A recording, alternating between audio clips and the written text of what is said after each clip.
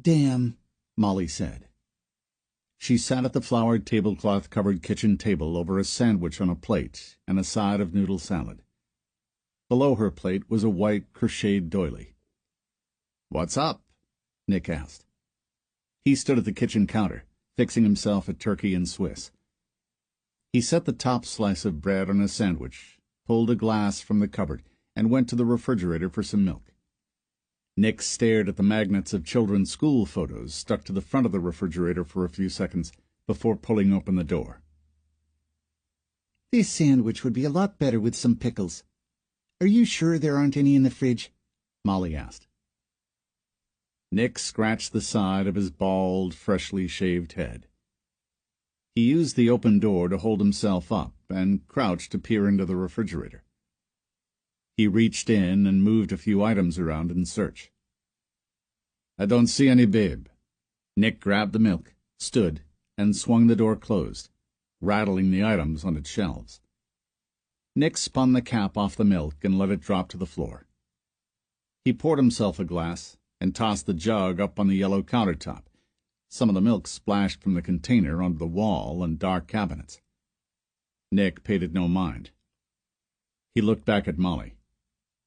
"Do you want me to go next door and see if the neighbors have any?" She left the sandwich she just made, stood from her seat at the kitchen table, and walked toward Nick. "No, don't be silly. It will be fine." Molly's maroon-dyed hair fell over her high cheekbones and hung inches past her shoulders. Her gray eyes were fixed on Nick. Her mouth turned to a smile, exposing a small gap between her upper teeth. She wore a red plaid top and a pair of tight jeans, with a recently acquired .38 revolver tucked into the front waistline. Nick took her slim frame in his arms, grabbed her by the backside, and pulled her close. Molly grabbed Nick by the belt loops on his jeans and spoke softly into his ear. "What time are we wrapping up here?" she asked. Nick looked past her at the clock on the kitchen wall. "Is the RV ready?" he asked quietly. "I put everything we gathered in there. The tent, blankets, all the stuff for camping. We're ready to go." "Okay. Let's eat, take care of this, and head out." Molly flashed Nick a half-smile. "Works for me," she said. Molly turned to head back to her lunch at the table. She took her seat and set the revolver from her waistline in front of her plate. "Babe, did you see the salt? Oh, wait, there it is." She reached across the table for the salt shaker on the other side. "Excuse my reach." Her apology received a muffled mumble as a response. Nick brought his sandwich and milk from the kitchen and took a seat beside Molly. He adjusted the 9mm pistol in his waistline so it wasn't digging into his back as he sat. The two ate side by side, not saying a word. A muffled voice broke the silence. The two ignored the sound. Nick looked up at the old 1970s-looking light hanging on a chain above the table. A moment later, the muffled voice broke the silence again. "Shut up," Nick said. The mumbling continued. Nick sprang from his seat and swatted the glass of milk off the table, splashing the kitchen's linoleum floor. He yanked the pistol from his belt line and rounded the table to an elderly couple, seated and gagged. Nick reached for the towel gag tied around the man's head and ripped it from his mouth. "Did I not tell you to keep your damn mouth shut?" he asked. "If I wanted you to speak, you wouldn't have something jammed in your yap." Nick held the gun's barrel at the man's white-haired temple. The old man's voice trembled. "Just take whatever you want and leave." "I fully intend to take whatever I want." Nick took the barrel of the gun from the man and pressed it to the forehead of the woman seated beside him. "Or maybe I should just blow your wife's brains out because you can't follow simple instructions." "Son, there's no need for any of this. You don't have a problem with me or my wife. You've done enough. We just want to be left in peace. Nick smiled and looked over at Molly. They just want to be left in peace, he said. Isn't that nice? Molly took a bite from her sandwich and washed it down with a big gulp of her soda. She jerked her chin at the old woman, who was rocking back and forth and crying. Take the bitch's gag out. Nick pulled it down from her mouth. Hey, Grandma, you guys have any money hidden around here? Molly asked. The woman didn't respond, but gulped in huge breaths of air between sobs. The woman had short white hair stained with blood on her right side. She wore a red blouse. Her arms, like her husband's, were outstretched, palms down on the kitchen table's surface. Answer my question, Molly said. Got any money? The woman still didn't respond. Molly looked at the old man. He wore a white T-shirt and white boxer shorts, both of which had blood on them from when Nick had attacked the man in bed that morning. Well, Molly asked, maybe you can tell me, seeing as how your wife forgot how to talk. Any money? There's money in my gun safe. Some jewelry, too. It's in the corner of the basement. I'll tell you where the key is if you let us go. Nick laughed and brought his gun sights back on the old man. Where is the key? Just let my wife go and I'll tell you. Old man, look at me real closely and tell me if I look stupid to you. Are you looking? He grabbed the man's chin and fixed his face directly at his own. Do I look stupid? Do you honestly think we're going to let your wife go so she can go and get help? Do you think we're going to let either of you two out of our sight for a second? Why do you think we nailed you to the table? Nick reached the barrel of his gun out and tapped the nails that were hammered through their hands, securing them to the tabletop. An idea of Molly's. The old man writhed in pain at each tap. Just let her go. I'm begging you. I'm begging you, Molly mimicked. That's what they all say. God, come up with something original. Plus, didn't he just tell you that no one was going anywhere? Molly asked. Where is the key? The man didn't respond. Molly's eyes rose from the man to meet Nick's, who gave her a nod. Nick returned to his sandwich on Molly's side of the table. Molly popped the last corner of the sandwich she was eating into her mouth and chewed. She picked up the revolver, flipped open the cylinder, and emptied all the bullets onto the table. She said nothing as she held up one bullet, loaded it into the revolver, and spun the cylinder. She flipped the cylinder shut and held the pistol out toward the woman. Then Molly pulled the trigger. The old man screamed, "No!" as the hammer came down on an empty chamber. Click. Molly opened the cylinder, spun it again, closed it, and pointed the gun at the husband. The key is on my husband's key ring, hanging by the door, the old woman shouted. Thank you, Molly said.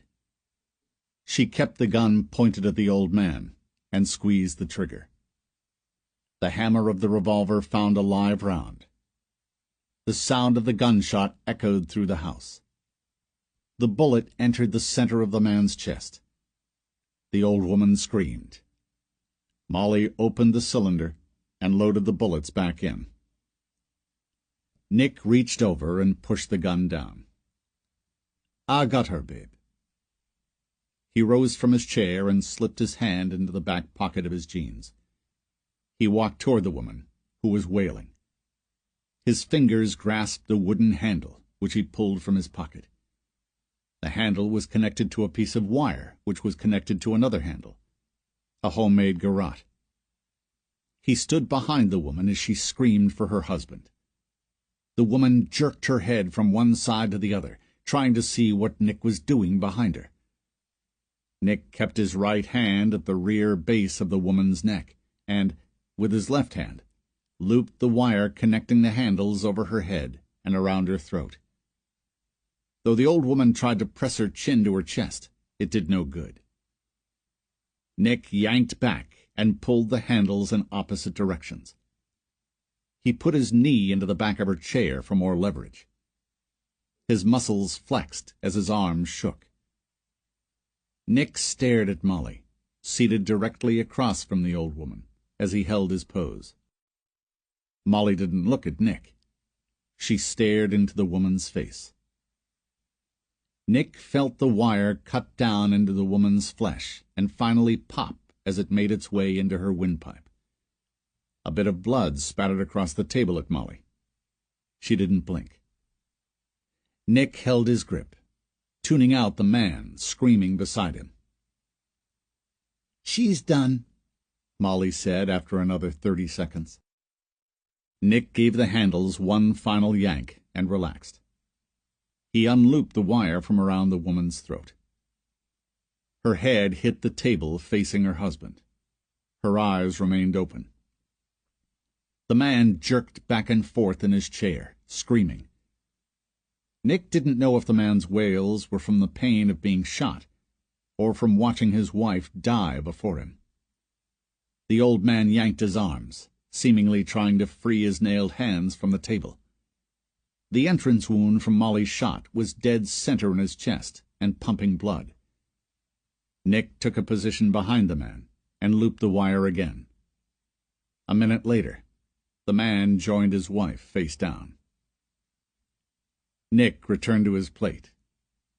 "Go find that money while I finish eating." "Sure, baby." Molly kissed Nick on the cheek and left the kitchen. Nick spent the next 10 minutes staring over at his dead tablemates as he finished his lunch. Then he wiped his mouth with a corner of the tablecloth and stood. Molly walked back into the kitchen. From her right hand hung a red gas can. "The guy had a couple of rifles that I tossed into the RV. You never know," she said. "Was there money there?" Nick asked. "Yeah, it looked like a bit more than $4,000, but it was close," she said. Nick nodded to the gas can in her hand. "What are you doing with that?" "I figured we'd torch the place," she said. He smiled and walked to her. No. He took her head in his hands and wiped a bit of blood from her cheek with his thumb. "But what's the difference?" she asked. "Well, lighting the place on fire will only draw the cops. They'll find the bodies, put together that the couple's RV is missing, and then be on the lookout for it. Now, if we don't torch the house, we can leisurely drive the RV until it's out of fuel, dump it, and no one will be the wiser. Now, go put that gas can in the RV in case we need it." Molly looked down. "Fine," she said. Nick lifted her face by the chin and gave it a kiss. "I love you." "I love you too," she said. "It's just, I don't know. You know I like fire. It's fun for me." "I know. Just not right now." "Fine," she said. "Are we ready to go?" he asked. "Yeah, unless you wanted to grab anything else from here. I think we're pretty much set." Nick reached his hand into his jeans pocket and pulled out a pack of smokes. He tapped out a cigarette, held it in his lips, and fished through his pocket for a small box of matches. He found them, slid the box open, and struck one across the side. He saw Molly's eyes sparkling as she watched the flame. Nick shook the matchstick until the flame went out, and squinted one eye at the smoke rising from the cigarette's tip. "What the hell? Douse this dump," he said. "Really?" "Sure. Knock yourself out. By the time they figure everything out, we'll be in Omaha. We can get a different vehicle there." Molly scrunched her face and rocked her head back and forth. "But I like the RV. Seems like a nice way to get up there. All comfortable and stuff." "We can always just stop at an RV park and get another one." I saw some maps in there. We'll find a place." "You really don't care if I do?" she asked. "Baby, if you really want to light this place up, go for it. We'll figure it out." "Aw, I love you so much, sweetie." Molly went to the table and soaked the couple in the fuel. The liquid rolled off their heads and collected between them on the floor.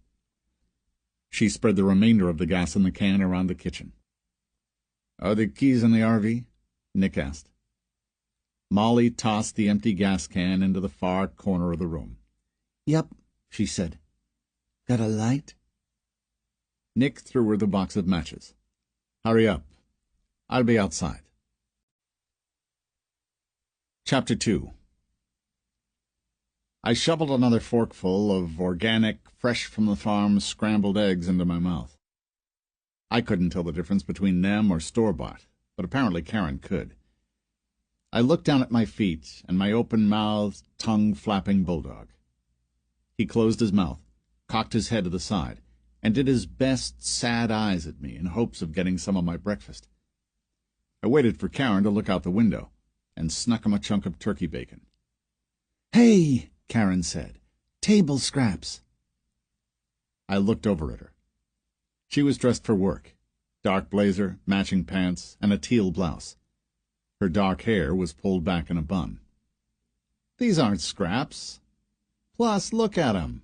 Poor little guy just wants some flavor other than dry dog food." "He eats the best dog food made, and it's organic," Karen said with a nod. "So are these eggs." I picked up a small chunk of my scrambled eggs and let him take it from my hand. Karen shook her head at me. "You spoil that damn dog so bad." I reached down and gave him a pat on the head. "Go on, get," I said. Porkchop went to the living room couch and lay down on his cushion. "See how good that dog is? How good he listens? He deserves his treats." Karen rolled her eyes.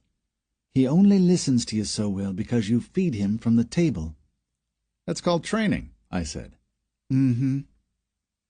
I smiled, reached out for my coffee, and brought it to my lips. "Are you sure he doesn't want some of your coffee as well?" I tried giving him some the other day. Apparently he's not a coffee drinker." "Right," Karen said. "So, did Bill and Scott get anywhere since the last you heard?" I took a sip and set the cup back down. "I don't know. I guess I'll find out in a few hours." "So how exactly is it working with them chasing these two from state to state?" she asked. "I guess they're just getting help from local bureau offices along the way. Them trying to coordinate with all the local departments on actively fleeing suspects was getting a little much for just Scott and Bill to handle, which is why Ball is sending us to lend a hand. The last victims were in the Kansas City area, which is where we're starting." "What happens if they get to Canada?" Karen asked. "I don't know. Damn well going to try to keep that from happening. That is, if that's even where they're going. Scott seems to think they're heading for somewhere in Montana."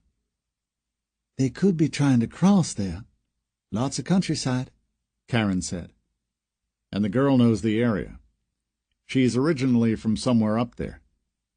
They could be heading there and then trying to cross the border. Up in the air right now," I said. "Did they ever find out how he picked this girl up, or if there was a relationship already there?" she asked. I reached for my coffee, took a drink, and scooped some more eggs onto my fork. "Don't know. The guy, Nick, was from somewhere in Louisiana. That's where Bill and Scott originally ID'd him. When they got word of him in Jackson, Mississippi, they went back out after the guy. They think he picked the girl up somewhere between Jackson and Fayetteville. Her prints were found at the crime scene there, as well as the ones in Joplin and Overland Park." "So, a fleeing serial killer has time to meet and convince a woman to accompany him in both running from the law and committing homicides?" "Don't know how they got together, but she's no saint either. Laundry list of priors, criminal mischief, battery, drugs. The sheet is pretty impressive for a 23-year-old female." "And how old is the guy?" 35. Karen shook her head, picked up her plate, and headed for the sink. I finished the bit of breakfast left on my plate and another 2 mouthfuls, and followed her to the kitchen. Karen rinsed our plates and set them in the dishwasher. She dried her hands and looked at her watch. Damn. I have to go, babe. My meeting starts in an hour. She looked over at the pan still sitting on the oven. I'll take care of cleaning up. Beth won't be here for like a half hour yet. Thanks, she said. No big deal. She gathered her car keys and bag from the counter. I walked her to the door leading out to the garage. Call me when you get there, she said. I grabbed her by the waist and gave her a kiss. Okay. It should be later this afternoon. She smiled and ran her hand through the hair on the side of my head. She craned her neck and appeared to be looking at the hair she was moving around. Getting grayer, old man. You'll be completely white in another year at this rate. Maybe we should dye that a bit. Hold on a second. One, it's not that bad, and I think I have about another 20 years or so until it goes full white. And two, weren't you the one who wanted my hair grayer on the sides, to the point of you dyeing it in there? But now that it's doing it naturally, you don't like it? She shrugged. I think you just like to tinker with my appearance, I said. Try to make me look like different guys from your soaps and movies. Karen smiled. You got me. Then she went quiet for a moment. No. I just want to, hang on to our youth. She pulled me in close and stared at me. Then she raised her right eyebrow. We're not that old, are we? I grumbled a bit on the inside. Karen had a real knack for starting the type of conversations that I knew to tiptoe around right before, or shortly after, I went out of town for work. I took a swing at diffusing what I assumed was her feeling old. Babe, I fell in love with you the day I met you, and will feel that way when you're a little old granny with a walker. Most beautiful woman in the world to me, then, now, and always. She swatted my chest, shook her head, and smiled. Gotta go. The bullshit is getting deep in here. Love you. Be safe. I smiled. Love you too. And I'm serious. She pulled open the door into the garage. Yeah. Be careful, and call me when you can. I will. I gave her another kiss and saw her off. My cell phone buzzed in my pocket against my leg. I pulled it out, clicked talk, and stepped back into the house. Hello, I said. Be there in 5. Be ready, Beth said.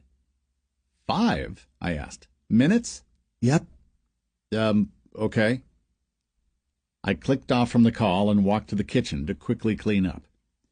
I scooped up my laptop bag and wheeled my suitcase to the front door.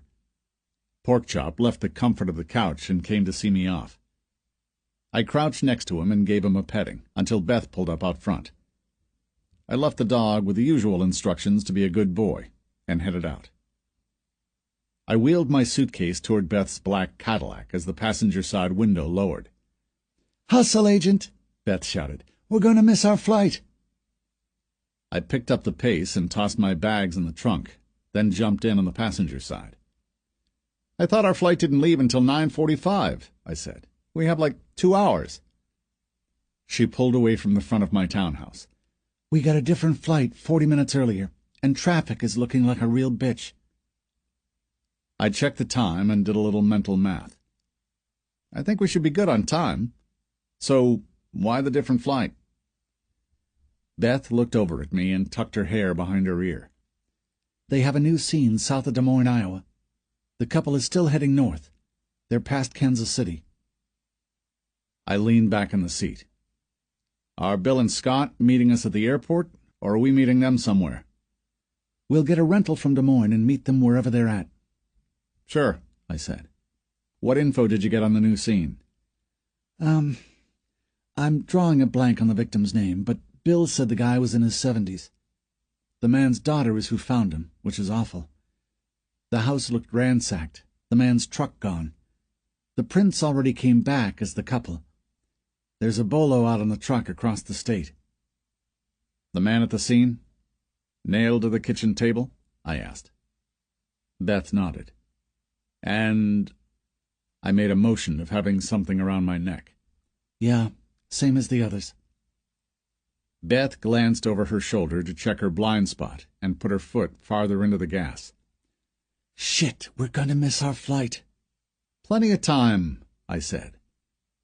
Beth took every opportunity to weave through cars and use the road's shoulder to avoid traffic.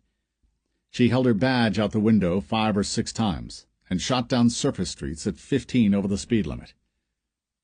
We arrived at the airport 45 minutes before our plane departed.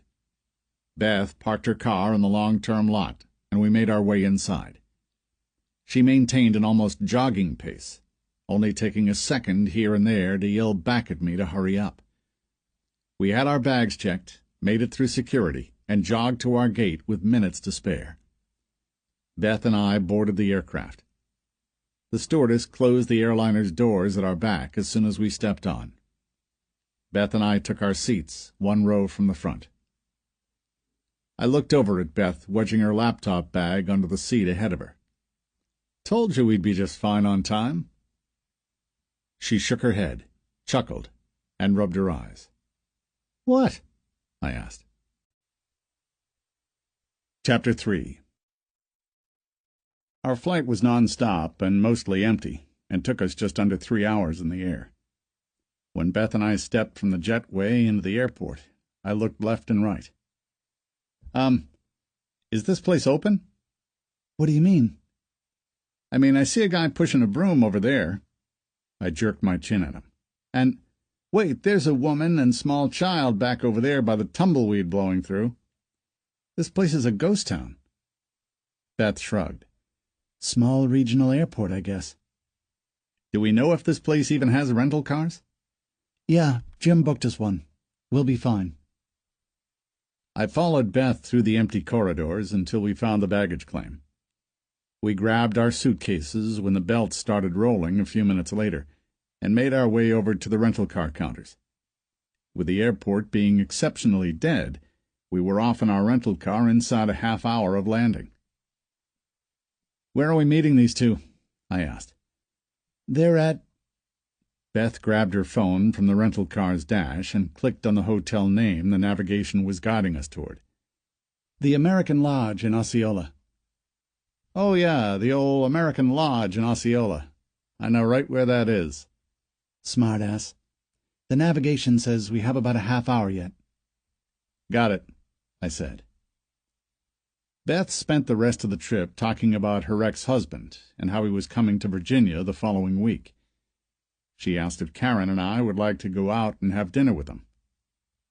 Karen had yet to spend much time with Beth, and I figured, seeing as how she was technically my partner in my new arrangement, it wouldn't be the worst thing if she and my wife knew each other a bit better. I left her with the answer that I'd see what Karen's schedule was like. That is our hotel back there, Beth said. She put on her turn signal to exit the freeway and pointed out the windshield at a hotel sitting tucked in behind a pair of gas stations and a fast-food restaurant. I got a better look at it as we made a few turns and neared. The main building, closest to the street, resembled that of a ski lodge with a large peaked roof over a drive-up entryway for dropping bags. Huge wooden pillars with brown stone facades at the bottom supported the overhang from the front of the building. Tucked behind it was the hotel itself, looking far less lodge and more rectangular 3-story hotel. Beth pulled into the parking lot and found a spot. She dialed Bill, said a few words, and clicked off. He's going to meet us in the lobby, Beth said. I guess there's a restaurant in here that they want to grab a quick lunch at and go over everything. She pulled the handle of her car door and stepped out. I did the same. Are we getting a room here or what? Let's just see where they're at with everything, and then we'll make a decision one way or the other. Sure. I followed Beth toward the front entrance. She pulled the big wooden-handled door, and we walked in. The lobby looked like that of a standard hotel, with a reception desk to our right, bookended by a rack of brochures on the far side, and a coffee station nearer to Beth and me. To our left was a hallway leading to the hotel's pool, and a bank of 2 elevators. The far wall was the restaurant, Patrick's, which looked to be some form of burger pub. One of the elevator doors opened, and Bill and Scott emerged. "Found the place, huh?" Bill asked. He wore a dark suit with a white dress shirt and red tie. His short brown hair looked as it always did. He carried a leather bag draped over his shoulder that, I assumed, was filled with whatever the two had put together on the investigation. "That we did," Beth said. "And, like usual, that stuff is going to rot out your insides." Bill rocked the can of whatever flavored energy drink he was holding, swishing the fluid inside. He took a drink from it. "My wife has been on me about it. I needed it today, though." "How was the flight in?" Scott asked. He jammed his hands in the pockets of his black slacks. "Had to do a little hustling, but it was fine," Beth said. "Good. Let's grab a booth in here and go over what we have. Did you guys eat anything yet?" Scott asked. "Just breakfast for me," I said. He nodded and waved for Beth and me to follow him. We headed into the restaurant and were seated toward the back. Bill sat nearest the wall with his case tucked in beside him. He slipped out a file from inside and set it up on the tabletop. He flipped the file cover open, but closed it immediately as our server approached. We put in an order for a round of coffees and told her we'd need some time on our food order. After she left, Bill reopened the file and brought out a few sheets of paper that were paper-clipped together. "This was our scene from overnight." I took the sheets he slid across and held them so Beth and I could see it. The first page was the report listing the man's name, the address where the crime occurred, the nature of the crime, and the like. I flipped another page in. Photos from the scene. An elderly man was face down on his kitchen table in a pool of blood. Both of the man's hands were out before him and nailed to the table's surface. The next few photos were of the injuries to the man's neck from the device used to strangle him. I looked up at Bill and Scott. Was this guy doing the nailing to the table thing back in Louisiana? Scott shook his head. "No, that's new. We first saw it at the scene in Fayetteville, then again in Joplin and Overland Park." "So it may be a thing that the woman does?" Beth asked. "It's kind of what we were thinking," Bill said. "We have the twins looking into it and seeing what we can find there. Maybe we can attribute homicides to the woman as well, prior to her hooking up with Nick Frayne. We also have a bit of an issue with the vehicle that was left. We don't really know what to make of that." "Vehicle?" I asked. "Yeah, look another page or two in," Bill said. I flipped the page and then another, until I found a photo of a burned-out sedan. I couldn't identify the make or model. "That is the vehicle that was owned by the Fayetteville victim. We found it torched outside of Joplin," Scott said. "So they, lit it up so we couldn't tie the vehicle to the previous homicide and track which way they're headed?" I asked. "That would make sense, except for the circumstances involved," Bill said. I motioned for Bill to continue. "Well, they didn't light it up to cover evidence. We know who they are, and they have to know that, so it's not like we were going to get prints off of it. Besides that, if they were trying to completely destroy the vehicle, they wouldn't have half-assed the burning of it as much as they did. I mean, you can see the license plates are undamaged. They didn't bother to steal new ones or take them off or anything. Yet, that's still not the big one. They burned the damn thing on the side of the road. A well-traveled road." "State highway, actually," Scott interjected. "Exactly," Bill said. "They weren't trying to hide the vehicle. I mean, they could have just parked it in a wood somewhere and left it. It probably wouldn't have been found for months. They were almost calling attention to it with everything they did." "It's almost like they want us to know which way they're headed," Scott said. "Or just not all that bright." "So, do we have anything further on which way we think they are headed?" Beth asked. That's what we need to find out. Right now, we're sitting here waiting for them to commit a crime, going to that crime scene, and then waiting for them to strike again. We need to get ahead of them. That's a given, I said. So how? We need a fresh scene to get a netcast. These two are only traveling 50 to 100 miles a day, but we're not finding where they're striking until the next day. We've been putting out bolos on each vehicle that we have them taking last, but we're always 2 steps behind. At this moment, we have them in Glenn Lawson's white 2004 Ford F-150. It came from the scene at Overland Park. But that scene was found last night, and we weren't on the scene until early this morning. How many hours has it been since the man, Glenn Larson's, time of death, and right now? I asked. Scott looked at his watch. Almost 20. So we're screwed, I said. In reality, they could have made another vehicle switch, and if they decided to veer from where they were going, they could be hours into Canada by now. Same goes for Mexico. They could literally be anywhere. We have alerts at every border crossing, top and bottom. Border Patrol has their photos, everything. We covered our ass back and forth there. The chance they get out of the country without us knowing is slim, Bill said. I wasn't exactly sold on the idea that the couple couldn't get across undetected, but decided to take Bill and Scott's word for it that they'd notified everyone and done everything in their power to get the information needed to the responsible parties. Okay, so what exactly do we have as far as support going on right now? I asked. We have the couple's faces on every damn news channel across the U.S. Our tip line is funneling the calls that come in through local offices, and everything that needs to be investigated further is being looked into locally and reported to us. We have the twins digging in on any and all video footage, traffic cams in the areas, things like that. They're also trying to get anything possible on the woman that we don't already have. As far as boots on the ground, every local branch is at our disposal, as well as, I'd imagine, whatever help we need from local law enforcement. All local branches of the Bureau that have air support will lend it, and for those that don't have it where we need it, we can turn to local law enforcement for help. What can we do actionable right now? Beth asked. Bill and Scott were silent. Chapter 4. In the RV, Nick and Molly headed west on I-80. Barely an hour had passed since they'd left the home of the old couple in a blaze. Nick was staring at the RV's fuel gauge, and the warning light illuminated.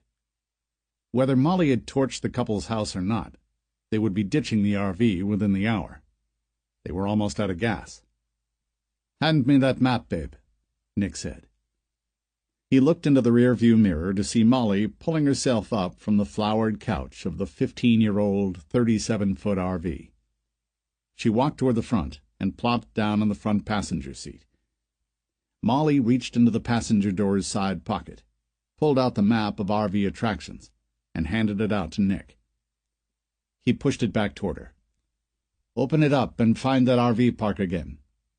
I need to see if we even have enough gas to get there. We're getting pretty low. If we can't make it, we may have to find something closer." "Why don't we just stop and fill up?" she asked. "Other than the fact that we'd be wasting our money on fuel. Gas stations have cameras. They also have bright lights and countless people who can identify us. We stick with the plan. Wherever we run out of gas, we pick up a new vehicle and go. It's worked so far. No reason to do anything different now." "Are we going to get a new RV at this place?" Molly asked. She unfolded the map and spread it out in her lap. "If we can get there." "What if we can't? I'm really liking this being able to lounge around." "If we can't, we'll dump this thing, grab a car, and then go to the RV park. We'll get one overnight." "Cool," Molly said. "Well?" Nick asked. Molly pointed at the RV campground they decided on. Looks like it's about 40 miles yet." 40? Molly looked over at him. "Yeah." Nick stared at the gas gauge. The needle was a hair from empty. "We ain't going to make it," he said. We need to ditch this thing and get something else. Sooner rather than later. I don't want to be sitting here on the interstate in it. Start watching for exits that look like there is some action going on. We don't want a gas station, but maybe some kind of big parking lot would do. A mall, maybe. As soon as the words came out of Nick's mouth, he saw a blue sign that said, "Rest Stop 1 mile." Forget it. Rest stop? Molly asked. Are we going to do the same thing we did last time? Same exact thing. Risky during the day, but we don't have an option here. We need to park this thing and find us some different wheels before we can't. Whatever you think, baby. I trust you. Nick checked the mirror on the right side of the RV and put on his turn signal to get into the far right lane. He took the exit for the rest stop, slowed, and turned into the lot for semis and buses. The lot only had 3 rigs parked, and Nick found a spot and shut down the RV. He unclipped his seatbelt and looked over at Molly. We're going to head over to the car lot. We do it just like we did the guy from Jackson. Make them drive? Molly asked. Nick nodded. Use the RV map. We'll need it anyway. Okay, she said. The two got out of the RV and headed for the main building and the parking lot for cars located on the other side. Molly and Nick slowed as they approached the corner. Right there. What about him? Molly asked. She pointed to a 60-some-year-old man taking his dog from the rear of the car. The man was a little larger than Nick would have liked, and could probably still put up a bit of a fight if he was so inclined. The dog was some form of small breed that wouldn't be a factor.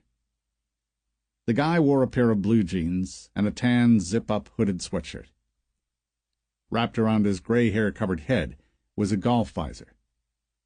Shit, Nick said. Just missed him. The guy walked the dog over to the grass of the rest stop. He drove a new white hybrid with out-of-state license plates. The car was parked closer to the area for relieving pets than it was the main building. Nick looked back and forth for anyone else that might be an easier mark. He spotted no one. The man in the hybrid would have to do. Okay. As soon as he comes back to the car, go, Nick said. Tell him you're lost and you don't know how to read a map. Play stupid. Then try handing the RV map to him. I'll come as soon as he unfolds it. Okay, Molly said. The pair stood at the corner of the building and watched the man walk his dog back and forth across the grass, trying to will the dog to do its business. The second the dog was finished, the man headed back toward the car. Now, go, Nick said. Molly started toward the man and his car. She pulled her hair back and tied it with a rubber band. Nick stood and watched as Molly approached within 20 feet of the guy. Excuse me, sir, she said. The man looked like he was going to help. Nick watched Molly hand the man the map, and the man unfold it and spread it across the hood of his car. Nick let out a hard breath and walked toward the two. He reached into the back of his waistline, pulled his weapon, and kept it close to his hip. Nick walked directly to Molly's side at the front of the vehicle. This is my boyfriend, Matt, Molly said. Helping her out? Nick asked. Well, trying to. The man pulled the golf visor from his head and then snugged it back down. Where are you headed? Nick stepped directly to his side and jammed the barrel of the gun into the man's ribs. The man took a step away from Nick and looked down. A look of shock crossed his face as he laid eyes on the pistol. Nick glanced at Molly to see her showing the man her revolver in her waistline. Now, don't say a word, Nick said. Put the dog in the back seat with my girl. I'm getting in the passenger side. You get behind the wheel and drive. You do what we say, and you live. The man said nothing. Nick looked the man dead in the face.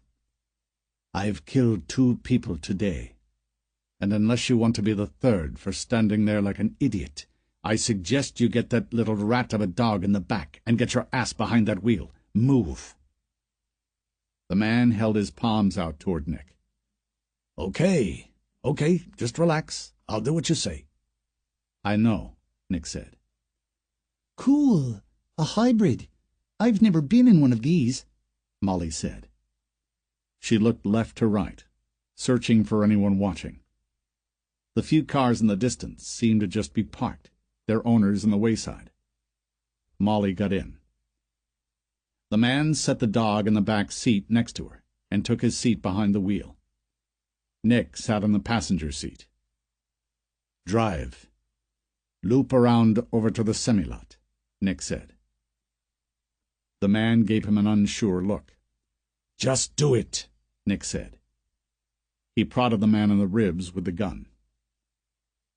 The man started the car and pulled from the parking spot.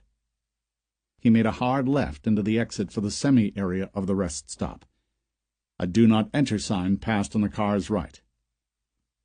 "That RV there," Nick said. "Pull up alongside it." He did as instructed. "I'll be back in a jiff," Molly said. She left the back seat and returned a moment later with an armful of camping gear. Molly lifted the hatch on the car and tossed everything inside.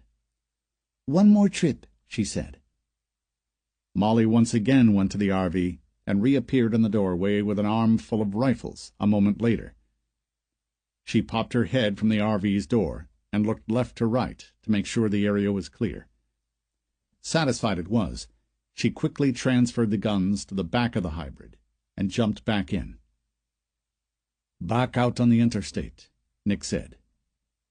The old man turned the car and did as he was told. Nick held the gun barrel on the man as they pulled back onto the interstate, heading west. "Give me your phone," Nick said. "What do you need my phone for?" Nick pressed the gun against the man's stomach. "Phone," he said. The man passed it over. Nick lowered his window and tossed it out. "Wallet." The man handed it to him. Nick pulled out the cash inside and jammed it into his pocket, a little over $100. He looked at the man's driver's license. "Your name is Lindsay?" "It's Scottish." "That's a girl's name," Molly said from the back. "Well, Lindsay Dunbar," Nick said, "we appreciate the lift. You're a real help." He tossed the man's wallet out the window. Where are we going?" the man asked. Nick pointed out the windshield straight ahead. "That way." The man obeyed. The car was silent for almost 10 miles. Lindsay, driving, cleared his throat and spoke. "You're the two from the television," he said. "Ding, ding, ding. Well, aren't you a smart one?" Nick said. "What does he win, Molly?" She lunged forward with her revolver and placed it to the side of his head. "Bang! A bullet!" She laughed and sat back again. "What do you want?" he asked. "I want you to shut up and drive until I tell you to do something else," Nick said. He went quiet. "Hon, isn't this puppy just the cutest?" Molly asked. Nick looked at her in the back seat. Her gun rested on her lap. Clutched in her hands was the dog, licking her face. "What's his name?" Molly asked. "It's a she, and her name is Matilda," Lindsay said. "Matilda? What kind of a name is that for such a cute little thing?" "I'm going to call you Boots because of your little white feet," Molly told the dog. Nick turned his attention from Molly cooing over the dog back to Lindsay. "Get off on the next exit," he said. "And then what?" "I'll tell you when we get to that point." 2 miles up the road, Lindsay followed Nick's instructions and made a right off the freeway. "Make another right," Nick said. Lindsay did, and drove down a rural 2-lane road. Nothing but cornfields spread out to both sides of the street. Since they'd left the interstate, not a single car had passed. Nick looked back at Molly briefly. She nodded her head. "Pull over here," Nick said. Here? Lindsay asked. Molly smacked him in the back of the head. He said here, didn't he? What are you, deaf? She flicked Lindsay's ear. He slowed and pulled to the side of the street. The gravel shoulder crunched under the car's right side tires. "You can have the car," he said. "Just let me go." "Get out," Nick said. The man did as instructed. Nick opened the passenger door and stepped out. "This side of the car. Get over here." He waved the man to the passenger's side. Lindsay rounded the front of the vehicle, paused for just a second, and then ran toward the cornfield just beyond the ditch at the shoulder of the road. Nick brought his gun sights up on the man just as he juked right and disappeared into the corn. "Son of a bitch!" Nick said. The rear passenger side door of the hybrid opened, and Molly ran past Nick in a flash. I'll get him, baby, she said as she disappeared amongst the cornstalks. Nick glanced back to see the dog leap out of the car's open rear door and run behind Molly. A moment later, Nick heard the sound of 2 gunshots echo in the distance. He went to the driver's door and took a seat behind the wheel. Chapter 5. Our food came, followed immediately by an incoming call to Scott's cell phone. "Agent Matthews," he answered. Scott only said a few words over the course of the brief phone call, but from the sound of his end of the conversation, we may have had another scene. Scott clicked off from his call and waved our waitress over. "We need our bill," he said. The woman acknowledged. "Shovel your food down. We're headed out," Scott said. "North of here, about 15 miles. I spoke over a mouthful of chicken sandwich. "What did they say?" "That was the Omaha office. They cover all of Nebraska and Iowa. They just got a call from the local sheriff's department at the scene of a fire in Van Meter. It's our couple, and apparently they torched the house they were at." "No sign of the couple, though?" Bill asked. "Gone." Why light a house on fire to announce where you are? Beth asked. "Don't know, but it means they're still around," Scott said. "We need to get on scene and see what we can come up with as quickly as possible." "Is someone from Omaha going to meet us there?" Bill asked. "Yeah, a couple of agents and a forensics team. But we'll beat them there by a half hour or so would be my guess." The waitress came to the edge of the table and set down a black folder with our bill inside. "I'll get it," I said. "We can figure it out later." I glanced inside the folder, took my copy of the receipt, and fished enough cash out of my wallet. I jammed the remaining quarter of a chicken sandwich in my mouth and stood. "We'll meet you out front in a minute," Scott said. "We need to go gather our things." Not coming back? Beth asked. "Doubt it." We waited for them out front of the hotel, and then made our way to Van Meter, a small city located next to West Des Moines. Beth and I followed Scott and Bill down a 2-lane country road. Each home was spaced out by an acre or more at the minimum. A handful of times we didn't spot a house for a half-mile or more. Miles from the property, we saw smoke hanging in the air above the treetops. We could smell it coming through the vents of our rental car as we neared the house. A minute or two later, I saw law enforcement vehicles and a fire truck at the right-hand side of the street. Beth slowed, and we tucked in behind Bill and Scott, pulling to the road's shoulder behind a local sheriff's cruiser.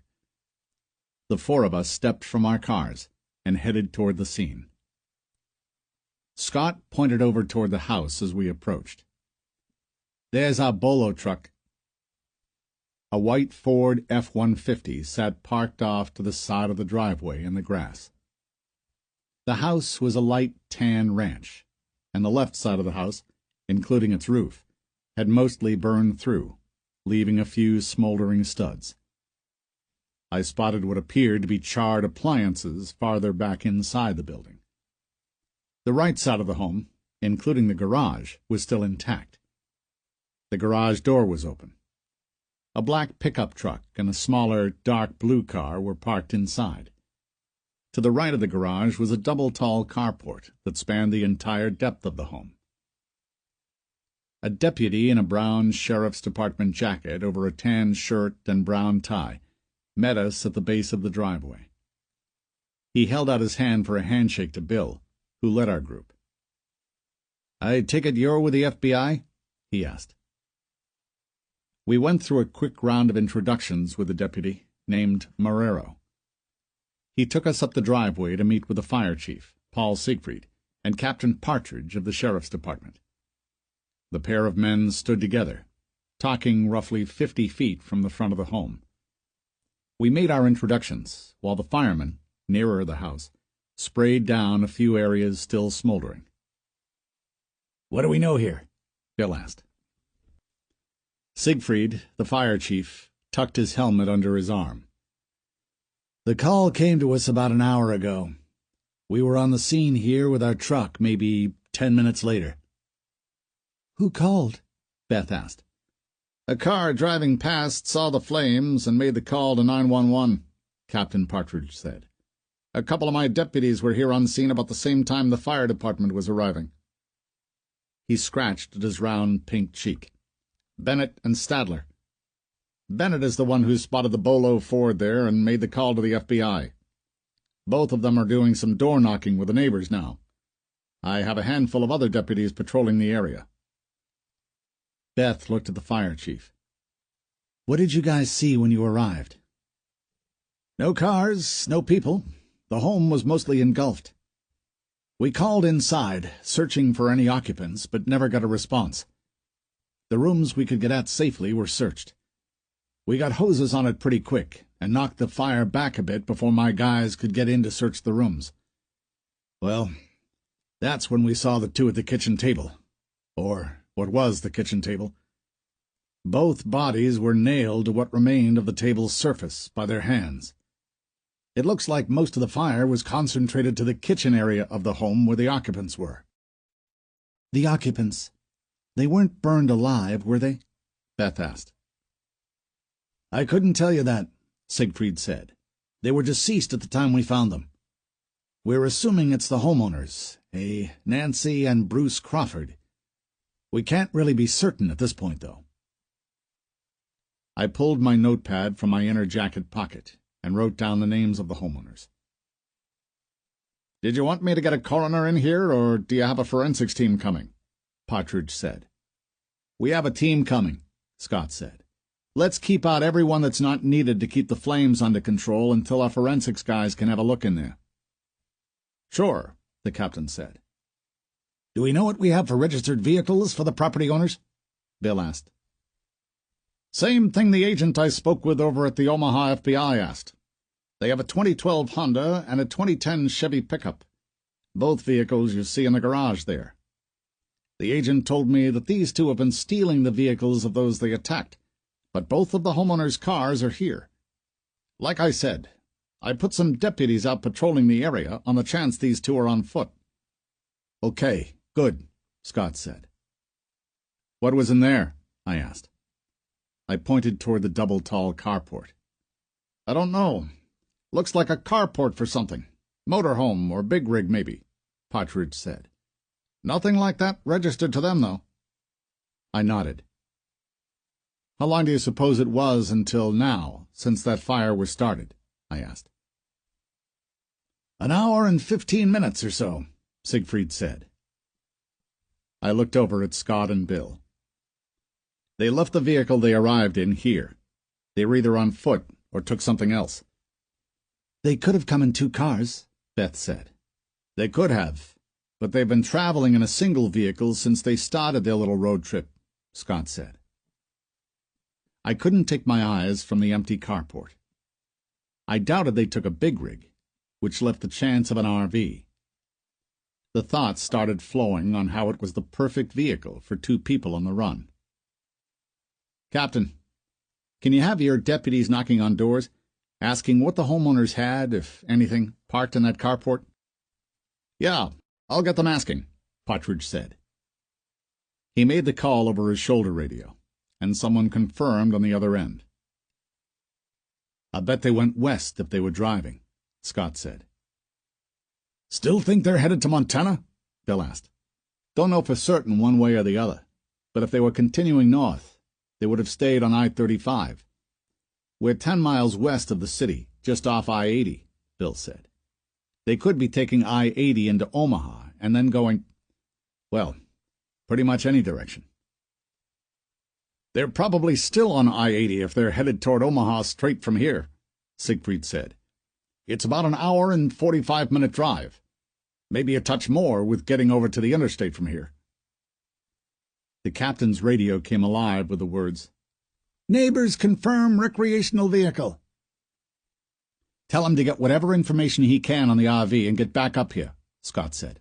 I'm making the call to get the bird circling. He stepped to the side and pulled his phone from his pocket. Beth stared over at the empty carport and looked at me. Think that's what they're in? An RV? If there was one here, probably. Think about it. An RV would let them move around and be self-contained. Hell, if they were going to Montana and planned to vanish, they could just park the damn thing in the woods and live in it. You could stay in it for days on end without people being able to identify you. It's perfect. They could lie low until the heat dies down, and then try to cross the border, if that's their goal. It is perfect, she said. I walked over to the carport to have a bit of a look around, and Beth followed. I hoped that something stacked along the outside wall of the garage would be related to the RV, and give us a make or model. The blacktop driveway turned to gravel underneath the tin-roofed carport. Some miscellaneous cut wood was stacked in the front corner. Beyond the wood was an old lawnmower and a big tarp. I continued farther into the carport and spotted a few cinder blocks stacked along the side of the house. That was it. Nothing that would help. See anything? I asked. Beth shook her head. Nothing. Want to check the garage? Yeah, sure. We exited the carport and made a right to enter the garage. A fireman stood nearby, looking over at us. Is it safe to enter in here? I asked. It should be fine, he said. Beth and I walked in and slipped down the center between the car and truck. A workbench took up the entire back wall of the garage. Random tools were strewn about. I glanced at the shelves on my right, filled with cleaning supplies and miscellaneous junk. Back to my left, Beth was looking around a pair of garbage cans. The walls themselves to our right and left were bare. Nothing in here, Beth said. As we walked from the garage, I glanced to the right just in time to see through the area of the front of the home that had burned away. 2 charred bodies lay on the kitchen floor in unnatural positions. I knew I'd have to have a further look, but I was fine with waiting a little longer. Beth and I walked back toward the fire chief, the captain, Scott, and Bill. Beyond them, a deputy walked up the driveway with another man. Beth and I met our group the same time those two did.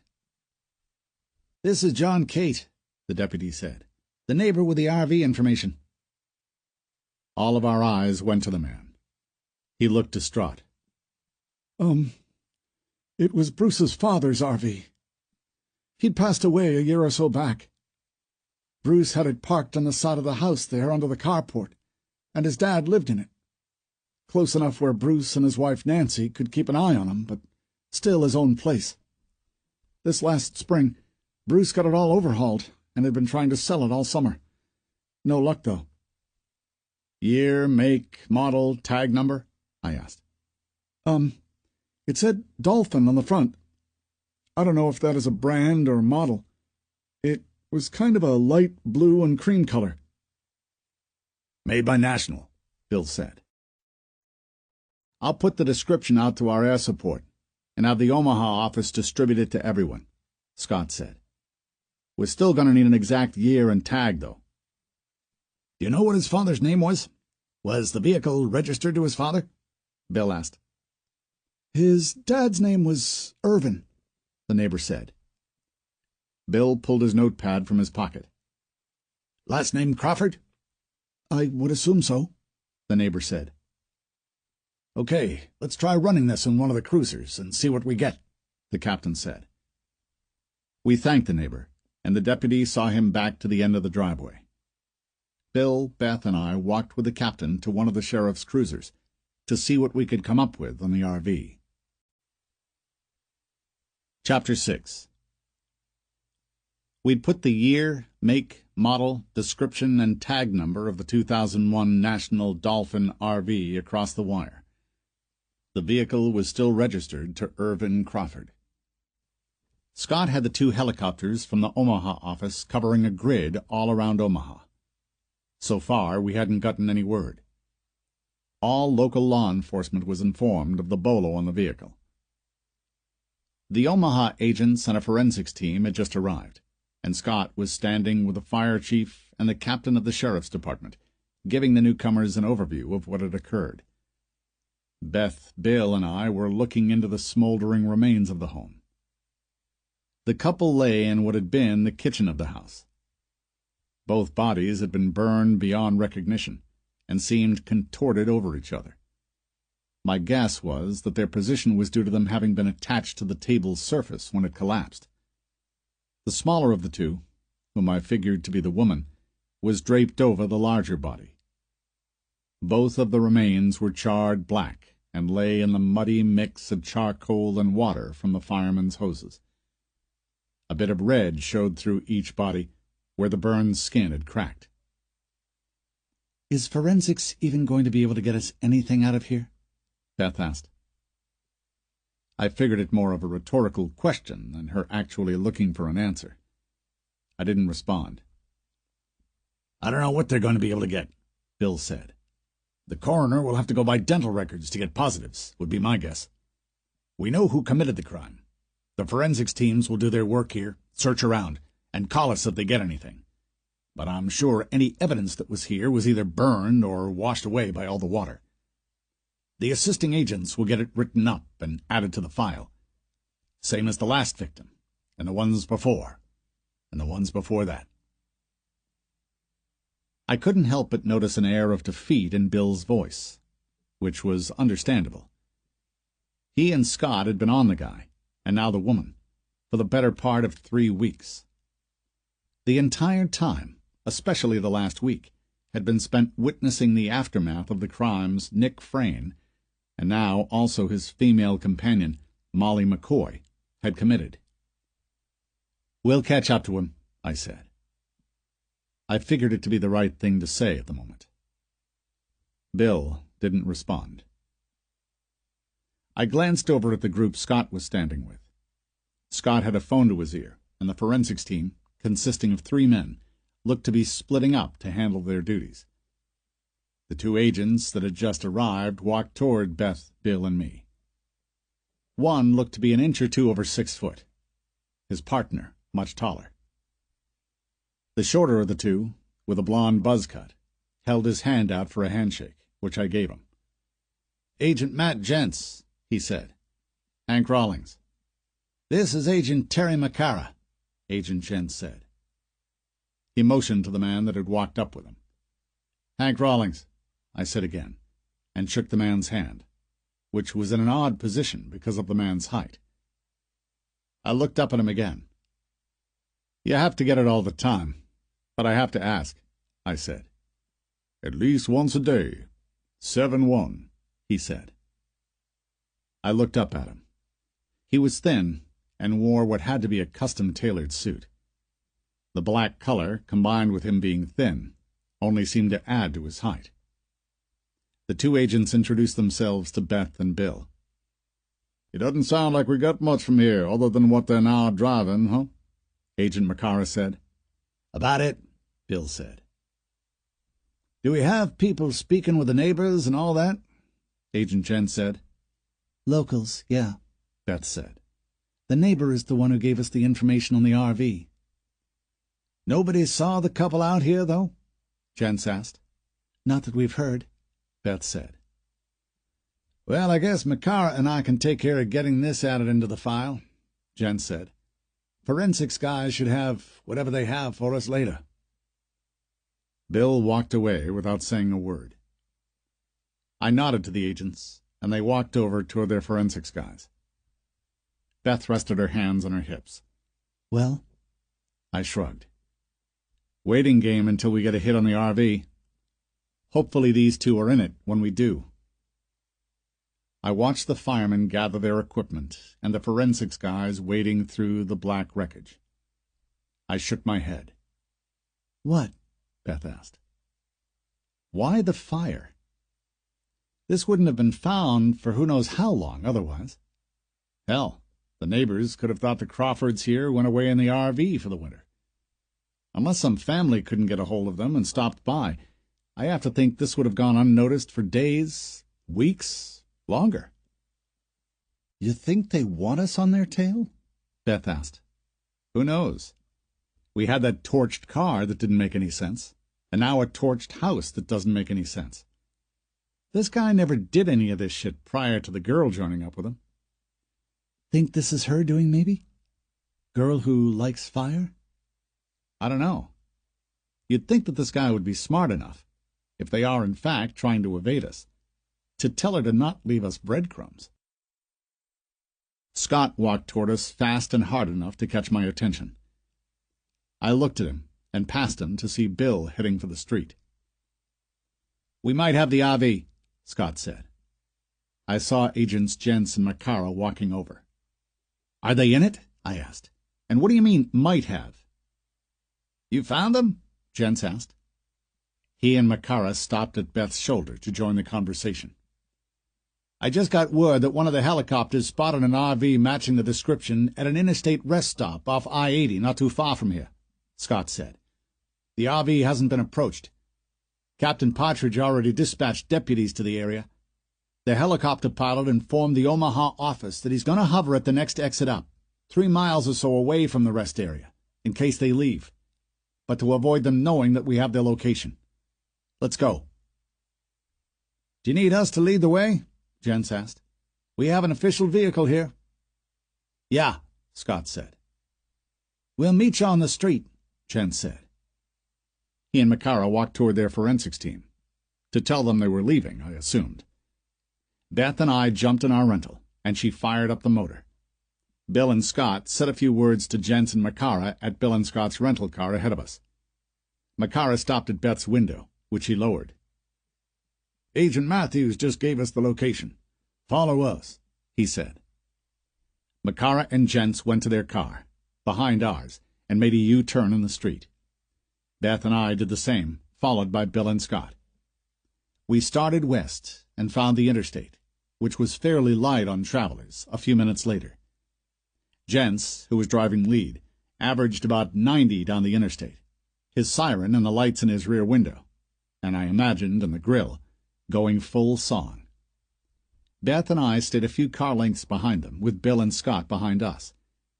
Our convoy stayed in the far left lane, with the interstate's sporadic traffic all falling to the far right lane and slowing as we approached. My cell phone rang. I slipped it from my pocket and clicked talk. Hey, it's Bill. We have a pair of cars from the local sheriff's department on scene. The tags on the RV match. Did they approach? I asked. No.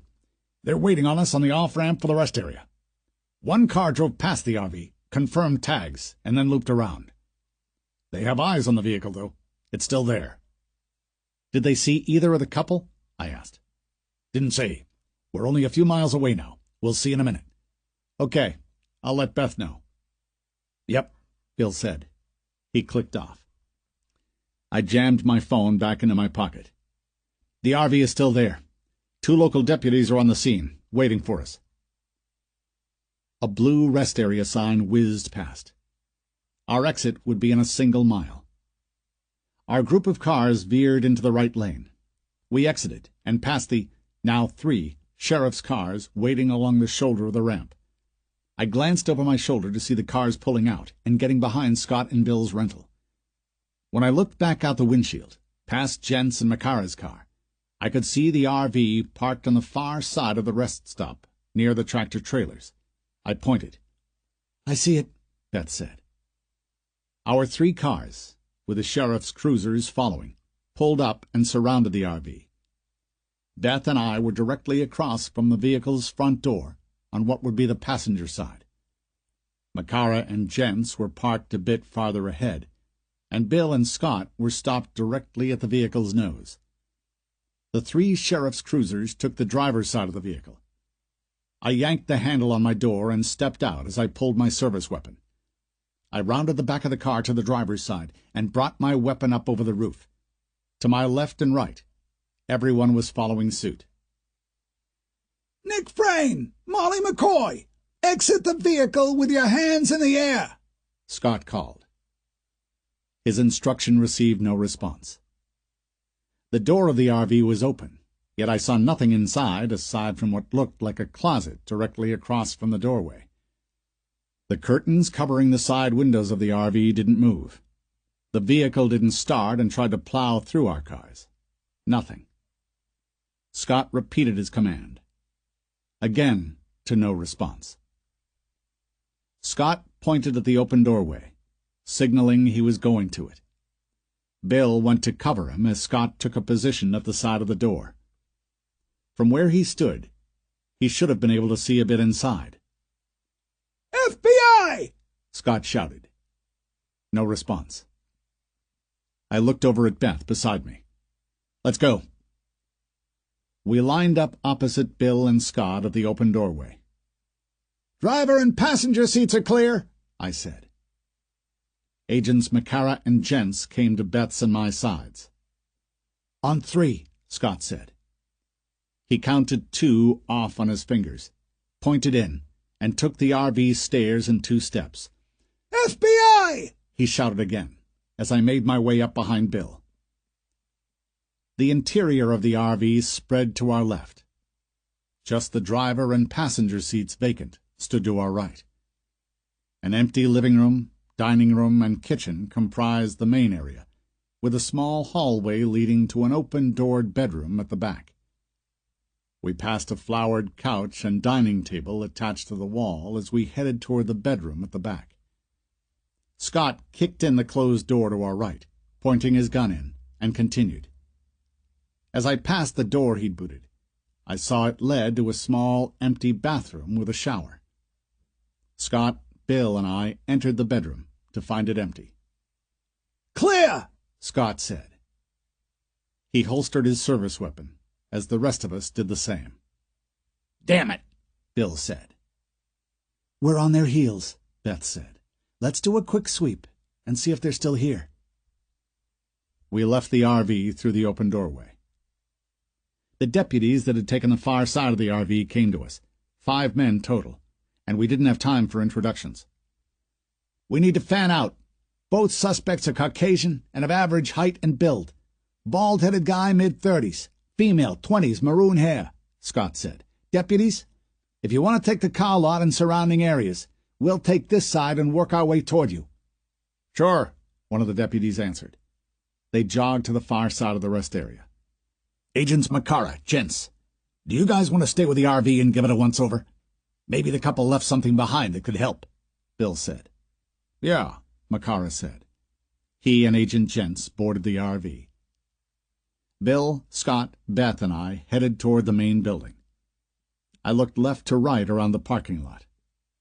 The tan building containing the bathrooms and vending machines sat in the center of 2 parking lots. The lot we were in was for larger vehicles, and standard cars took the far lot. I carried my line of sight across the red tin roof of the main building.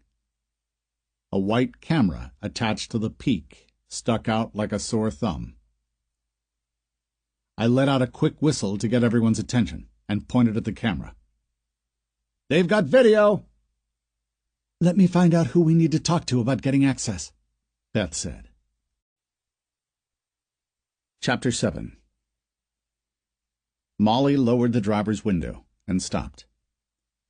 A man with white hair, wearing a tan button-up shirt, leaned from the window of a guard shack. "Campsite or visitor's pass?" he asked. A side if there are any available, Molly said. Sure, we have a few left. Why don't you pull to the side over there and come in to take care of everything? The man reached through his open window and pointed to where he wanted her to park. Okay, Molly said. He lifted the barrier, and she pulled the car through. Molly parked and shut the car off. Hang tight, babe, she said, and stepped from the car. Molly had her hair pulled up and tucked underneath a ball cap. Her plaid shirt was wrapped around her waist. She hoped the skin-tight white undershirt with its plunging neckline would keep the eyes of the man at the counter off her face. She walked to the shack and pulled the door open. The small room consisted of a rack of brochures and maps, and the front counter, where the man waited. "Just you?" he asked. Molly walked to the counter and stood before him. She kept her head down, looking at the sheet on the clipboard sitting on his counter. Molly glanced up at him. The man looked to be in his 60s and was short and round. The skin under his chin hung and wiggled with each movement of his head. Molly looked back down. My husband is meeting me later, she said. He wanted me to take care of the site before the office here closes. Sure, he said.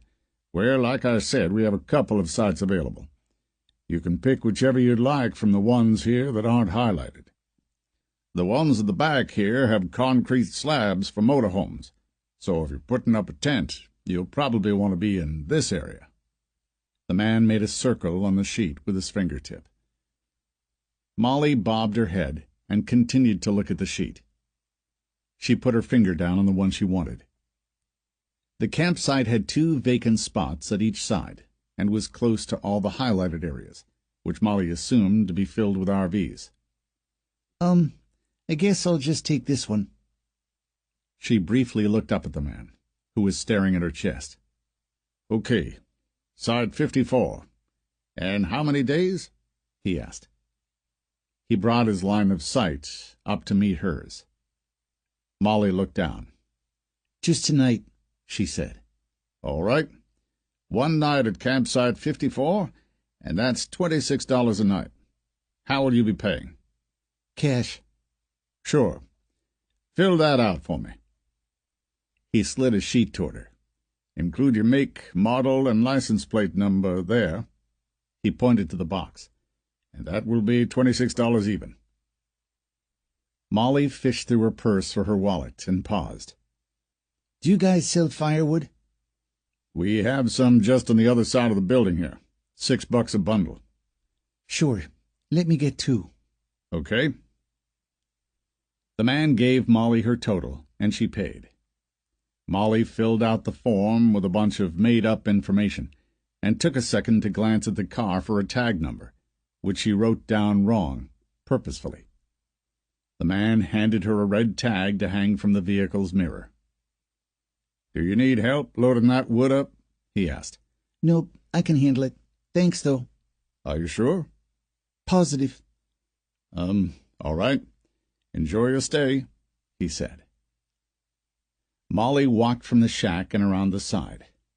She lifted 2 bundles of wood by the straps binding them, one with each hand, and walked to the car.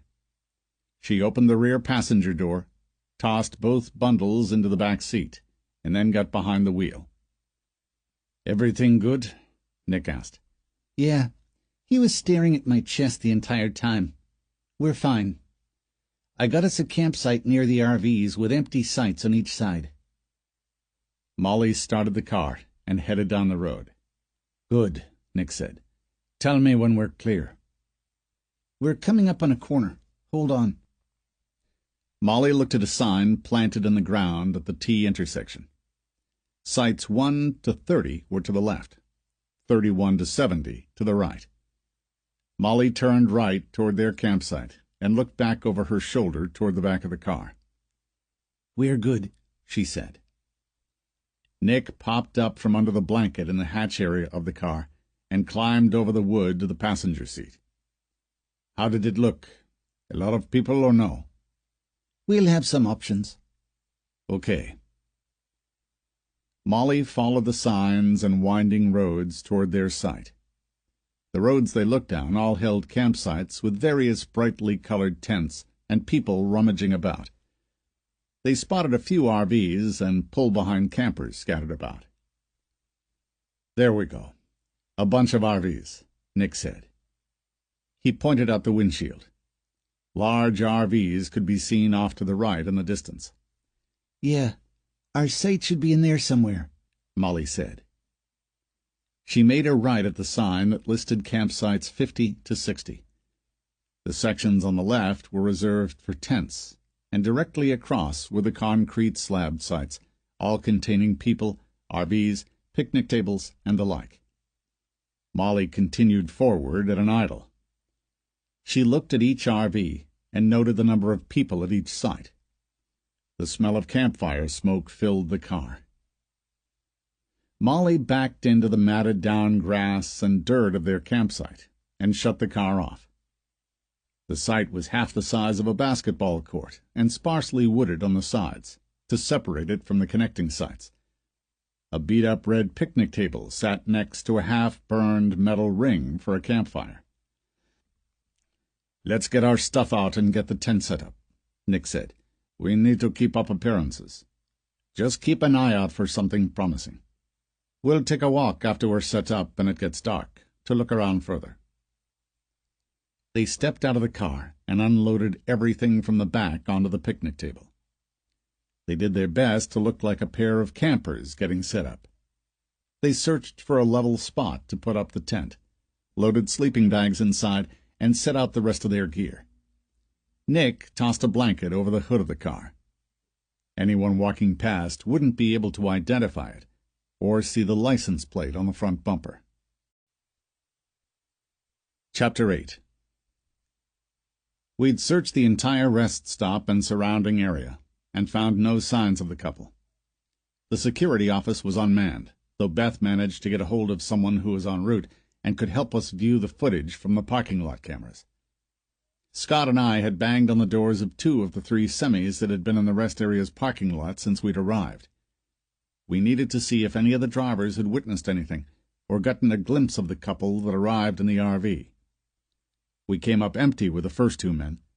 Neither had seen anything, and the RV had already been there when they arrived. Scott and I stopped at the door of the 3rd semi. I reached up and banged on the red driver's side door of the rig. The truck was a car hauler with a trailer full of new Toyotas. A moment later, I spotted a man climbing into the driver's seat. The door opened. I reached into my suit jacket and pulled out my credentials. "Afternoon. Agents Rawlings and Matthews with the FBI. We'd like to ask you a couple of questions if you have a moment." Sure," he said. His weathered face indicated he was unsure why 2 FBI agents were standing outside his truck. The man stepped down from the rig and stood before us. He wore a red flannel long-sleeved shirt and a pair of blue jeans with a big belt buckle shaped like the state of Texas, which I thought was a bit stereotypical. He rubbed his eyes and then pulled a cigarette pack from the breast pocket of his shirt. He popped a cigarette from the pack with 2 quick upward flicks of his hand and lit it up. "What can I do for you?" "What's your name, sir?" Scott asked. "Terry Wick." "Okay, Mr. Wick. We just want to see how long you've been here, and—" I motioned him toward the front of the rig. "What you can tell us about that RV there?" I pointed toward the RV with our cars surrounding it and deputies mulling about. "Tell you about it?" he asked. He took a long drag off his cigarette. "Did you happen to see the occupants?"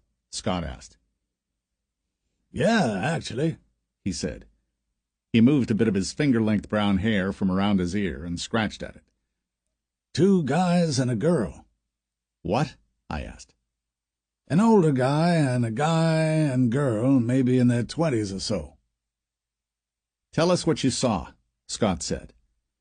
"Well, I was pulling in the rest stop here, and I saw the group at the side of the RV as I passed. It looked like they were transferring things from the RV there to the car.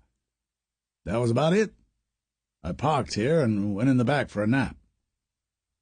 What kind of car? Prius. Just like a couple on the trailer back there. He motioned toward the back of his semi, using his thumb over his shoulder.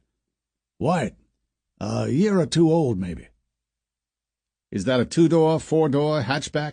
Scott asked. I think it was the station wagon-looking model. 5-door, I think they call it, Mr. Wick said. Did you see where they went? I asked. I imagine back on the freeway. Only place you can go. How long ago? I asked. He got the time from his watch. Hell, had to be an hour and a half or so now. I don't suppose you caught a tag number for the vehicle? Scott asked. The man shook his head. I can't say that I did. What is going on here? Are you guys after these people or something? We are, I said. Scott motioned for me to follow him away from the man and the semi. We'll be back with you in a second, sir, Scott said. I followed Scott out of earshot from the man. We might be looking at some kind of abduction situation here, Scott said. We need to find that vehicle and see who the hell it belongs to. Agreed. Let me find Beth and see what is going on with getting a look at the security footage that the cameras got. Okay. The last I saw her and Bill, they were up by the building. Let me make a call to get everyone alerted that they might be traveling in a white Prius, and then wrap up with this guy. I'll meet you up there in a bit. I nodded and headed to the building. Scott went back to the man at the semi.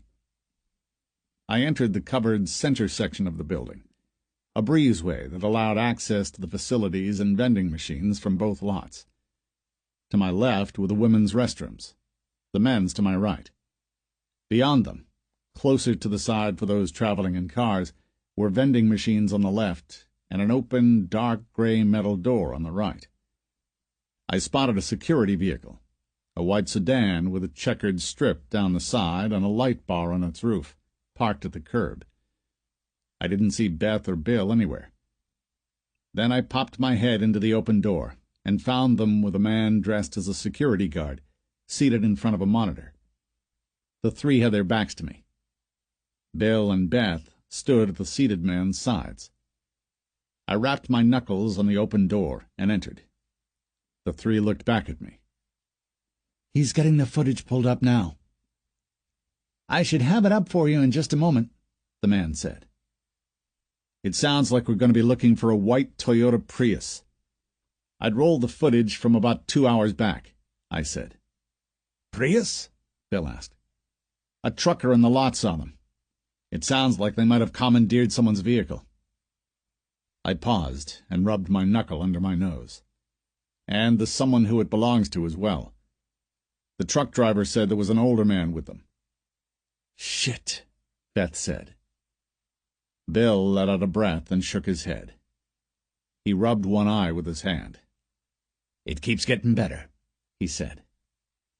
Okay, this is about 2 hours back, the security guy said. We have camera angles at both parking lot entry points, an overview of both lots themselves, and again facing the exits. Sure, I said. We'll start on the entry angles. The man clicked a few buttons on the keyboard, and the footage began to roll, split down the center of the screen. He moved the pointer on the computer monitor over the icon to fast forward, and held his finger down on the mouse. A few minutes in, we saw the RV pull into the parking lot and past that camera's angle. The security guard pulled up the camera angle that was an overview of the lot at the same time. We watched the RV park in the same spot it currently resided, and the couple step out. Definitely them, Bill said. No third person. The couple walked toward the building, but veered right before the restrooms and vending area. They went off view from the camera. Let me get a view of the other lot, the security guard said. He pulled it up. There's our Prius, I said, pointing at the right edge of the screen where the car was parked. The car being so far from the camera prevented us from getting a good look at the tag number. Can you zoom in on that at all? Bill asked. Sorry, What you see is what you get, unfortunately. We just had these cameras put in about a year or so ago. A program that the state put together called Safe Stops. Aside from the cameras, we rotate manned security as well. It just so happens that no one was on duty here until this evening. Anyway, the cameras are pretty good quality, but we don't have zoom and can't really do anything fancy with the recorded footage. Well, let's just see what we got, Beth said. We can search and see if we can get a better angle on it later. Yeah, we might be able to get a look at the tag when it leaves. If not, we can look back to when this vehicle arrived.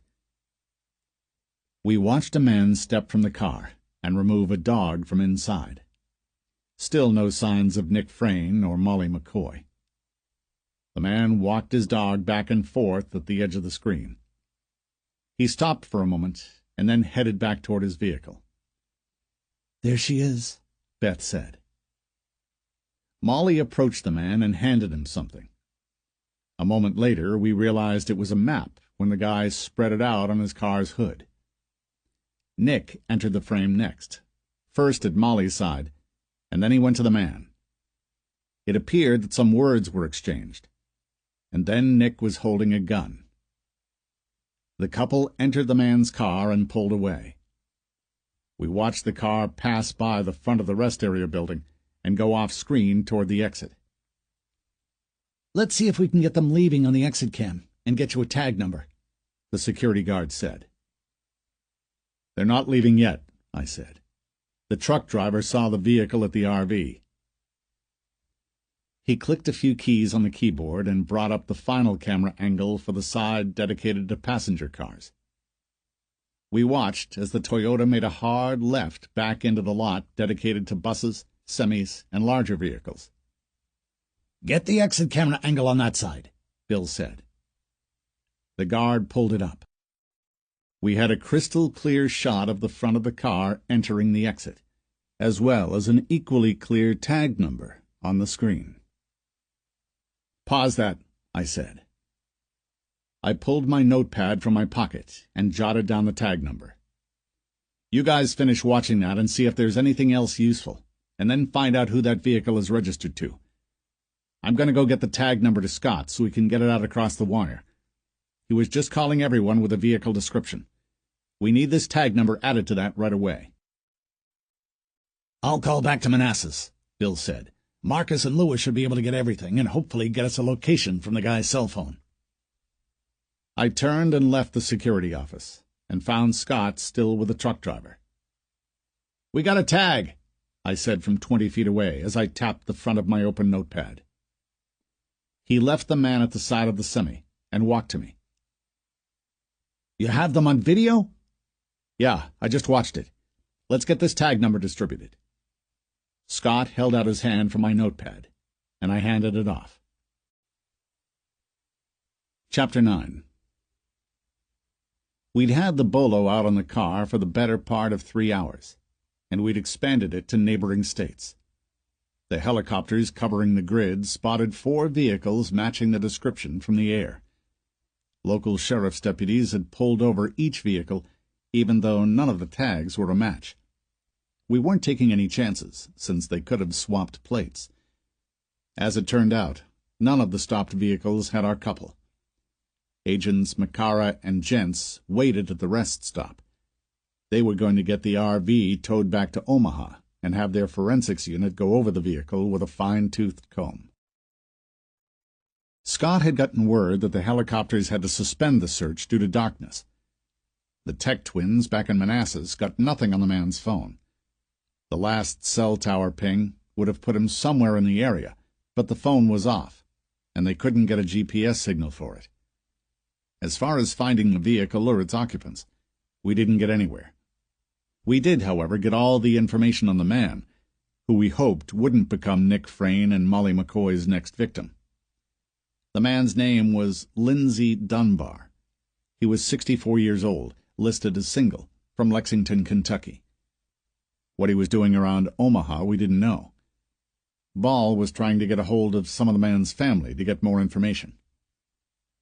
Beth waited to make a left into the hotel's parking structure. Bill and Scott were directly ahead of us, waiting to do the same. We figured we'd need a point as a home base until the case took us elsewhere.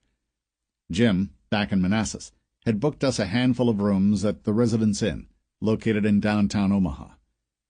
He said the hotel was centrally located, allowing us easy access to just about any major interstate out of the area, and the Omaha branch of the Bureau was just a 10-minute drive away.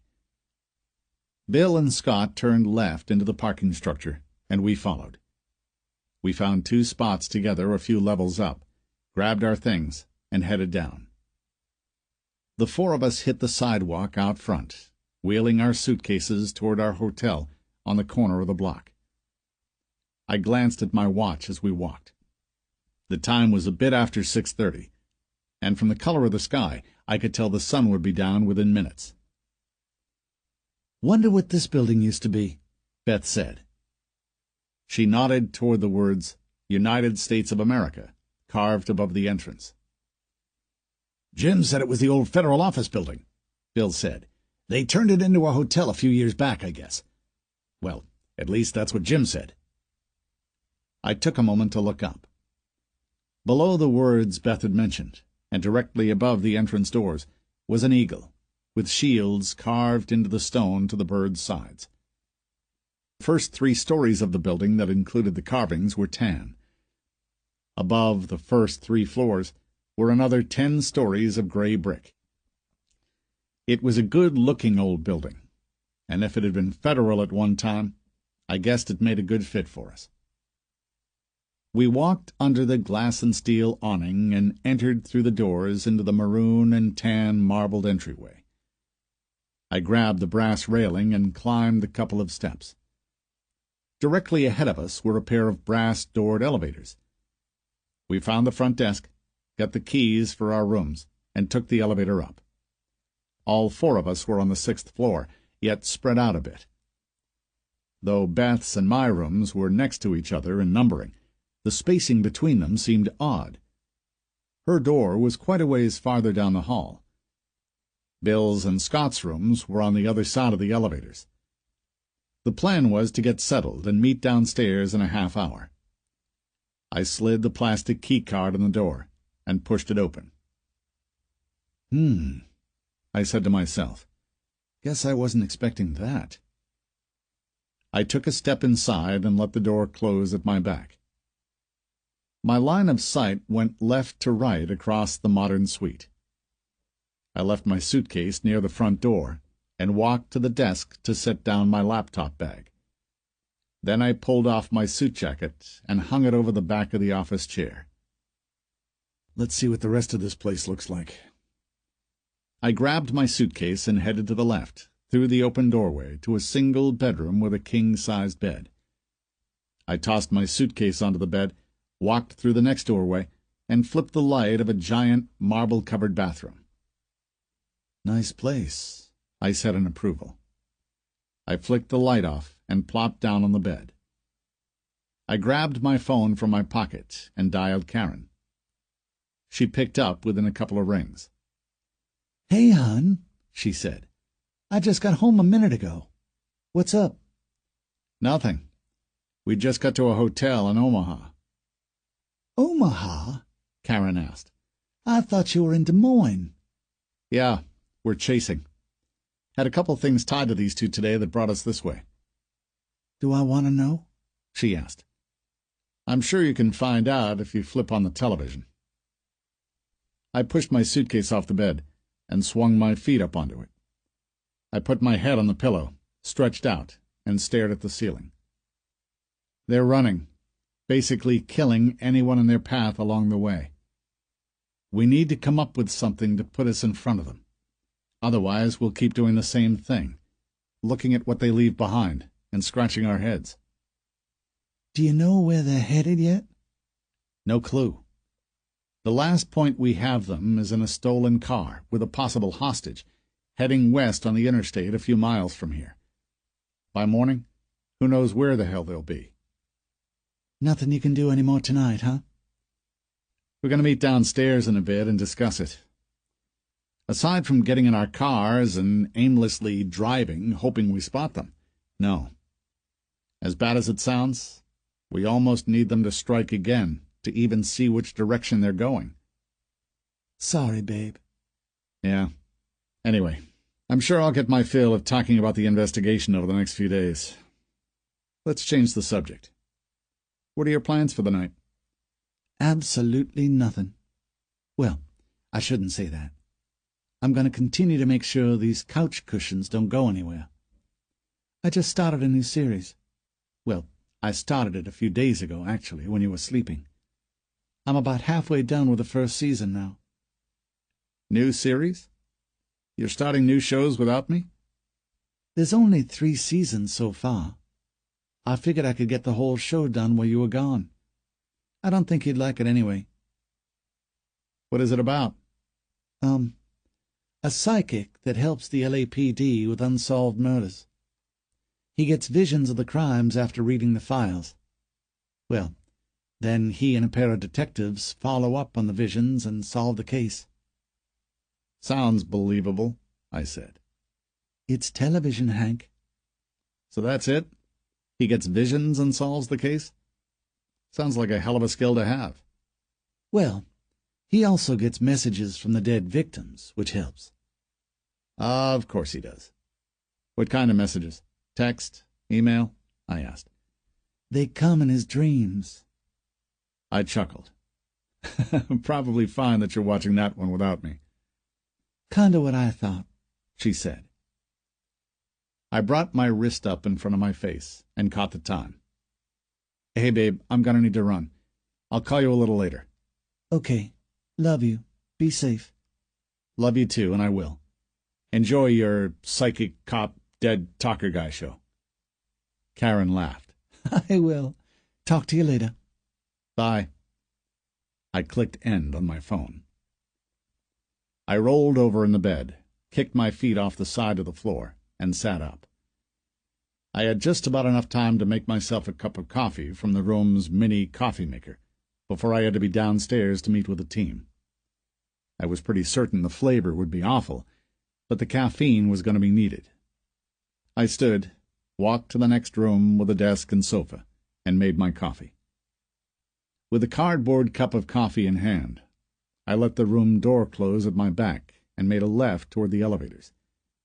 I heard another door behind me when I was halfway down the hall. I glanced back to see Beth. Wait up, she said. I did. Beth came to my side before we continued down the hall. Nice sweets, eh? Yeah. Jim must be buttering us up for something. His birthday is probably coming up, would be my guess. Anyway, I just called Ball. For? I asked.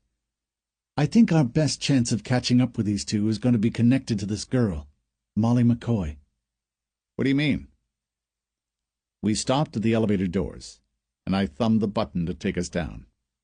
Think about it, she said. This guy was in Louisiana. As far as anything I've heard from Scott or Bill, he doesn't have ties to anything up here. So why come up here? I mean, if your goal is to flee out of the U.S., and you're in Louisiana, common sense says you go to Mexico. It's a 9 or 10 hour drive, not 24 and across an entire country that's looking for you. Right, I said. The elevator doors opened and took us inside. I hit the button for the lobby. So, by that logic, I said, what Scott was thinking might be right. These two could be headed for somewhere in Montana. From there, they may be crossing the border. No real way to know for certain, Beth said. But we need to be prepared if that is a possibility. I nodded. We don't have anything else to really go on. At least starting to monitor everyone in Montana that's ever been connected to her is an attempt to get ahead of them. I agree, Beth said. The elevator doors opened and let us out into the lobby. Beth and I headed for the lounge. Chapter 10. Nick and Molly sat in camping chairs around a campfire. The site they sat at, rented by an RV traveling man named Joey and his wife Heather, was across the road and one down from Nick and Molly's campsite. Molly's eyes were locked on the 3-foot flames, flickering and illuminating the area. "Another beer?" Joey asked. "Nah, I don't want to drink all your beer. I'm good," Nick said. We've got plenty." "Heather here isn't much of a beer drinker, and I just picked up a 30-pack. Joey stood from his chair near the fire and walked to the cooler sitting outside the front door of the RV. The man looked to be in his 40s and wore a pair of faded blue jeans with a black hooded sweatshirt. Joey flipped the lid and reached his hand inside the cooler. Ice, beer cans, and water crunched together, and Joey flipped the lid closed and walked back toward the group. He handed Nick the beer. "Are you girls good on drinks?" he asked. "I'm fine, babe," Heather said. She swished the wine remaining in her glass. The woman's blonde hair hung down over her thin face and covered her shoulders. "And you, Katie?" Joey asked. "I'm still good, thanks," Molly said. The man briefly looked at the fire and walked back toward the RV. He pulled a few logs from what he called the RV's basement and walked them back to the fire. Joey tossed 2 on and retook his seat in the camping chair between his wife and Nick. "So, Tim, how long have you been in construction?" Joey asked. Nick cracked open his beer and took a drink. "What has it been, 16 years now? I've been doing it since I was fresh out of high school, basically." "Commercial or residential?" Joey asked. "Commercial. I do okay. It pays the bills." "He's being a bit modest," Molly said. "He does better than just paying the bills. His income allows me to stay at home with our daughter. Her grandparents are watching her for the next few nights, though, while we get some time away." "That must be nice," Heather said. She took a drink from her wine. "So, Joey, you said you owned a restaurant franchise?" Molly asked. "A few of them, actually." 8 now," Heather said. "All around the Atlanta area, where we're from." "Wow, that's pretty cool," Molly said. "Yeah, we have a really good staff," Joey said. "We're kind of hands-off and only pop in when needed now. Early retirement, I guess." Nick chuckled. "Sounds like the good life." "It wasn't without a lot of elbow grease in the early years," Heather said. Nick turned in his chair and looked back at the RV parked behind them. "What is that, Joey? 2014? 15, actually. We just picked her up the beginning of the year," Joey said. "We had a couple-year-older one that we traded in. Are you guys into RVing?"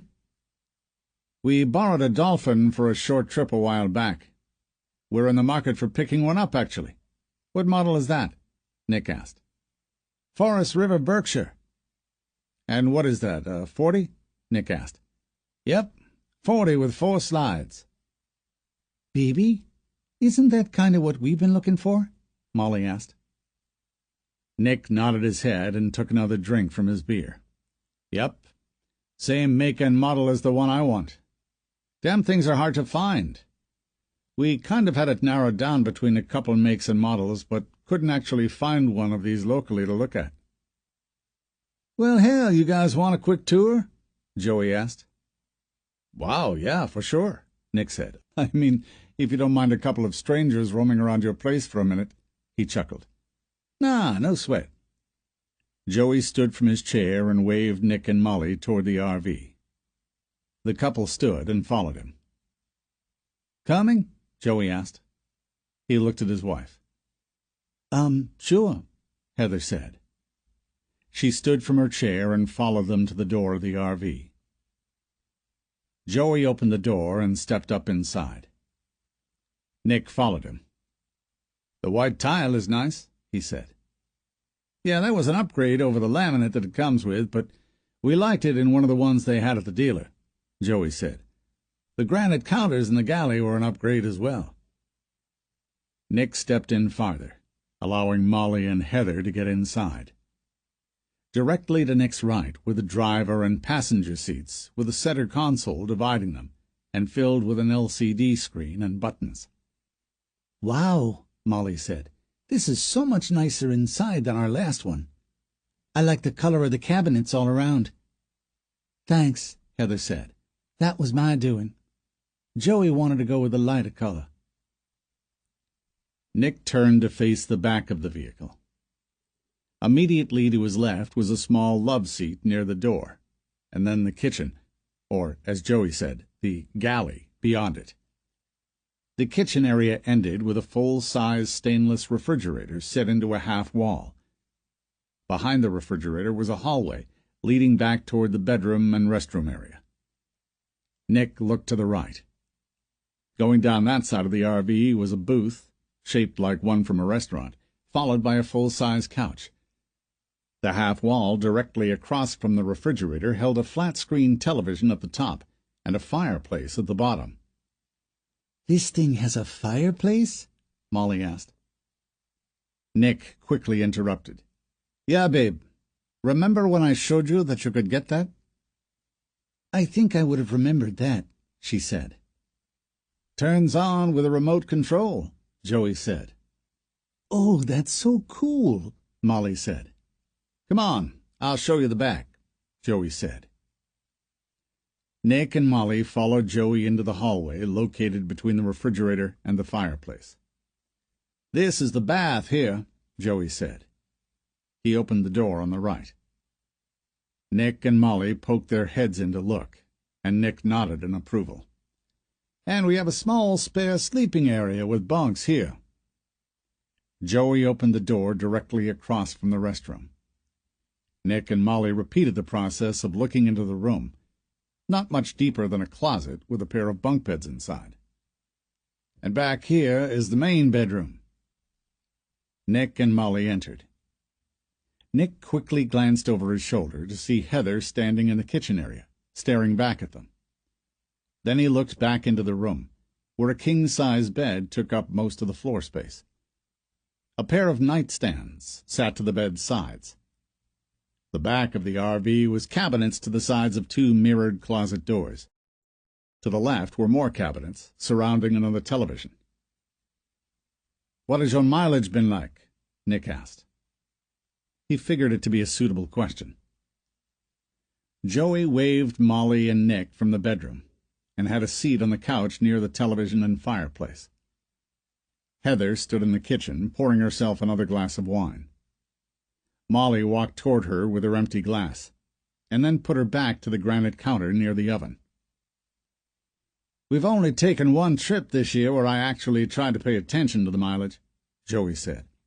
"We went and visited Heather's parents in Phoenix right after we got it. I think it was around 8 miles a gallon, staying around the speed limit. Not too bad, but then again, it's no economy car. That mileage was with a dinghy, so I'm guessing it could have been a little better." "Dinghy?" Molly asked. "Towing a vehicle," Joey said. "You guys will have to get up to speed with your RV lingo." "For sure," Nick said. "Well, aside from the upgrades in here, we also ended up getting the entertainment package for outside. Have you seen that?" "No," Nick said. "What's that consist of?" Nick reached into his back pocket and took the handle of his garrote in his hand. "Let me show you." Joey stood from the couch and headed for the door of the vehicle. "Actually, Joey," Nick said, "can you show me the cockpit?" "Oh, absolutely," Joey said. He walked Nick to the front and had him take a seat behind the wheel. Joey went through the various controls of the vehicle with Nick. Nick glanced back at Molly, still in the same spot in the galley. The man's wife was playing on her phone a few feet away. Nick looked back at Joey. "How long were you guys planning on staying?" he asked. "Well, we paid for a week. Heather and I are making our way out west to see some family." "Sure," Nick said. "So, as far as getting these things hooked up to power, water, sewer, all that when you arrive at a place like this, and then getting everything disconnected, how does that work? We never did it with the one we borrowed."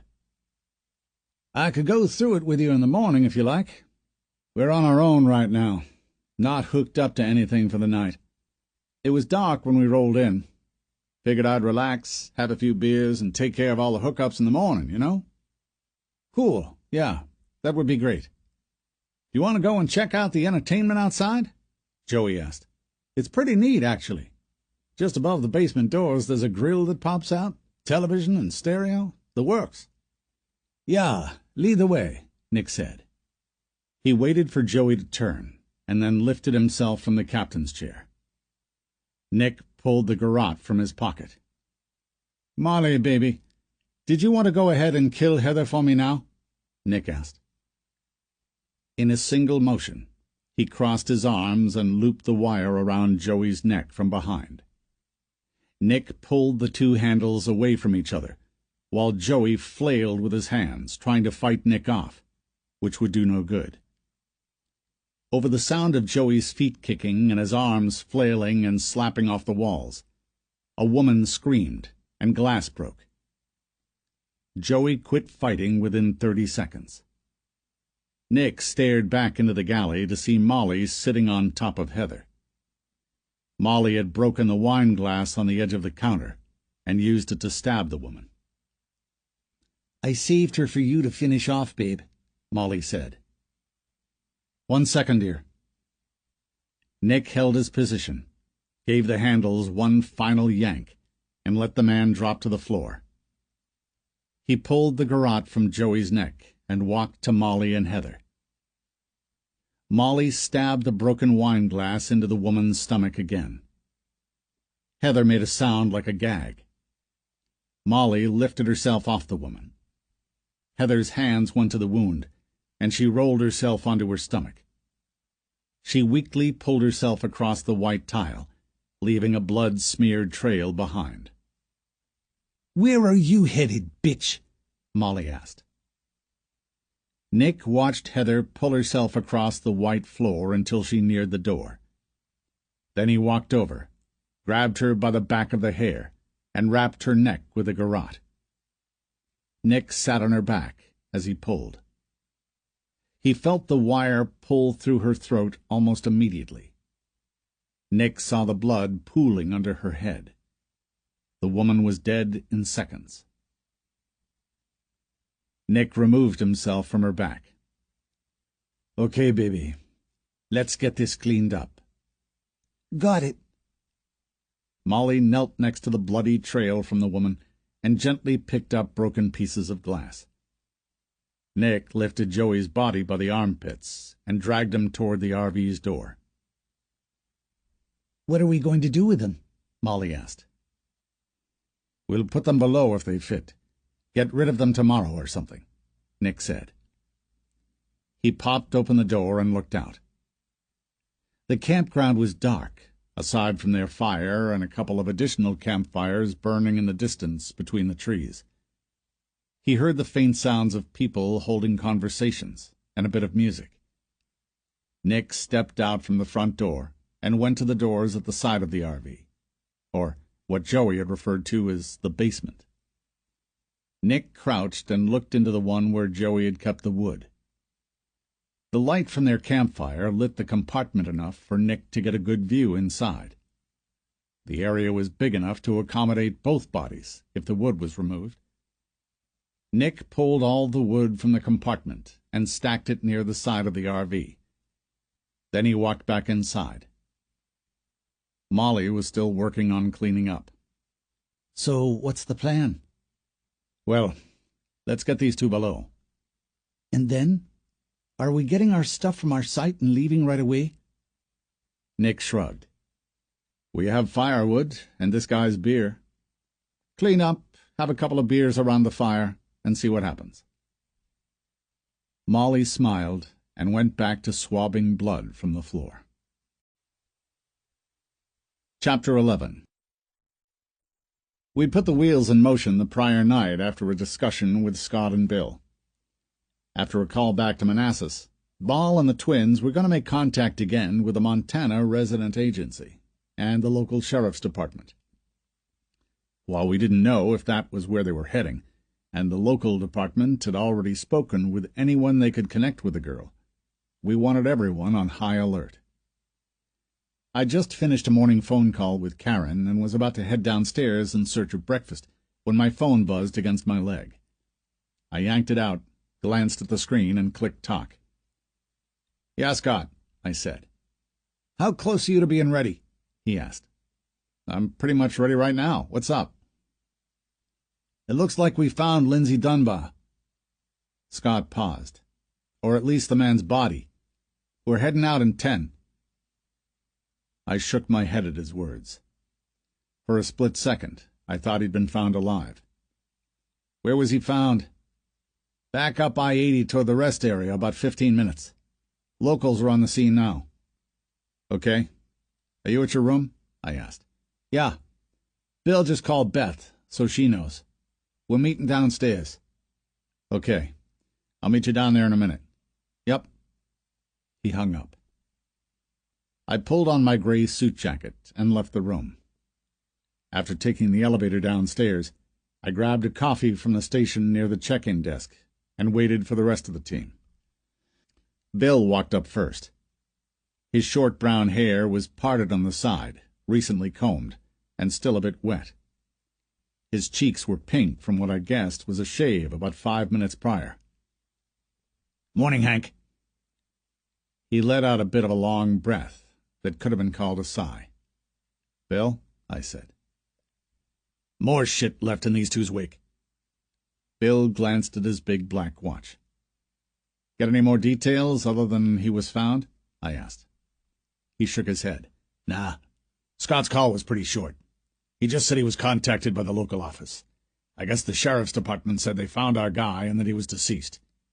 They called it into the local office. Local office called Scott.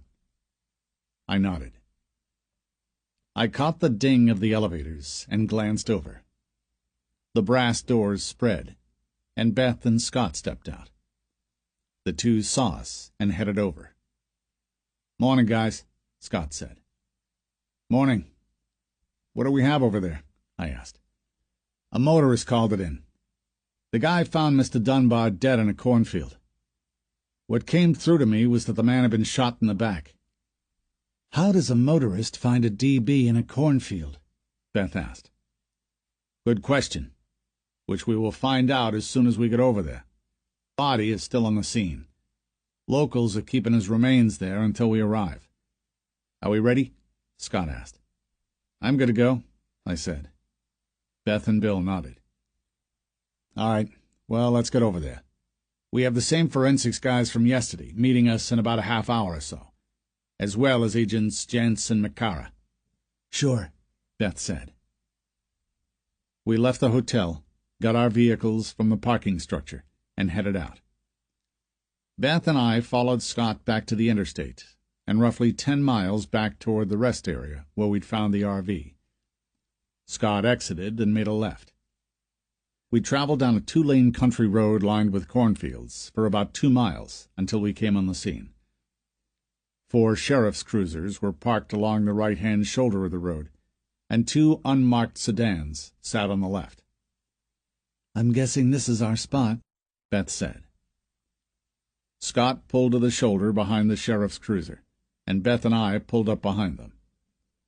We stepped from the car and followed Bill and Scott toward the group of deputies huddled near the first car.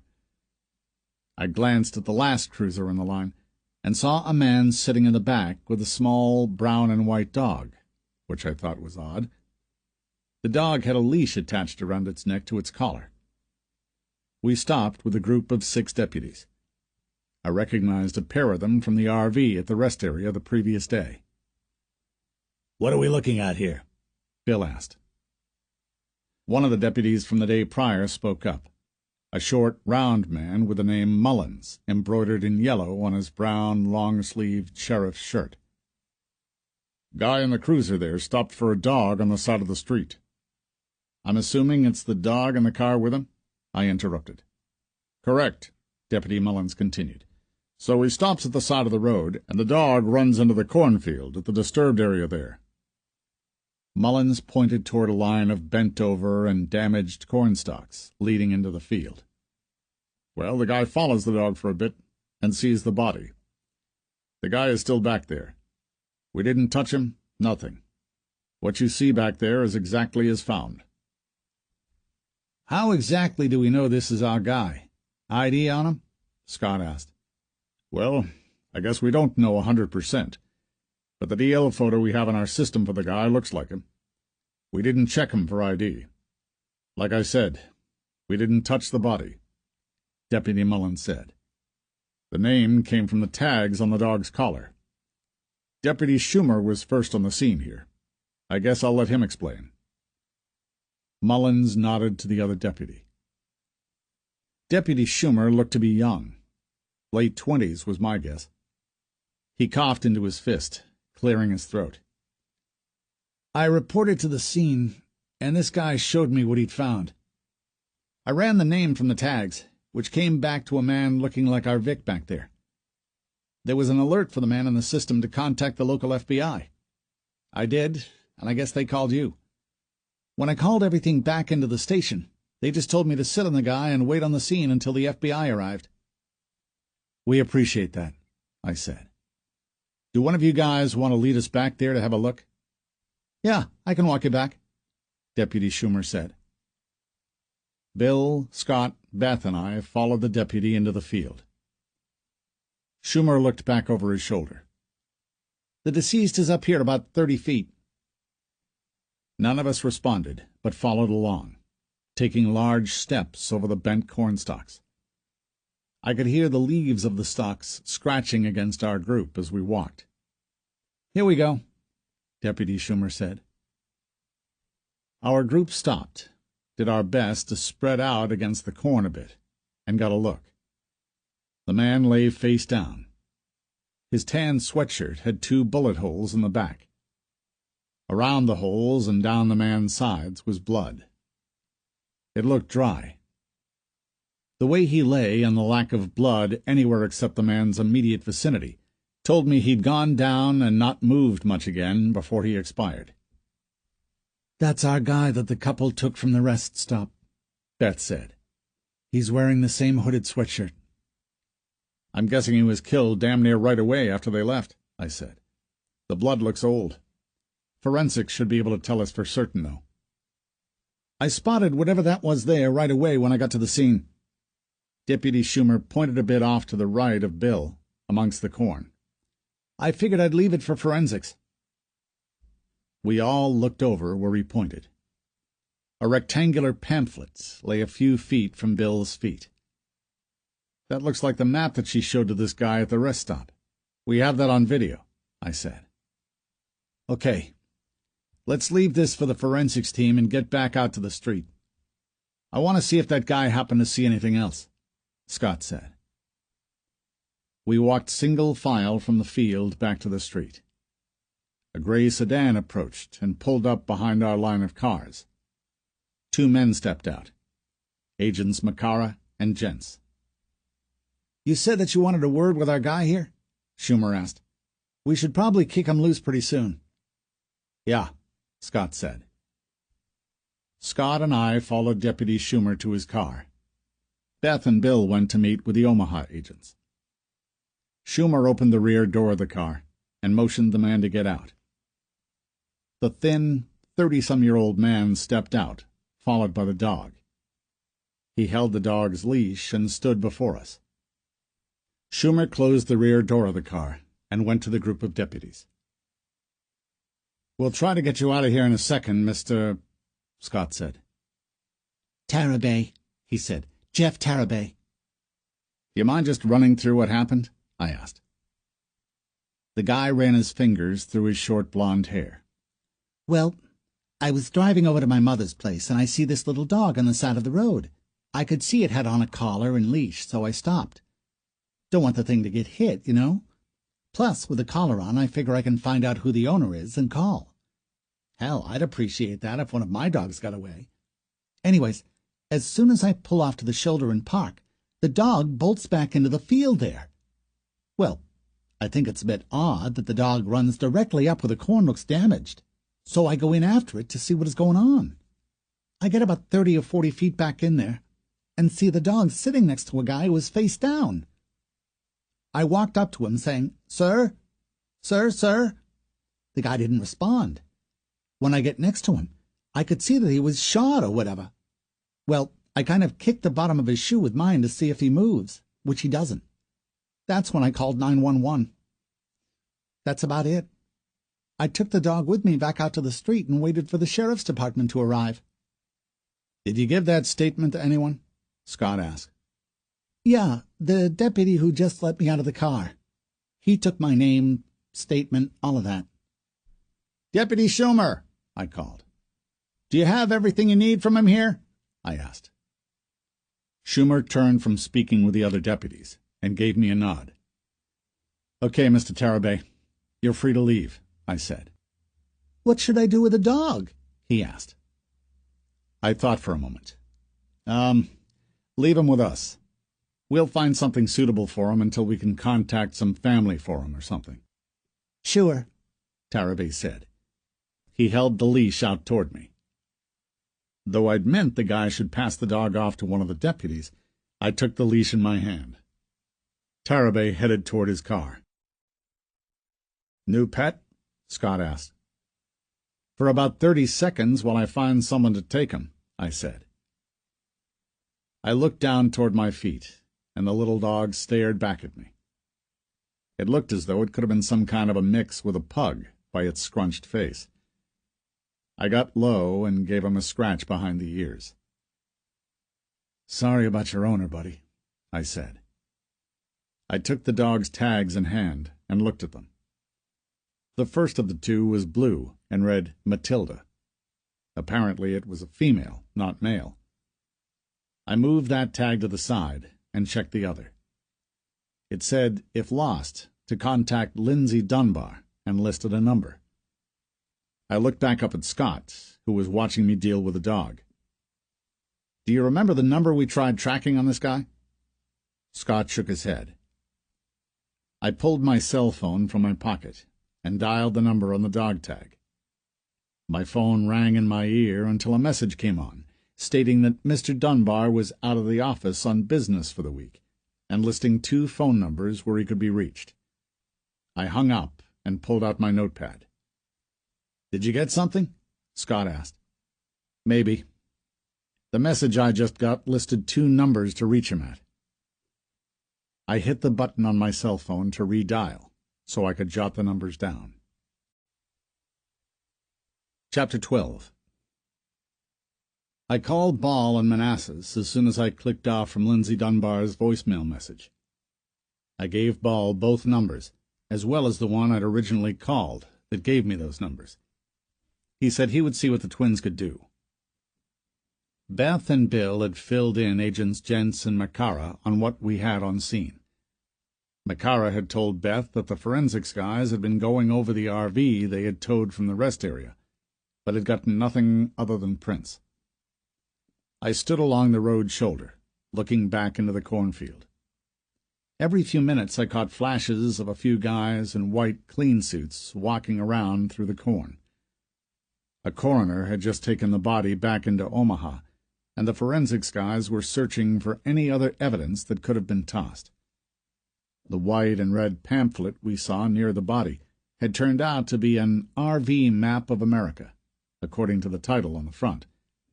Aside from it being a standard map, it listed all the major attractions and RV parks across the U.S. While we didn't know why they'd kept it, we'd sent the sheriff's department out in search of the locations that were local, just in case. My cell phone rang in my pocket. I slid it out and hit talk. The call was coming from our home office. "Rawlings," I said. "Hey, it's Ball. We have a hit on one of the numbers. It belongs to a business, which we called. They said the phone was issued to Dunbar." I dug my notepad from my pocket. "Where?" "Lewis and Marcus say Sweet Creek Campground. It's just off of 29, about 5 miles north of Omaha." Ball gave me the address, which I wrote down. "And it's there now?" "Yep." "All right, we're going." "Let me know," Ball said. "Yep." I hung up and jammed my phone back into my pocket. I turned away from the cornfield and faced Beth, Bill, and Scott, who were standing with the other agents at Bill and Scott's rental car. "Let's roll. We got a hit on one of the phone numbers for this guy." I took a step toward them, and realized I was still holding a leash with a little dog attached to it. Shit. Come on, girl. The dog trotted along toward the group as I walked over. Bringing the pup with? Beth asked. Deputy Mullins said he'd take her. He did? I asked. Yeah, Deputy Mullins, Beth called. He was standing at the front of his cruiser a few cars up and turned back toward us. Beth waved him over, and he looked up. You don't mind looking after Matilda here, right? Beth asked. He held out his hand for the leash. Yeah. I'll see if anyone from the department wants to take her in until we can figure out what to do with her. If not, she can come and stay with me until we do. We have 3 dogs at home now. I'm sure a 4th for a few days wouldn't make too much of a difference. I handed the leash off to him. Appreciate it. We're heading over to the Sweet Creek campground. I know some of the other deputies were out searching the local RV spots. Can we get 1 or 2 to meet us there? I'll call it back to the station. Whoever is in the area will meet you. Thanks, I said. Sure. Come on, Pooch. He walked back toward the other deputies. I looked at Agents Gents and Makara. Are you guys heading over there with us? The hit on the cell came from a campground a couple miles out from Omaha. Both men nodded. Beth and I hopped in our car. Bill and Scott did the same behind us, as did Makara and Gents. Beth and I led the way, and I punched the address into my phone and hit the button to make it navigate. Back to the interstate toward the city. Got it, Beth said. Our ride over was mostly quiet. Beth exited the interstate, and after a few turns on surface streets, the navigation on my phone told us the campground should be coming up on our right. I saw a wooden sign in the distance with yellow lettering spelling out Sweet Creek. I pointed at the sign and exited the navigation on my phone. Beth turned in, and we found 2 sheriff's cars waiting along the side of the entrance. Beth pulled alongside the leading car, and I rolled down my window. I pulled out my bifold and showed my badge to the deputy driving. "Agent Rawlings," I said. "This is Agent Harper. The cars behind us are agents as well. Did you guys head in yet?" "We just arrived not more than a minute or 2 ago," the deputy said. "We were over at another campground a few miles away when we got the call. Our instructions were to wait on the FBI. "Okay. Why don't you follow us in, and we'll have a look around?" The deputy nodded and raised his window. Beth continued on to the guard shack and barrier blocking the entrance. She put the car in park and lowered her window.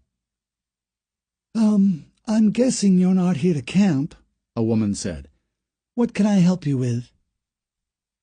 I leaned forward a bit and cocked my head so I could get a look at her from my seat in the car. She sat just inside the building. Her hair was white and just past her shoulders. The woman wore a pair of large, thick, red-rimmed glasses.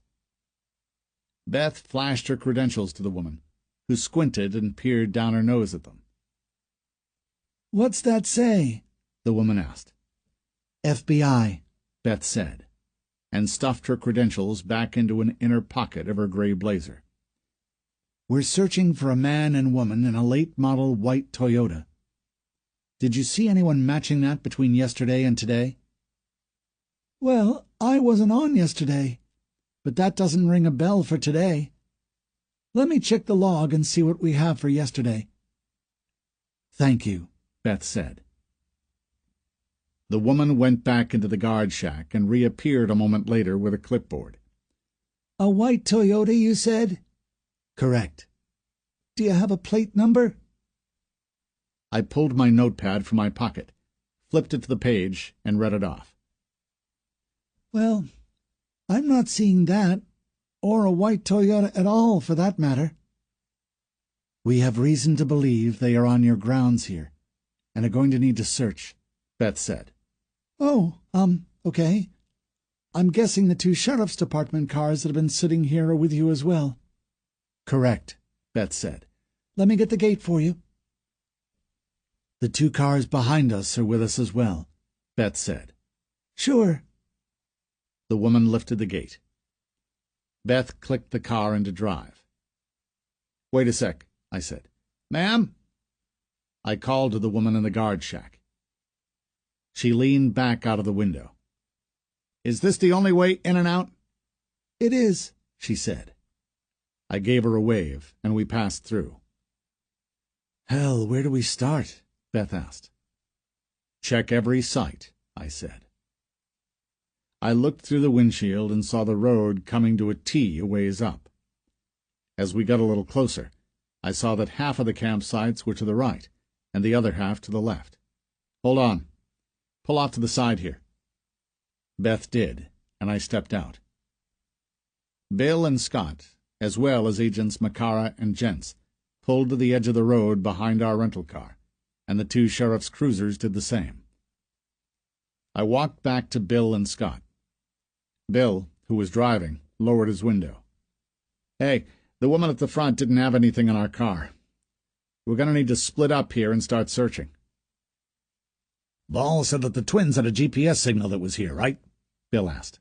"Yeah." Bill pulled his cell phone from his pocket and clicked a few buttons.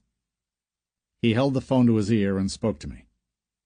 "I'm calling back to Manassas to have them give me the GPS coordinates.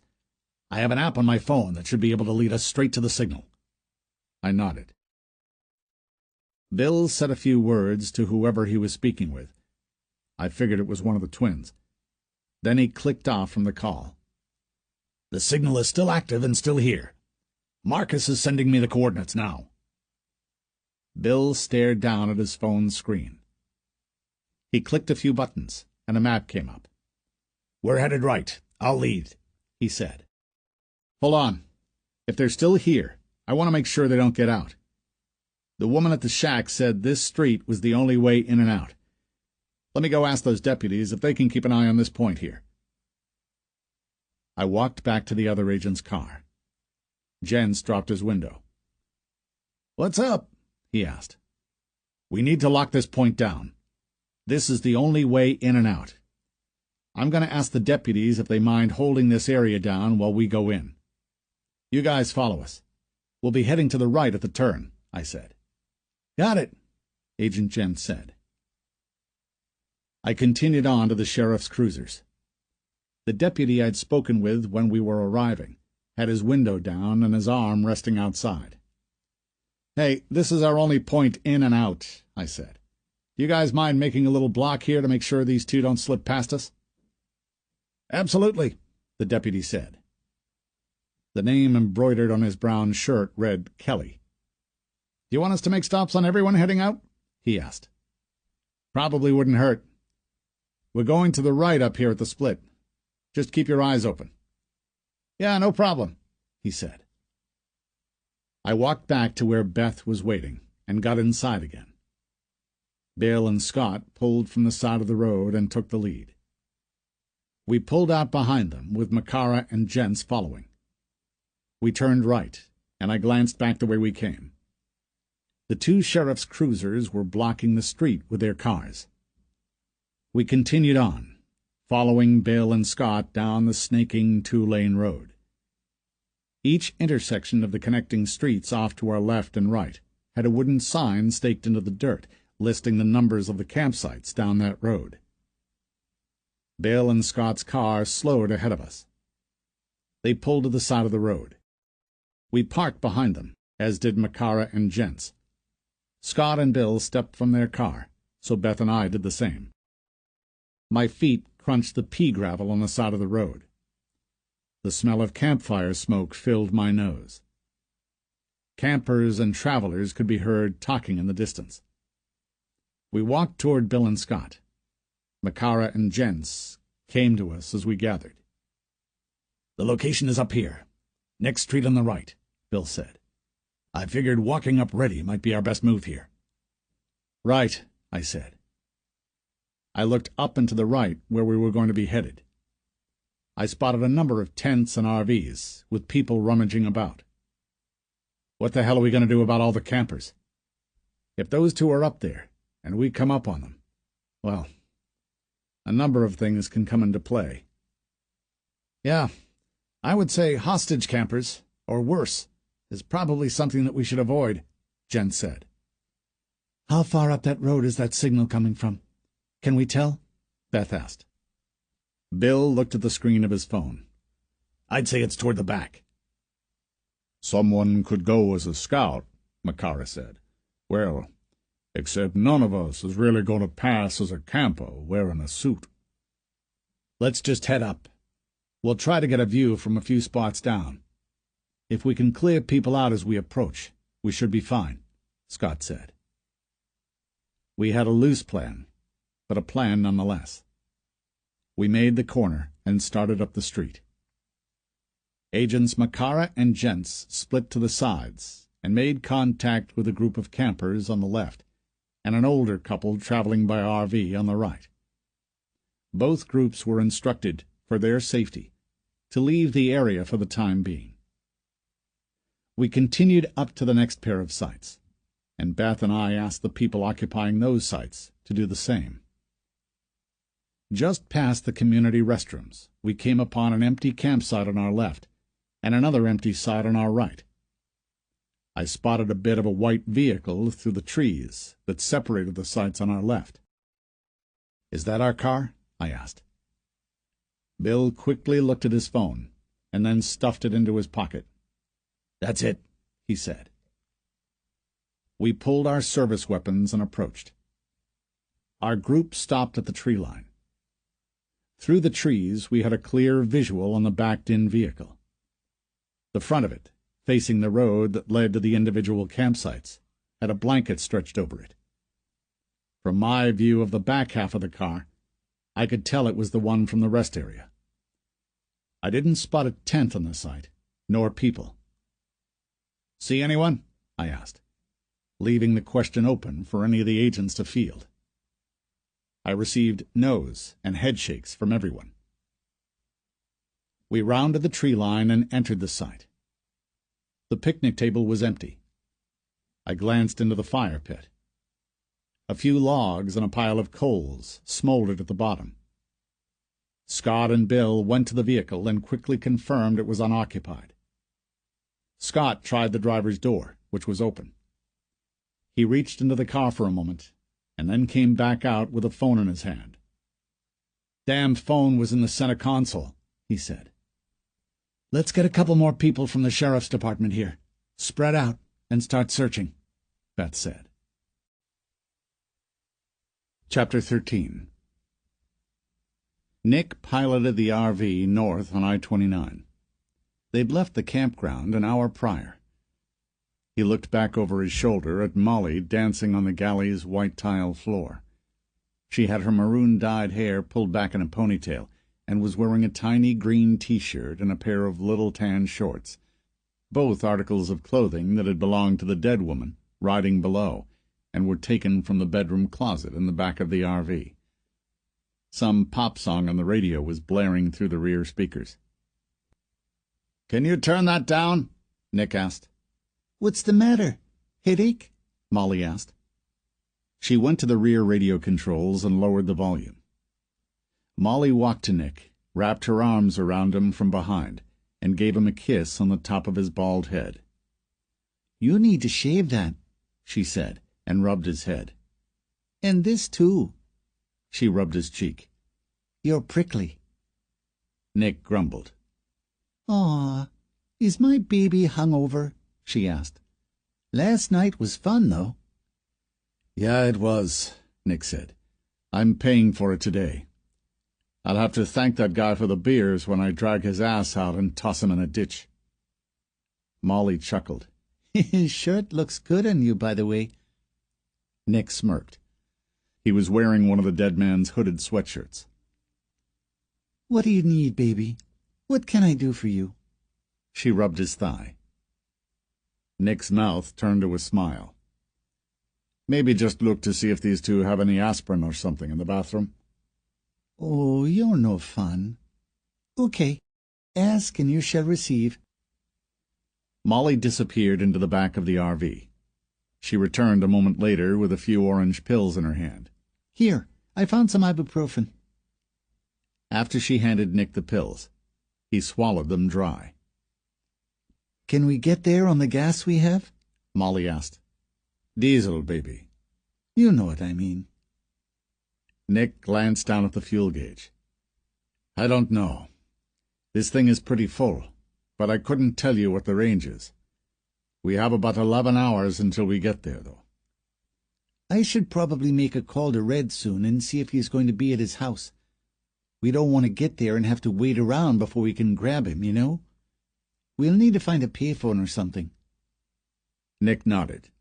We'll find one. We have another problem, too, Molly said.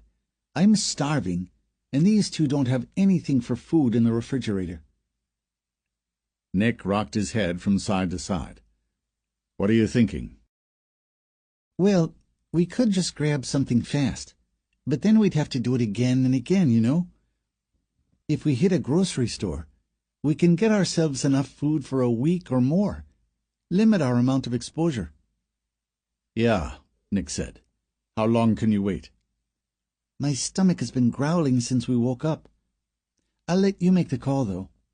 I don't think I'll actually starve to death for another few hours. Nick sat quietly, staring out the windshield at the freeway while he thought. He glanced at the time. Okay. We'll stop in the next few minutes and find a grocery store. We'll grab whatever we need to make the rest of the trip.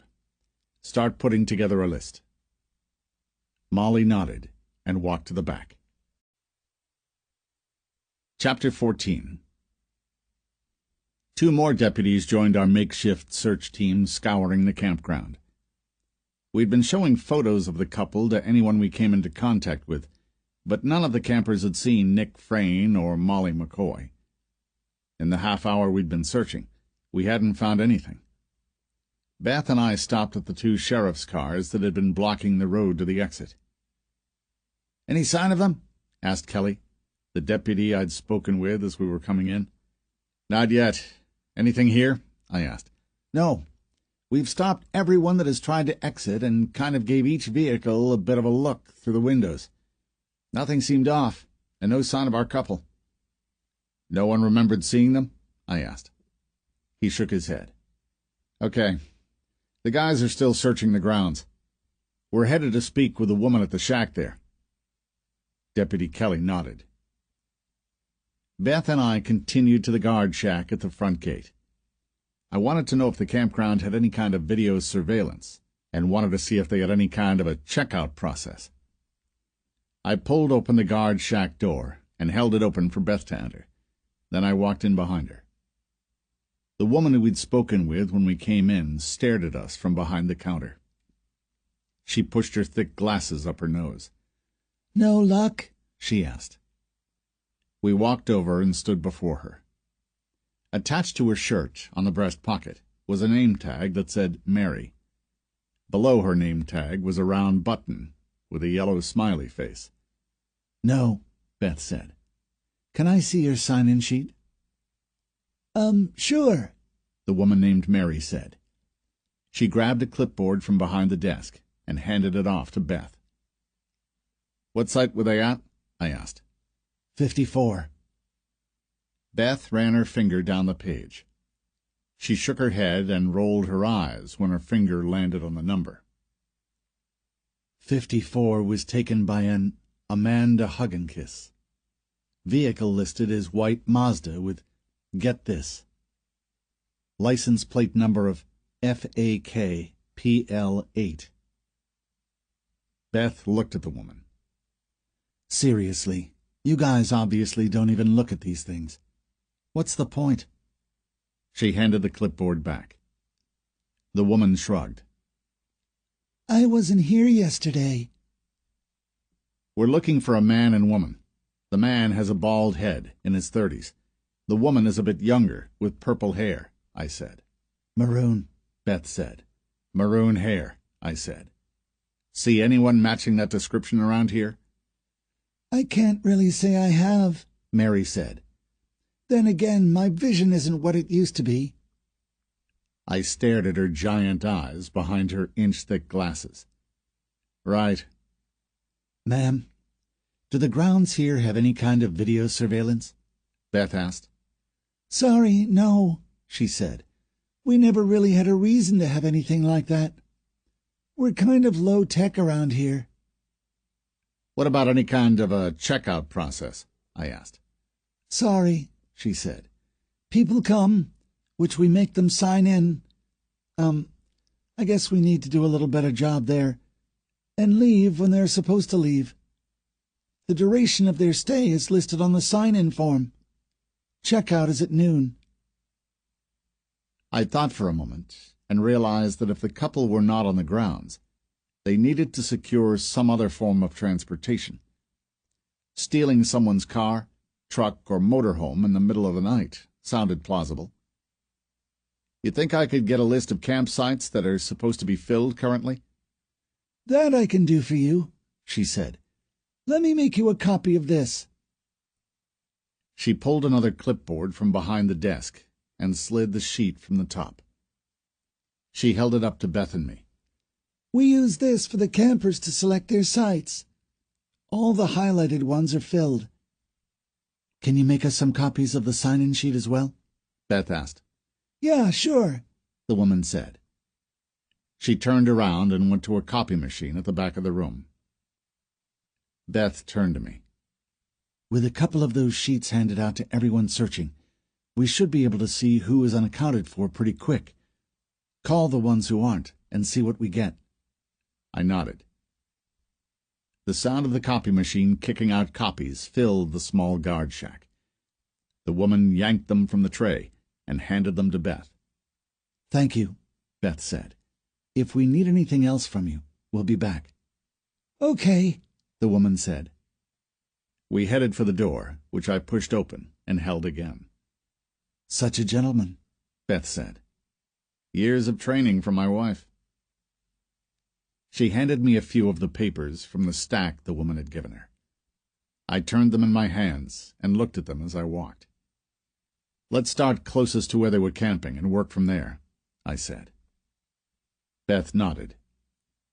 We stopped at Deputy Kelly and his fellow deputies blocking the roadway and handed them a few copies of the papers with the instructions to check off anyone leaving on the sheet.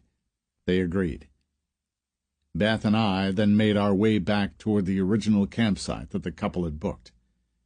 We found Bill, Scott, Jentz, and Makara still in the area, searching around. We called everyone to a group near the white Toyota. Get anything from the front gate? Bill asked. Aside from a walk and a few sheets of paper, no, I said. No signs of them anywhere? I asked. That would be correct, Scott answered. Okay, I said. I started passing out some of the sheets, and Beth did the same. We have a sheet here that lists all the booked campsites and a copy of the sign-in form, I said. If they're not on the grounds, they had to leave somehow, and, well, we know what they've been doing. We're thinking we can go through and confirm which campers are still on site and which aren't. Those that aren't, we'll try to contact. Phone numbers are on the sign-in sheets. Got it, Agent Makara said. With sheets in hand, our group spread out and began searching. 2 campsites up the road, I found the first campsite that was supposed to be occupied, but wasn't. A group of 4 camping chairs, one tipped over, stood around the ring for a campfire. Miscellaneous garbage and beer cans littered the lot. I glanced down at my sheet at the name for who was supposed to be there. Joey Brolin. I ran my finger to check in and check out dates. He'd checked in the night prior and wasn't set to leave for a week. My eyes went to the vehicle information line, which just said RV and listed the color as B&W. I looked to my left and saw Scott walking from the end of the street back toward me. I waved him over. Nothing to the dead end of the street, he said. All sites occupied that are supposed to be. We may have something here. This site is supposed to be occupied, and unless they have an invisible RV, well, it isn't. Checkout date wasn't for a week. We walked onto the empty site for a look around. They could have just gone out for a bit. I doubt they'd leave the place looking like this and leave their camp chairs behind if they weren't coming back. Yeah, but but two people who left in a hurry and didn't care would. I pulled out my phone, got the number from the sheet, and dialed. Each ring in my ear was immediately followed by the sound of a ringing phone off to my left. Scott walked to one of the camping chairs and pulled a phone from the chair's cup holder. "I don't suppose that's a coincidence," he said. Scott walked the phone to me, which showed my number calling on the screen. Shit. I hit end on the call. Scott looked over the copy of the sign-in form, found the RV's plate number, and put it out over the wire. The two of us looked over the campsite. I caught a corner of something purple in the fire pit and crouched down for a better look. "Scott," I said. He walked over from scouring the tree line at the back of the site. "Did you find something?" he asked. I grabbed a stick lying near my feet and moved some of the ashes away from what I was looking at. "Another cell phone." He let out a breath. This was probably them, then. I nodded, tossed the stick down, and stood. A sheriff's cruiser pulled up on the road in front of the campsite and stopped. A man, not looking like law enforcement, sat in the passenger seat. The deputy driving opened his door and stepped out. I immediately recognized him as Deputy Kelly, who had been holding down the street leading out of the campground. "Agents!" he called from the road. Scott and I both headed over. The passenger door of his cruiser opened, and the man, dressed in street clothes, stepped out. "Deputy," I said. "This gentleman here was leaving the grounds and recognized the woman by the photo I showed him. He thinks he may have seen your couple leaving this morning." The man closed the car door at his back. "Sir, you saw the couple in question?" I asked. He removed a baseball cap with a fish skeleton logo from his head and let it hang from his hand at his hip. "Pretty sure," he said. Scott motioned with his hand for the man to continue. "Well, I made a morning trip to the John right back there." He jerked his head back toward the restrooms a few plots down. "And I see an RV sawing back and forth, trying to get out of their campsite and turn onto the road. It looked like they didn't really know what the hell they were doing. They kept trying to cut the corner out of the site, and were getting blocked by the tree line. Actually, now that I think about it, it may have been this campsite here. Anyway, I go into the restroom, come out, and they're passing me as I'm walking back to the street. I couldn't really see the driver, but there was a female in the passenger seat. Her hair was the dark red color, like in the photo the deputy here showed me." "Okay, when was this?" I asked. "Well," the man pulled up the sleeve on his flannel shirt and looked at his black plastic watch. "My site is around the corner there, and when we broke down after I got back, I'd say maybe an hour and a half ago. Probably right around there." "How good of a look did you get at the woman?" Scott asked. "Pretty good. I mean, the hair color isn't something you see every day. I guess I saw her from about 40 feet away or so. I mean, I wouldn't bet my life on it, but I'm pretty sure that was the woman in the photo." "All right. Can you tell us anything more about the RV they were driving?" I asked. "Black top, about halfway down, and a white bottom. Had some swoops and graphics down the sides. Said Berkshire XL on the front. Pretty sure that is made by Forest River. I think it was about a 40 or so. Guessing it's probably a 4-slide. New and nice." That was an abnormally accurate vehicle description, and the man must have caught the look of question on my face. "My wife and I have been into RVing for a while," he said. I nodded, pulled my notepad, and had him run through the description for me again. Chapter 15. Deputy Kelly pulled away, taking the man who'd provided the ID and vehicle description back to the front of the campground. Scott and I called the team back to the campsite we believed the RV had been taken from. "I'm going to get the vehicle description circulated," Scott said. He pulled his phone from his pocket and started dialing. Agents Jentz and Maccaro walked the campsite, looking for anything resembling evidence. Beth and I stood near the fire pit and the camp chairs. We searched the area for the third time, looking for any small scrap of anything. I looked up, made eye contact with Agent Makara, and waved him over. "What's up?" he asked. "Can you get a forensics guy from your office out here?" I asked. "I'd like to at least get the beer cans printed, to make sure this was our couple that was here." "No problem," he said. He pulled out his phone and made the call. Bill walked up. He'd been searching through the white Toyota a few campsites down. "Anything at all in the car?" Beth asked him. "Zip. I looked under the seats, glove compartment, and every nook and cranny. Nothing belonging to Nick Frayne or Molly McCoy anywhere.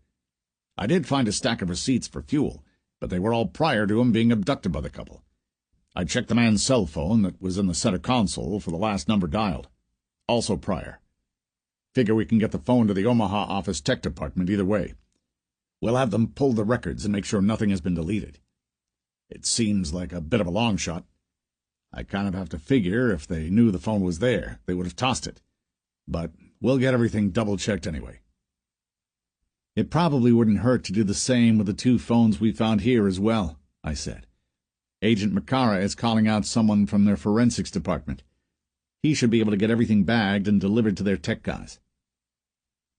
Bill let out a breath and nodded. "We're still 2 steps behind.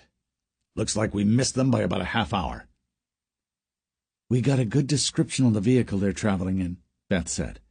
"Hopefully we get a hit." Scott walked back to us and slipped his cell phone back into his pocket. "We should have the helicopters up and searching within 15 minutes. I made a call back to Ball. He said he'll get a team at the office working to notify every campground, RV park, rest stop, and local law enforcement agency inside of a couple 100-mile radius." "We have coverage of this all over the news. Let's get a hold of a few stations and tell them the area we believe them to be in," Beth said. "That's not a bad idea," Bill said. "I'll make a few calls." He stepped off to the side. "So, what's our plan?" Beth asked. I thought for a moment. "We need a map." "I saw some at the front guard shack," Beth said. "What are we needing it for?" "If they left an hour and a half ago and drove straight, we can get a perimeter set." "Yeah, station local law enforcement just outside the perimeter. Overpasses, on-ramps, any major arteries out," Scott said. "It's worth a shot," I said. "I'll get a map," Beth said. She jogged toward our rental car. "We can get the helicopters hovering over the major interstates and work their way back from the farthest point they could possibly be," Scott said. I nodded. "Let's just hope, if they're in that RV, they don't switch vehicles again," I said. Scott and I waited for Beth to come back with our map. 10 minutes passed before she did. Beth pulled our rental car onto the road next to the campsite, and Scott and I walked over. Bill was standing in the street off to my right, still on the phone. Beth opened her car door and held up the map. She closed the door at her back and went to the hood of the car, where she spread the map out.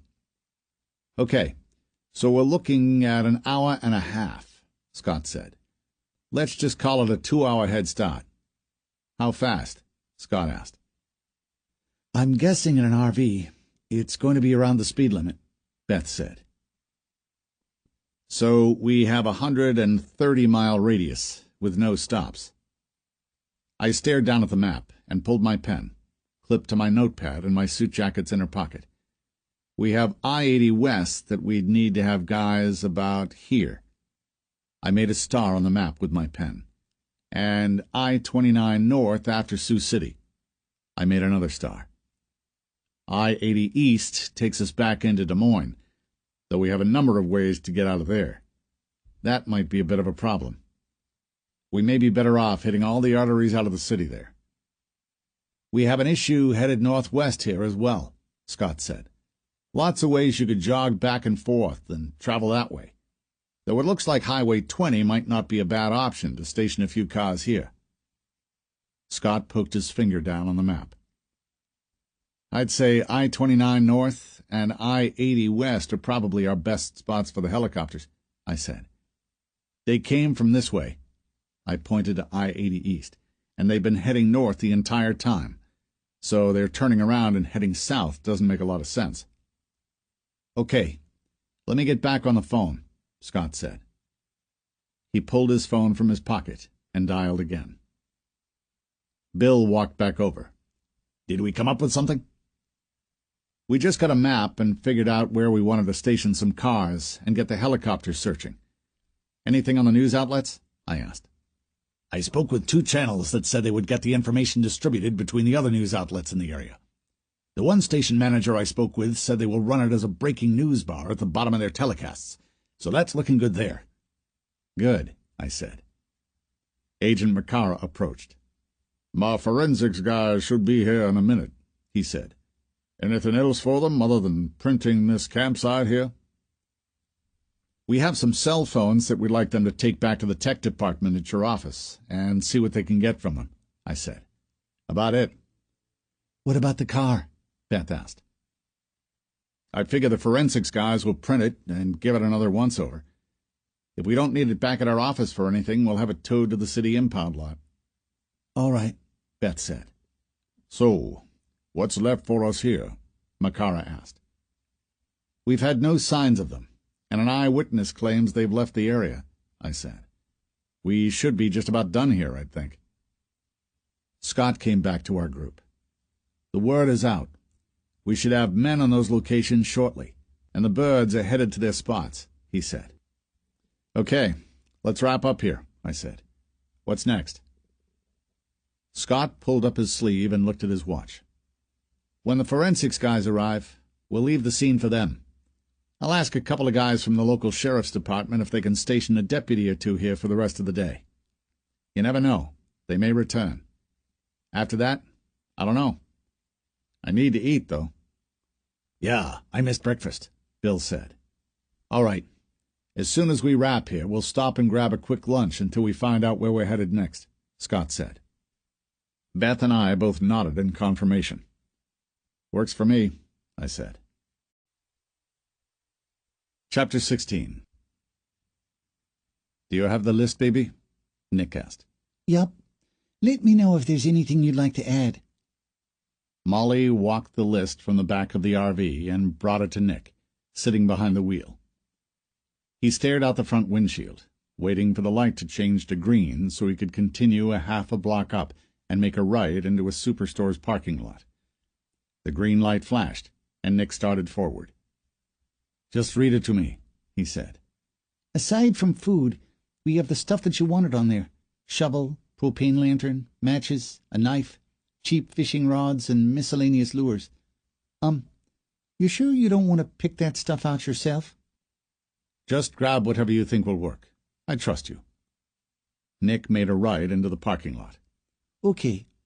Besides that stuff in the groceries, I just have some random bathroom supplies, toothbrushes, toothpaste, things like that. And hair dye," Molly said. "Hair dye?" Nick asked. "Yeah. I think the maroon may get us spotted. I'm just going to dye it back to brown for now." "That will be different. I never saw you with your hair a different color," Nick said.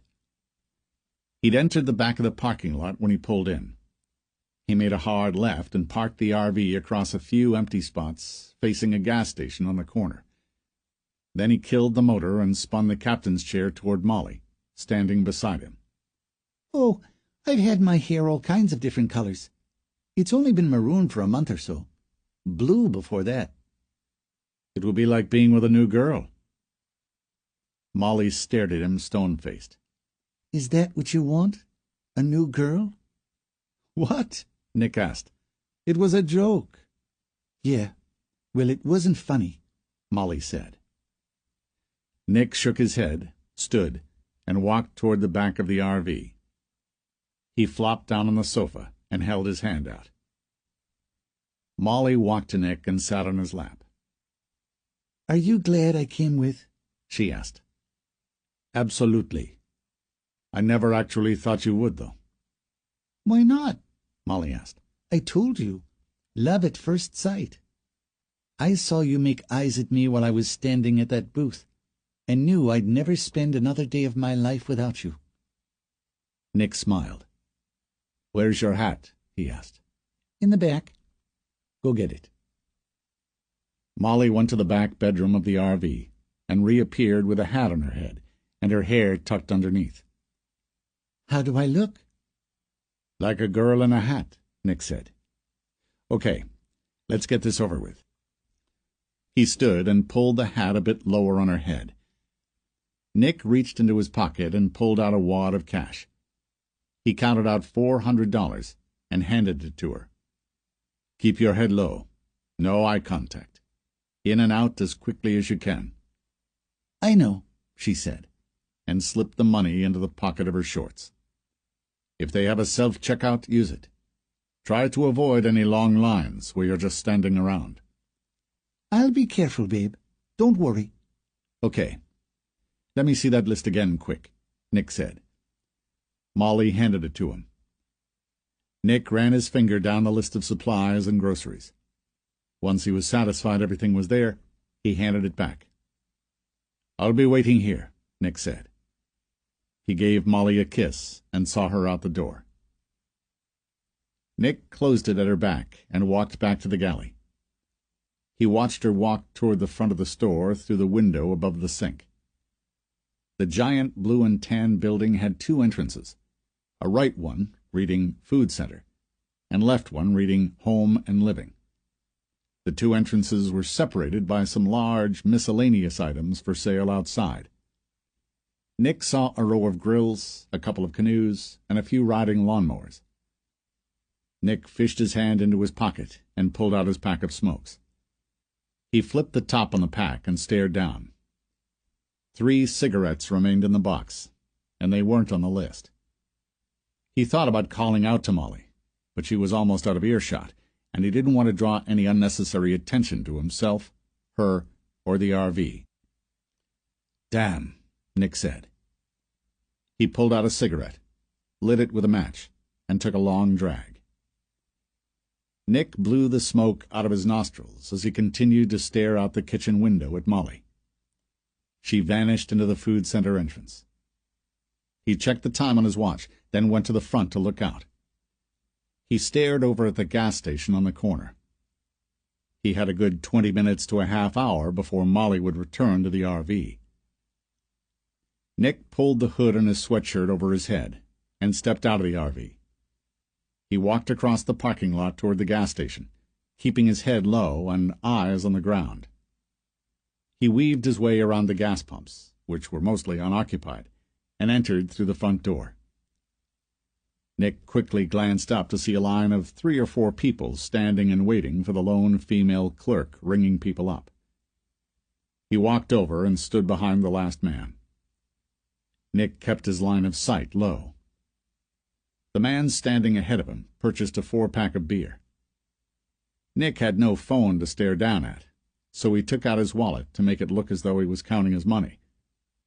The line advanced to a single person. Nick stuffed his wallet back in his pants pocket and began to look over the selection of magazines and newspapers on the shelf. He stared at a photo of himself on the front cover of a local paper. Nick reached down, grabbed a different paper, and gave it a quick glance while the line advanced another person. A woman and 2 kids came and took a place behind him in line. He glanced down at the little boy holding his mother's leg and staring at him.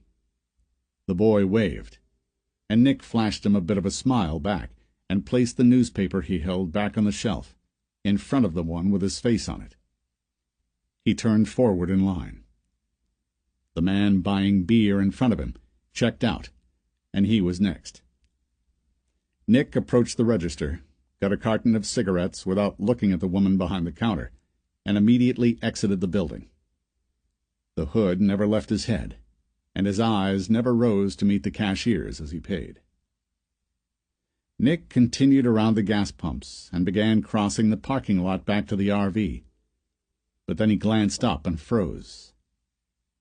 A cop car was parked next to the RV. An officer was standing directly in front of the vehicle and appeared to be talking on his shoulder radio. Nick quickly turned left and walked along the back of the parked vehicles toward the superstore's entrance. He jammed the carton of smokes into the front pocket of his sweatshirt. "Shit," Nick muttered under his breath. He glanced back to the right, toward the cop and the RV. The officer appeared to be the only one there. Nick picked up his pace toward the store. He stared over at the right entrance, making sure Molly wasn't walking out as he entered the store through the home and living entrance. He passed the area where the shopping carts were parked and looked left to right. To his left was a pharmacy, and spreading out behind that, rows and rows of home goods. He looked to his right at the 20-some rows of registers for checking out the shoppers. He couldn't see Molly in line. Nick turned left and passed the pharmacy area, looking down the aisles in the health and beauty section. He didn't see her. He made a right at the next corner and followed the building toward the back, where the outdoor supplies were held. Again, Nick stared down the aisles where the shovels and outdoor equipment were located, but never spotted Molly. At the back of the store, Nick hit the main aisle heading right, which eventually led to the grocery section. He briskly walked past the children's toy department on his left and the small offerings of pieced-together furniture on his right. Next, he passed the back of the clothing section to his right and electronics to his left. Molly had no reason to be in either. He glanced up at the exit sign in the small hall directly past electronics to his left. Nick continued, keeping his head down as he walked. After the shoes and baby clothes to his left, and women's clothing to his right, Nick hit the grocery section. He glanced right, toward the front of the store, but didn't spot her. Nick made a left into the refrigerated goods area and walked past the yogurt and milk to the far corner of the building. He made a right and looked toward the front of the store, past the meats and all the way down to the bakery. Still no sign of her. He started up the aisle, looking right down every adjacent aisle as he passed. Finally, he spotted Molly 5 or 6 rows up, looking at a box of cereal. Nick quickly walked the aisle to where she stood in front of a full cart of groceries. He looked down the aisle to see a number of shoppers rummaging about. Nick stopped at Molly's shoulder. "We have trouble. Take the cart, leave the aisle, and meet me by the rear exit between the shoes and electronics. Do it now." He continued walking. Nick found his way back to where he had instructed Molly to go, and stood at the edge of the shoe department, looking at a pair of flip-flops. He waited for Molly to appear, and a moment later she did. "What's going on?" she asked. "There's a cop at the RV. Leave the cart here. We're leaving out the back. Let's go. Come a few seconds after me, and keep it casual." Nick rounded the corner and walked down the short hall toward the metal door on the wall at the back. A pair of restrooms sat to his right. He glanced left at a counter with a banner reading "Electronics Clearance" on the wall behind it. A couple of tables behind the counter held miscellaneous televisions and electronics. A single woman stood with her back to the counter, apparently watching whatever was playing on the televisions. Nick pushed the center horizontal bar across the white metal door under the exit sign. He entered a long, white hall free of people, with a single door at the back below another exit sign.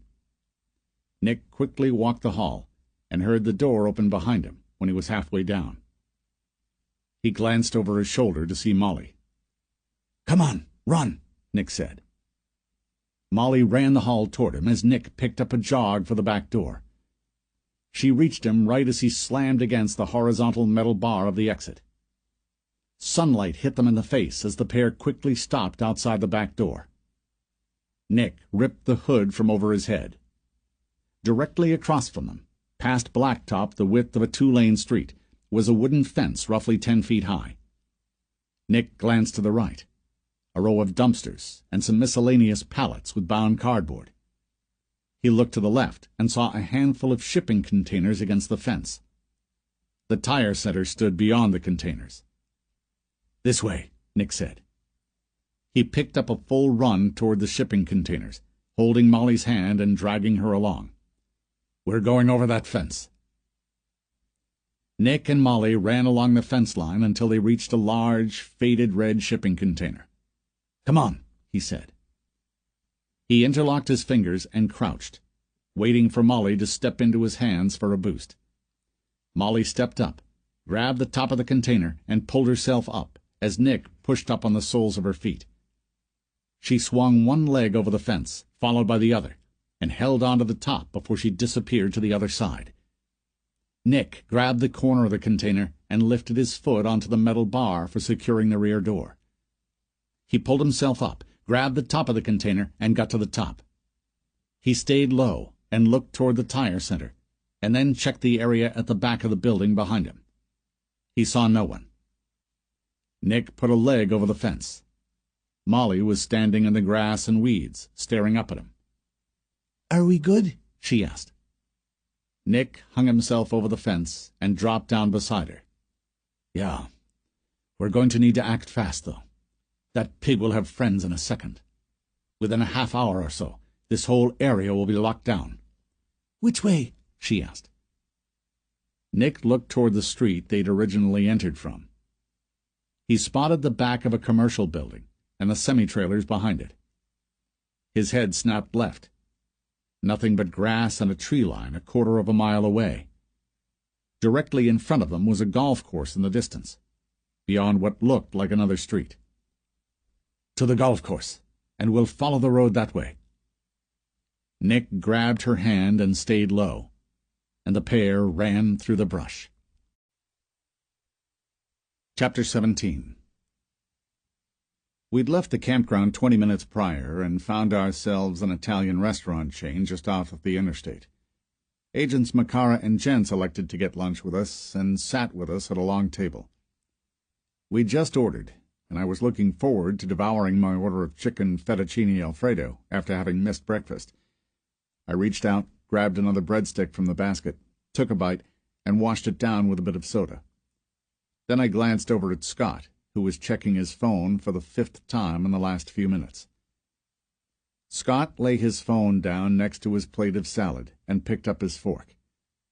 He filled the fork's tines with a few pieces of lettuce and an olive, then looked over at us. "Montana local sheriff's department did some digging and found the man she rented from. I guess it was a private little trailer park this guy owned. The guy says he hasn't seen or heard from her in months. He hasn't received a rent check in that time either." "We don't have anything as far as employment on her, correct?" I asked. "Nothing recent. Within years, actually. If she was renting, and it was paid directly to an owner, you'd think she'd have to give the guy something as far as where she received her income," I said. "Yeah, that's a good point. Let me send off a message," Scott said. "Maybe we can have whoever talked to the guy see what employment information she gave her landlord." Scott clicked away on his phone. "Still nothing as far as sightings?" Agent Gents asked from the end of the table. "No," Scott said. "Each spot on the map that we wanted men stationed at is currently stationed. Nothing yet." "Helicopters?" I asked. "In position." Scott scratched at the side of his dark but graying hair and took a drink of his soda. "I just hoped they weren't already outside the window we put together."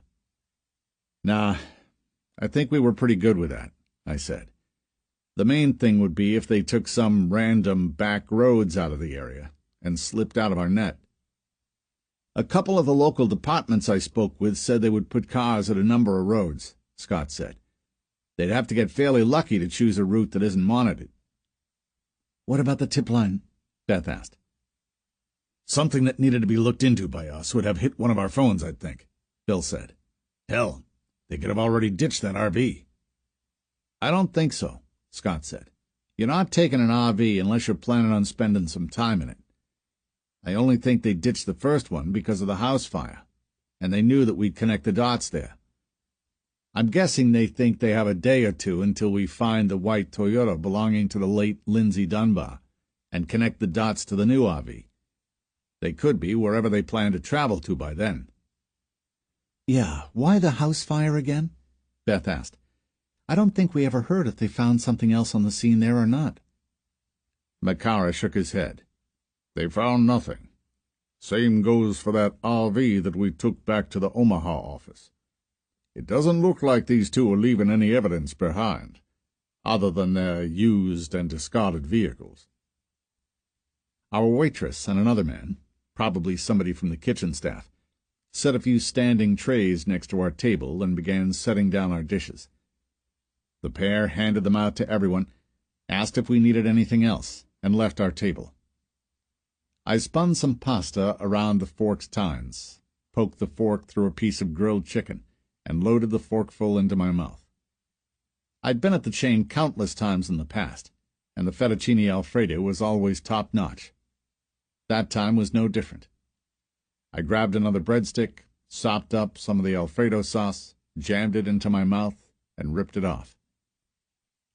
Beth looked over at me out of the corner of her eye as she was laying a napkin over her lap. "Hungry?" she asked. A little, I said, over a mouthful of breadstick. I felt the table vibrate and heard a buzz coming from Scott's phone. He snatched it from the white tablecloth, slid his finger across the screen, and placed it to his ear.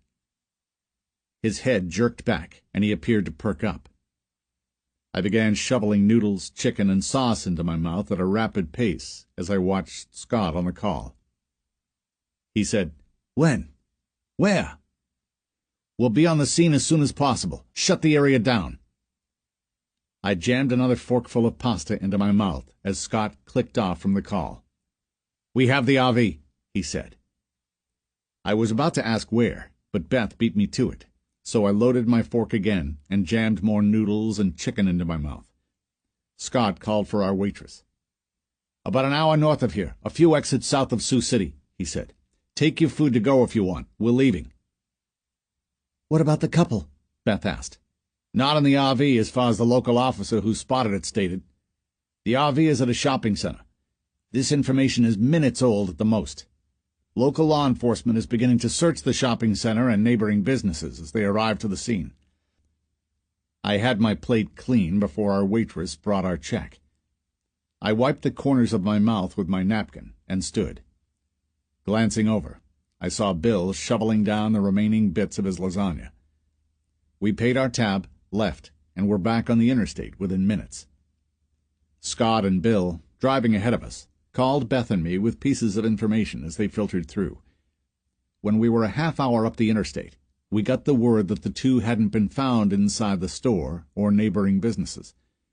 The local law enforcement were beginning to go through security footage and had dispatched multiple cars to the surrounding areas in search. I called Makara and Jens, following us, and relayed the information. When we were 10 minutes out from the scene, we got another update that said they'd found them on the security footage and that the pair had left from the back of the superstore.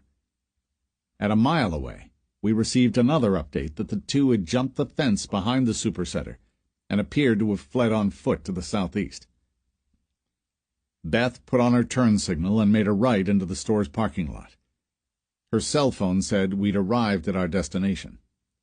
She clicked the button that shut off the navigation. "How did we do?" I asked. "Originally, the nav said an hour and 8 minutes. Made it in 54. I nodded and immediately spotted the RV at the back of the parking lot, surrounded by police cruisers. Through the parking lot at the front of the building, I saw another handful of squad cars. Scott pulled up near the police cars at the RV. He lowered his window, and one of the officers went to the driver's side of his car. The two exchanged a few words, and Scott pulled away toward the front of the building, near the patrol cars parked in front of some outdoor grills. Beth and I followed, with agents Jens and Makara following us. We parked our cars in the fire lane and stepped out. Beth and I, as well as Jens and Makara, went to the front of Bill and Scott's car. "The officer back there said we're looking for a Lieutenant Hampton inside. He's who's leading this up here," Scott said. We entered the building and made contact with the first officer we saw. He introduced himself as Officer Chris Pontier and said he would take us back to the security office where the lieutenant was viewing footage. Our group of 6 followed the officer through the front of the store, catching awkward gazes along the way from the shoppers checking out and behind the customer service counter. We headed through a door behind the counter to our left, and up a flight of stairs into another hallway. The first door to our left was open, and Officer Pontier entered. We followed him in, where 3 officers and a man sitting in a chair all had their backs to us. Their attention seemed focused on 3 computer monitors on the table in front of them. Another man, who appeared to be a store manager solely because of the fact he was wearing a tie as opposed to a polo shirt, stood next to the seated man and the officers. He turned to look at us, and then got the attention from the rest of the group. "We're looking for a Lieutenant Hampton," Scott said. The widest of the 3 officers, standing in the center of the group, turned and walked toward us. He held out his baseball mitt-sized hand for a handshake as he approached. "Lieutenant Mark Hampton. You're the team from the FBI, I'm assuming." "Correct," Scott said. He gave the guy our names, quickly. "Where are we at?" "I've looked over the footage. The pair fled southeast. I have patrols searching everywhere. We have a subdivision in the area to which the couple ran. I had guys basically shut it down inside of 15 minutes of getting on scene." "What was the window from the time they actually fled to the time you had a car there?" I asked. 25 minutes. "So they could be in a car and gone by now?" Beth asked. "The neighborhood is a half-mile away through brush and some low-lying areas. You're looking at a good 6 minutes or so to even get over there. Then you'd have to secure a car, and at this time of day the neighborhood is probably going to be fairly quiet. If I had to guess, they're either hiding out in a house in that neighborhood or still on foot somewhere." "Did you check the RV?" Bill asked. "The door was open," Hampton said. "We cleared it and left it as found." "Okay, let's split up and start getting something going here," Scott said. "I want to get over to this neighborhood they were headed toward and start pounding the pavement." "We'll take a look at the RV," Jens said. Scott nodded, and Jens and Makara left the security office. "Beth and I will run through the footage and see exactly what we have," I said. "I'll call your phone if we see anything of substance, and we'll meet you over in the neighborhood shortly." "Sounds good," Scott said. He and Bill headed for the door. Beth and I followed the lieutenant back toward the man still seated. "Up on the screen now is them fleeing. The footage is from one of the back lot cameras," Lieutenant Hampton said. "Let's roll that and get a look," I said. The man in the chair clicked a few buttons and ran the video. The camera view aimed down the back of the building. Nearer the camera were a row of dumpsters. Beyond them, some miscellaneous pallets. Then nothing. And then what looked like cargo containers in the distance. On screen, a door of the building flew open, and a couple appeared. The woman wore a baseball hat, a long-sleeved shirt, and a pair of shorts. The man had on a hooded sweatshirt with a hood up and jeans. The man ripped the hood from his head. It was Nick Frayne. He jerked his head right and left, seemingly searching for which way to go. The pair ran away from the camera, down to the cargo containers. Frayne boosted McCoy up onto the container. She put herself over the fence. A moment later, he climbed up and did the same.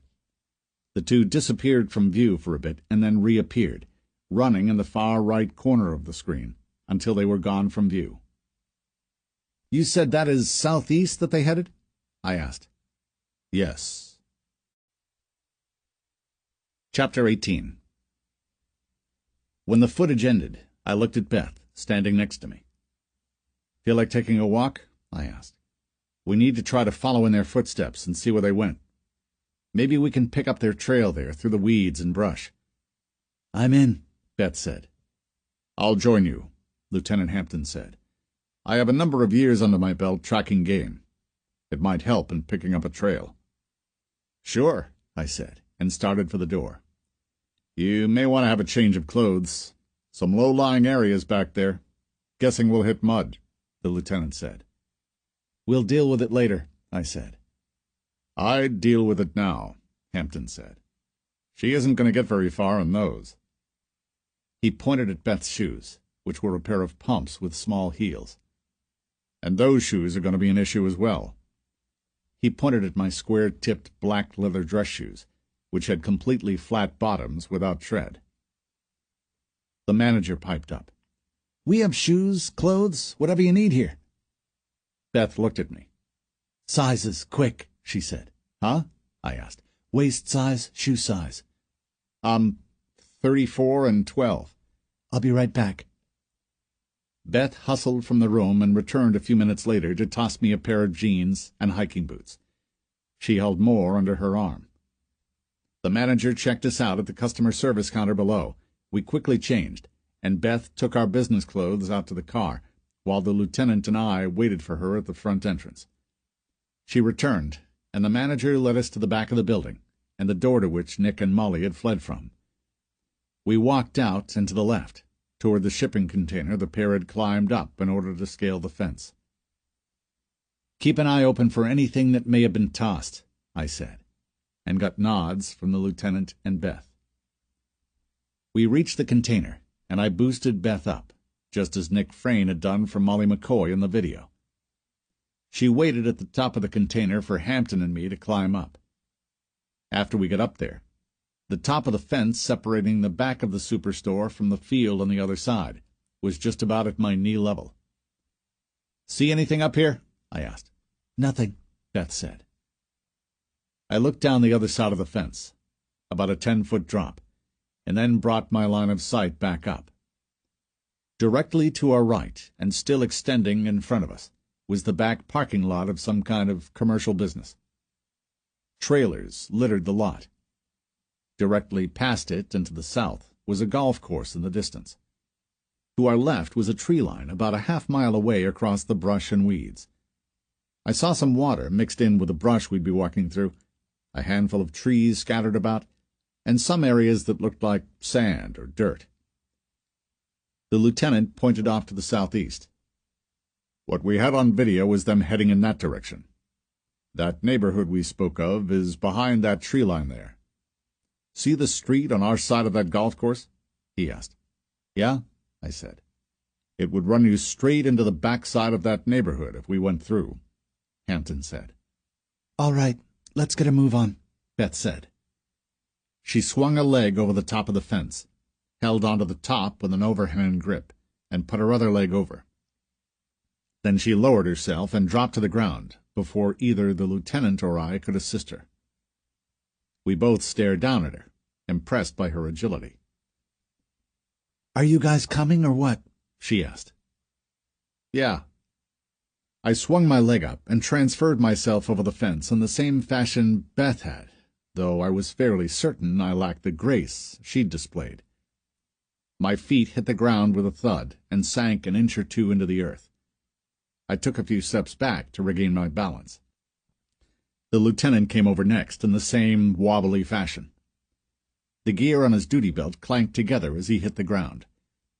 The three of us pulled our service weapons and headed south. I took a quick look at my watch to get the time. The scrappy weeds and brush were knee-high and rose to our midsections within 100 feet. Beth and I followed Lieutenant Hampton, who appeared to know where he was going. Another 20 feet ahead, he veered a bit to his right around a small berm filled with sand. Hampton pointed down. The sand had been disturbed and looked kicked to the side by a pair of shoe prints. One print was noticeably larger than the other. "Prints in the sand trap," he said. "Sand trap?" Beth asked.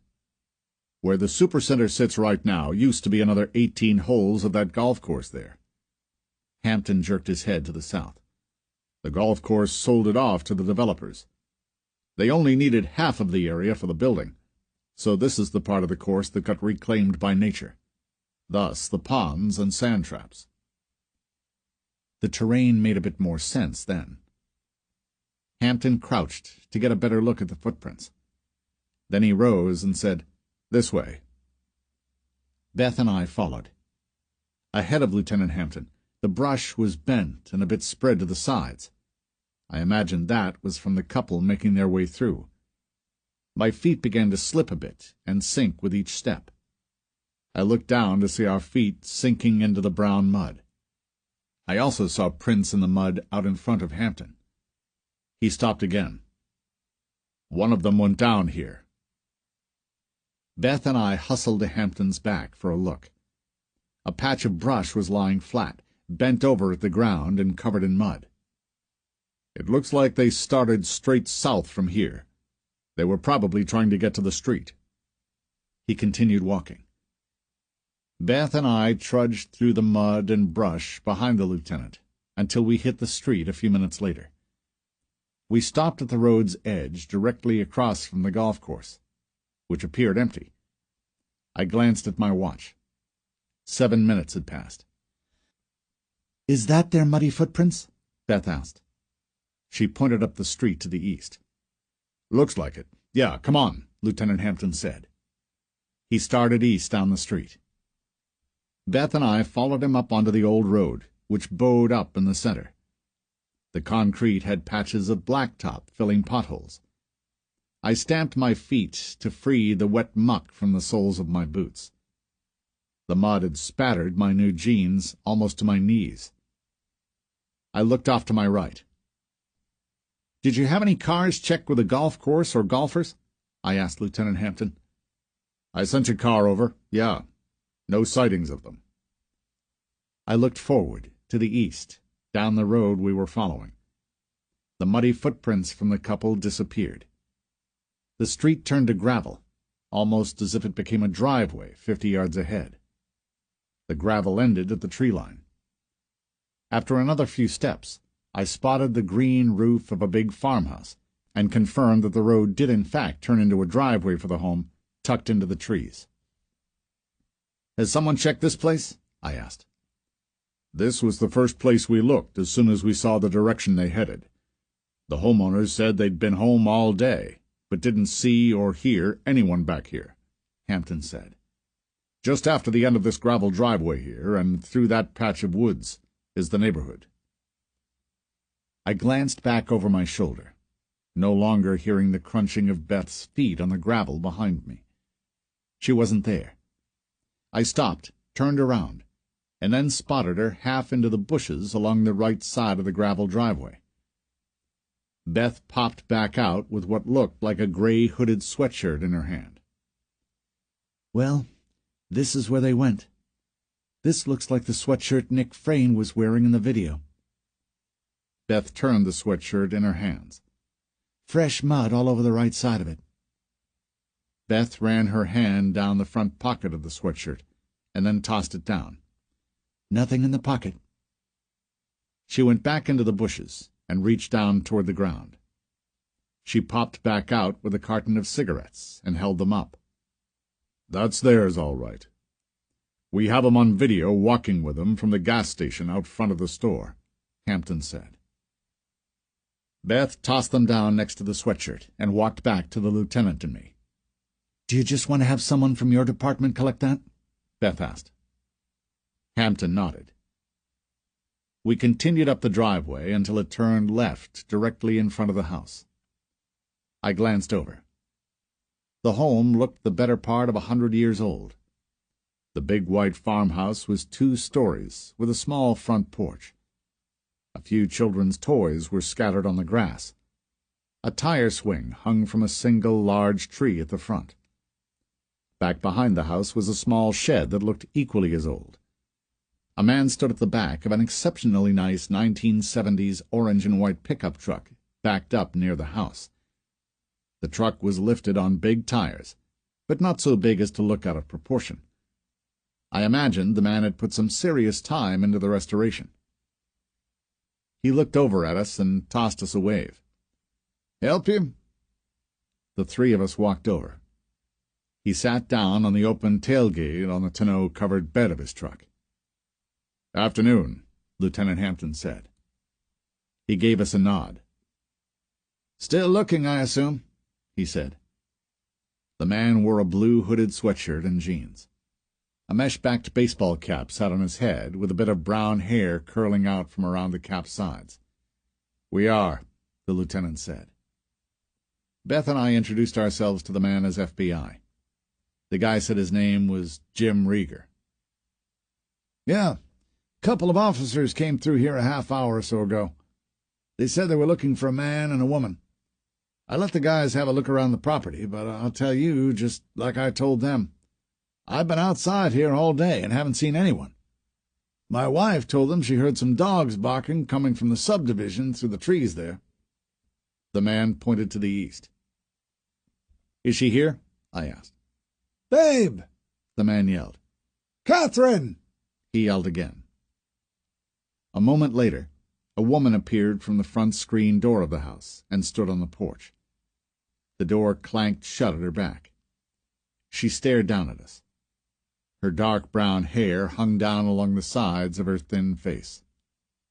"Tell them what you told the other officers," the man said. The woman cleared her throat, and her first couple of words crackled. "I just said that I heard some dogs barking earlier. Maybe about 45 minutes to an hour ago, I guess. I didn't think much of it. I think it was coming from maybe the second house down. I couldn't really tell." "And the sound was coming from the other neighborhood back there, you said?" Beth asked. The woman cleared her throat again and nodded. "There's actually a little path that goes right through," the man said. "I see some of the subdivision kids come through every now and then. They cut through and then head on down the road. Probably going to one of the restaurants or stores or something out on the main street." "Show us," the lieutenant said. The man walked from the back of the truck and led the way to where his driveway ended. He pointed through the trees, down a 1-foot-wide path that stretched out about 50 feet back. A street was visible on the other end. "If they came down my drive, they must have been running and dipped through there while my back was turned or something."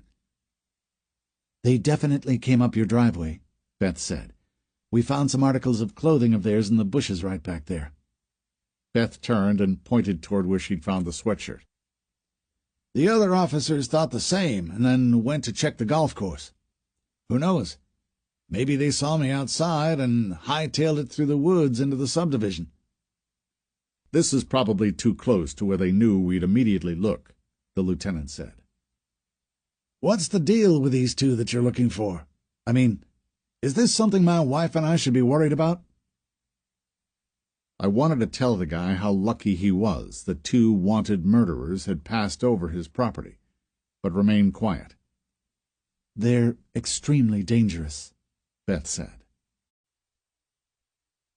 Chapter 19. "You better hope your husband puts on an Academy Award-winning performance down there and gets rid of them, or both you and this little shit's brains are going to be all over that wall," Molly said. She held the sniffling boy directly in front of herself, her hand over the boy's mouth to keep his sobbing quiet. "What's it looking like out there, baby?" she asked. Nick held the woman in front of him, with the barrel of his gun pressed into her side. The woman didn't cry. She'd been silent and dry-eyed since a few minutes after the pair had arrived at the house an hour prior. He pulled the woman to the window and quickly looked down at the group talking near the porch. "He's talking to the cops." Nick put his mouth near the woman's ear and walked backward from the window, dragging her along. "He better get rid of them soon. I actually think my girl there is looking for a reason to kill your son." He jammed the gun into her ribs harder. He felt the woman jerk. "Babe!" a voice shouted. "Catherine!" the man called again. "If I don't go down, those cops are going to come inside," the woman said. The first word she'd spoken since Molly had ordered her to quit crying and shut up if she didn't want her son strangled to death in front of her. Nick pushed her away. "Get rid of them. Same story you gave the other cops. Anything cute, and little Ricky here gets it." "His name is Mark," she said. "His name is going to be dead if you don't get down there and get rid of those cops." Nick waved her from the room with the barrel of his gun. She walked toward her son and reached out for him. "Bitch, I will shoot you in the face if you touch him," Molly said. taking the gun from the sniveling kid's temple and pointing it directly at the woman.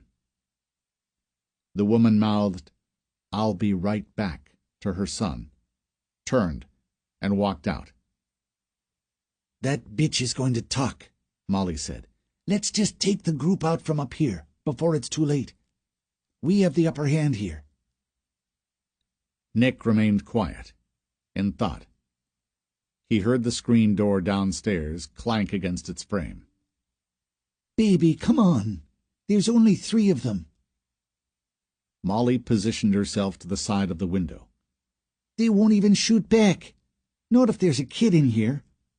Look." She pointed the barrel of her gun at the window and down. "Boom, boom, and boom. They're dead. We take the guy's truck and we leave." "No," Nick said. "They've been following instructions.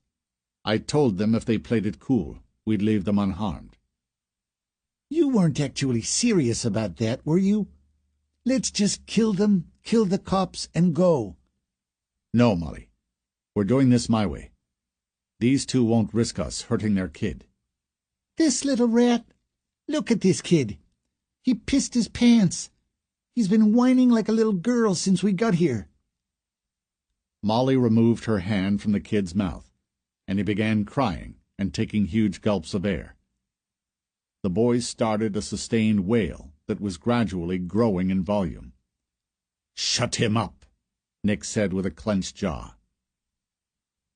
Molly replaced her hand over the kid's mouth, silencing him. "I'm just saying. I think we should just kill everyone and leave." "Yeah, I heard you each time you said that. And that's not what we're doing. We start shooting, and the noise will draw more cops." "So we kill them too," Molly said. "Enough, Molly. Just do what I say." Nick went to the window and looked out. The homeowner pushed himself from the tailgate of his truck and led the cops toward the end of the driveway. The screen door clanked against the frame again, followed by footsteps headed upstairs. Nick lifted his weapon and pointed it at the doorway. The woman walked through. "He's leading them away. I told them the same thing I told the other cops. I heard dogs barking in the other subdivision. They don't suspect anything." "You better damn well hope they don't," Molly said. Nick took a few steps toward the woman, grabbed her by the arm, and yanked her to him.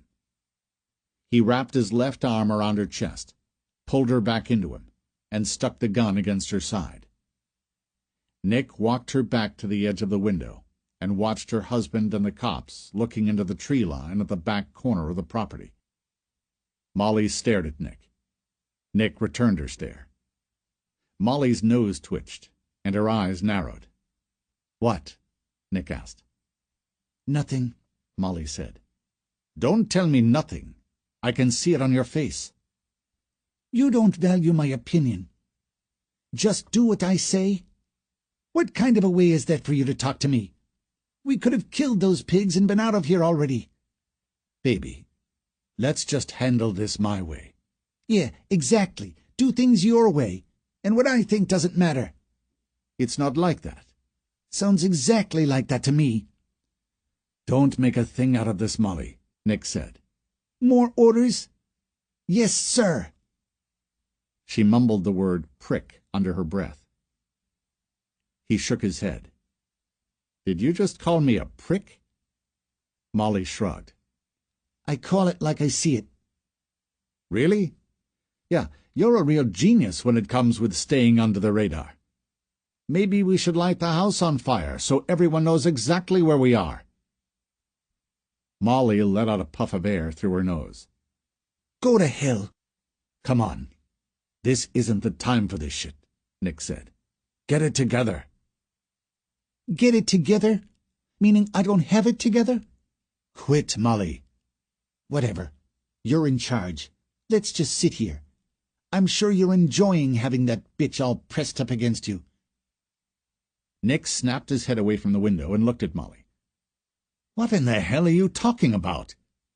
"I'm just making an observation. I think it looks like you're enjoying having her that close to you, Molly said. Probably turning you on. You have to be kidding me right now, he said. Do I look like I'm kidding? Baby, please, just be quiet. This isn't the time. This is the perfect time, and don't baby me, Molly said. Is she what you want now? Do you hear yourself? Nick asked. Molly shoved the kid toward Nick and walked toward the doorway leading out of the bedroom. Where the hell are you going? He asked. You'll see, she said, her back to Nick. She left the room. Don't you dare leave this house, Nick said. Molly didn't respond. Nick could hear her footsteps leading down the stairs to the first floor. He stared out the window, hoping Molly wouldn't appear outside. Nick listened for the clack of the screen door, but heard nothing. The mother grabbed the boy in her arms and held him close. Nick kept his grasp on her. Put your hand over that kid's mouth. A peep, and I snap his neck. The mother did as instructed. Good. You just keep him close, Nick said. If that kid runs from this room, your blood will run from your body. The woman didn't make a sound. The only noise came from the boy's erratic breathing and the faint whining from his mouth being muffled from his mother's hand. Nick watched out the window while the cops appeared to be looking into the woods at the driveway's edge. Then he heard footsteps coming back up the stairs. He turned his head to see Molly at his shoulder with a butcher knife. She jabbed the blade in front of him, and he looked down. Molly had plunged the knife into the side of the woman's neck. Blood spilled from the woman's throat and covered his arm. "What the hell are you doing?" Nick said. Molly let go of the knife's handle. The knife remained lodged in the woman's throat. Molly grabbed the kid, yanked him in front of herself, and placed a hand over his mouth. She turned her back to Nick and walked the kid toward the corner of the room. "Let's see the bitch turn you on now," Molly said over her shoulder. She kept one hand over the boy's mouth and pressed his face directly into the room's corner. Nick let the woman drop to the ground and stared down at her. The woman's hands reached for her neck. She grasped the knife's handle briefly before her grip went limp. "Damn it, Molly!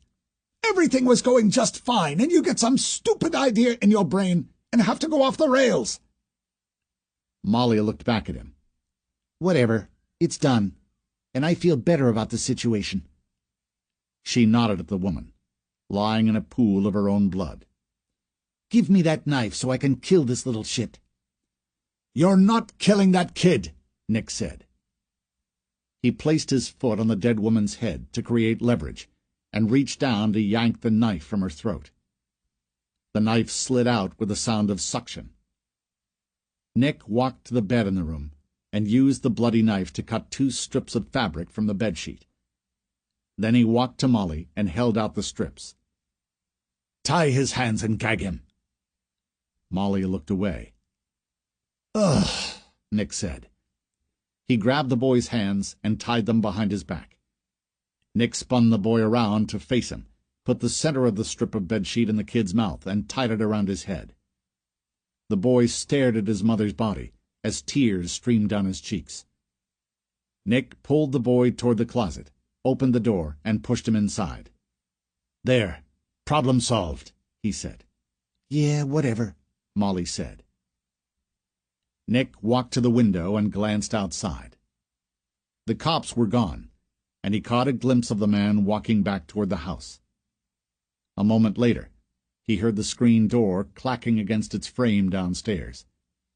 The man's climbing footsteps caught Nick's ear. He closed the bedroom door halfway and put his back to the wall beside the door. Molly stood against the far wall, staring at the doorway. "I got rid of them," the man said from the hall outside of the door. "They went through the woods to the other neighborhood." Nick watched the door push open at his shoulder. He swung the knife in a backhand motion into the man's chest as he came through the doorway. The man stumbled into the room and dropped to his knees. "Good shot, baby," Molly said.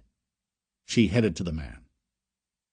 Nick walked around the man with a knife sticking out of his chest, and then reached into his pocket for his garrote.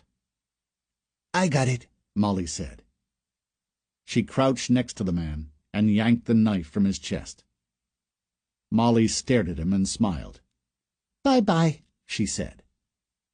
Molly sank the blade into the man's stomach and twisted it around.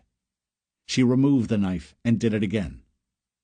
The man's hands went to the wound, and he fell from his knees to his side. Molly pulled the knife and flicked blood from the blade to the floor as she stood. "Let's find those truck keys and get the hell out of here," Nick said. "What about all the blood on your clothes?" Molly asked. Nick stared down at the man on the floor. "Go grab me something of his." Chapter 20. We'd walked the trail through the small section of woods and appeared on the other side, smack in the middle of a neighborhood. Each house looked to be worth a few $100,000. Upper middle class was my guess. The homes to our right and left, hugging the tree line we'd emerged from, all appeared a bit larger than the homes on the far side of the street. The road split 3 ways before us. Directly ahead, I could see cross streets and a police car in the distance. To our right and left, the street curved away from us. I spotted no one in either direction. "Forward looks to be the main road, I'm guessing," Beth said. I nodded, agreeing. "Are you familiar with the subdivision here, Lieutenant?" I asked. "I wouldn't say familiar, but I know it just from passing. There are a couple hundred houses back here, I'd think. 1 second." The lieutenant made a call on his shoulder radio, asking whoever was in the neighborhood to report back. I heard a number of responses, but none of them indicated anyone had seen our couple, so I didn't pay much attention. I opted instead to search the tree line we'd emerged from, looking for any signs that our couple did in fact take the path from the farmhouse to the neighborhood. I spotted nothing. "Okay," Lieutenant Hampton said. He scratched the part in his short brown hair. "Agent Harper here was correct. My guys reported back that this was the main road that leads out of the subdivision. Your fellow agents are with Officer Patton at the front, straight up the road here. We have 2 more exits out of the subdivision, both blocked by my cruisers. There's 3 cars now circling the neighborhood, and we're going to start some foot patrol here in a second, door to door." "Okay." I saw a car in the distance, headed toward us. As it neared, I identified it as Bill and Scott's rental. Scott was driving. He parked at the curb nearby, and he and Bill stepped out and approached. Scott jammed his palm in his eye when they stopped before us. "We found the owners of the RV," he said. The way the words sounded when they came from his mouth made it pretty clear the owners were deceased. "Where?" Beth asked. Bill cleared his throat. "I just got a call from Makara over at the superstore. We have a man and woman's bodies jammed into the lower storage section of the RV. Makara said that they both showed signs of strangulation, similar to what we've been dealing with here. I guess they also found a small cache of firearms." I cracked my neck from side to side and let out a breath.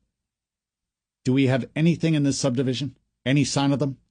"Zip," Bill said. "The exits are covered. There are a few cars that are patrolling. Looks like we need to do a little pavement pounding here and see if we can get anywhere. Did you guys get anything?" We followed their tracks through the brush and weeds behind the store out to the street that runs along the golf course. We confirmed it is the way they took, and found a few articles of theirs, coming up a driveway that belongs to a farmhouse back there. I pointed to the tree line. We spoke with the homeowner and his wife. They said they didn't spot anything or see anyone, but he showed us the little trail that cuts through the patch of woods there. We followed it out to here. Beth was looking up and down the street.